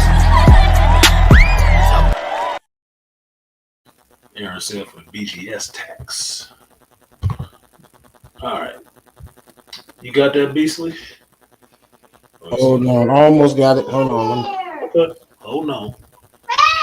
You can't leave me. We ain't left you. We can hear you. Calm down, kid. Maintain. Maintain, young one. Maintain. They're raising a little voice and stuff. You better maintain low tones. Shh. Hey, I got you. That's the 3-year-old. Yeah, get your uncle on your butt. Go watch the computer. Ain't nothing in there. I'm in here. Of nothing. You just being silly. You want attention. You get all the wrong type of attention. You keep messing around. All right, man. So I'm check it out. Appreciate you, Beasley. I'll let you maintain the 3-year-old. I'll go on to dealing with the grown-ups. Oh my God! Yeah. Young snapper. Yeah, young whippersnapper. Yeah, don't let them smell fear, Beasley. Don't let them smell fear. It'll get you. But appreciate you guys for coming through. Appreciate everybody that came into the chat and supported the stream. Appreciate BGS for coming through, dropping off the cloud and materializing in here. I do have a new intro for him, but it wasn't ready. I didn't have it up on the StreamYard, so I can't use it. But it is funny. I finally got inspired again, and I finished it up, which is what happens with creative people. Sometimes you need to be inspired. Find your muse or something so you can turn out some creative work. If you didn't hear the geek news you wanted to this week, I'll probably drop some other streams during the week. It is what it is.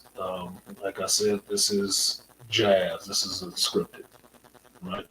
So the stream goes where the stream goes. So BGS talking about something that's more informational, that's happening in the real world that doesn't seem like geekdom. It's all geekdom. We live in this world. We live in this world. This is all stuff that affects you. And this is a shop conversation. We talk about what we talk about in the shop, whatever comes up. So it's not solely geekdom, but that is the primary reason. So, with that, thank you, Toya. It's a great stream today. Appreciate that.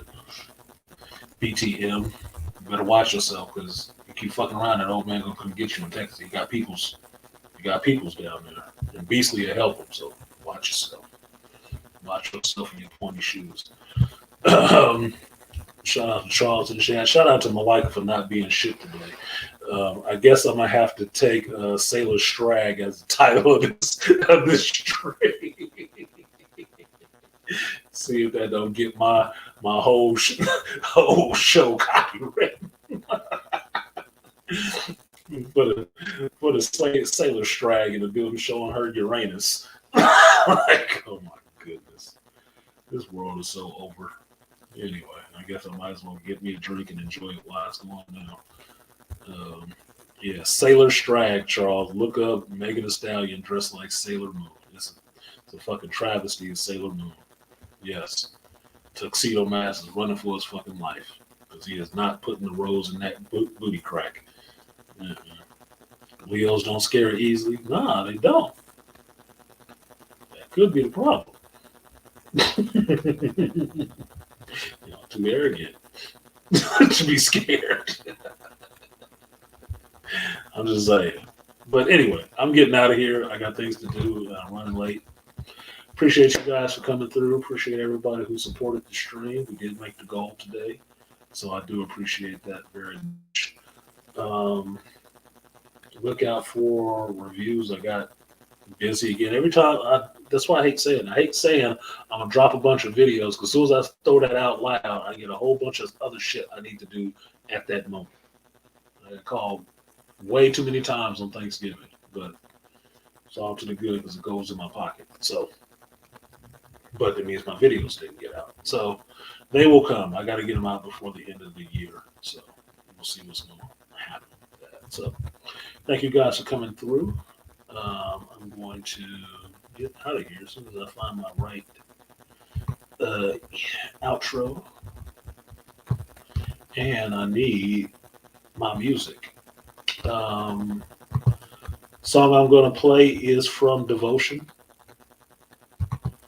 And the song is by, amazingly enough, Joe Jonas and Khaled on a song together, which is not a bad song, but it is from the movie. And with how I started this stream and how I want to end it is for everybody to know, brothers to know, whatever mental or stress you're going through, emotional stress you're going through, you are not alone. Reach out to somebody. Do not ever think that you need to self-delete to find relief from whatever emotional pain you are going through. You are not alone in that. We all deal with it. We all deal with the loss of loved ones and wives and children and all kind of shit. And as bad as you think your situation may be, there's somebody probably close to you that got it worse than you, which means you should be able to go on from that. Do not be self-deleting your shit for no bitch ever in life. You do, I'll fucking hate you forever. I will. So, shout out to RDF, JDF, RDF. Jason David Frank, I'm sorry to see him go the way he did, and fuck that bitch that stressed him to the point that he self-deleted.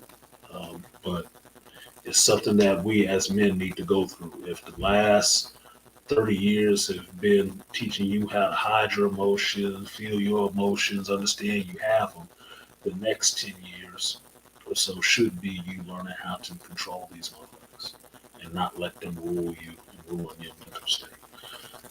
And not let other people ruin your mental state.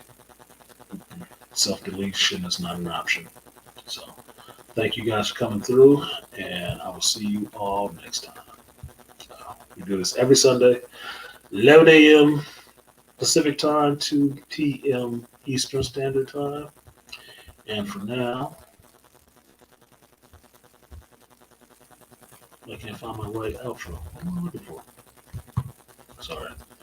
And for now, the shop is closed. Thank you guys for coming.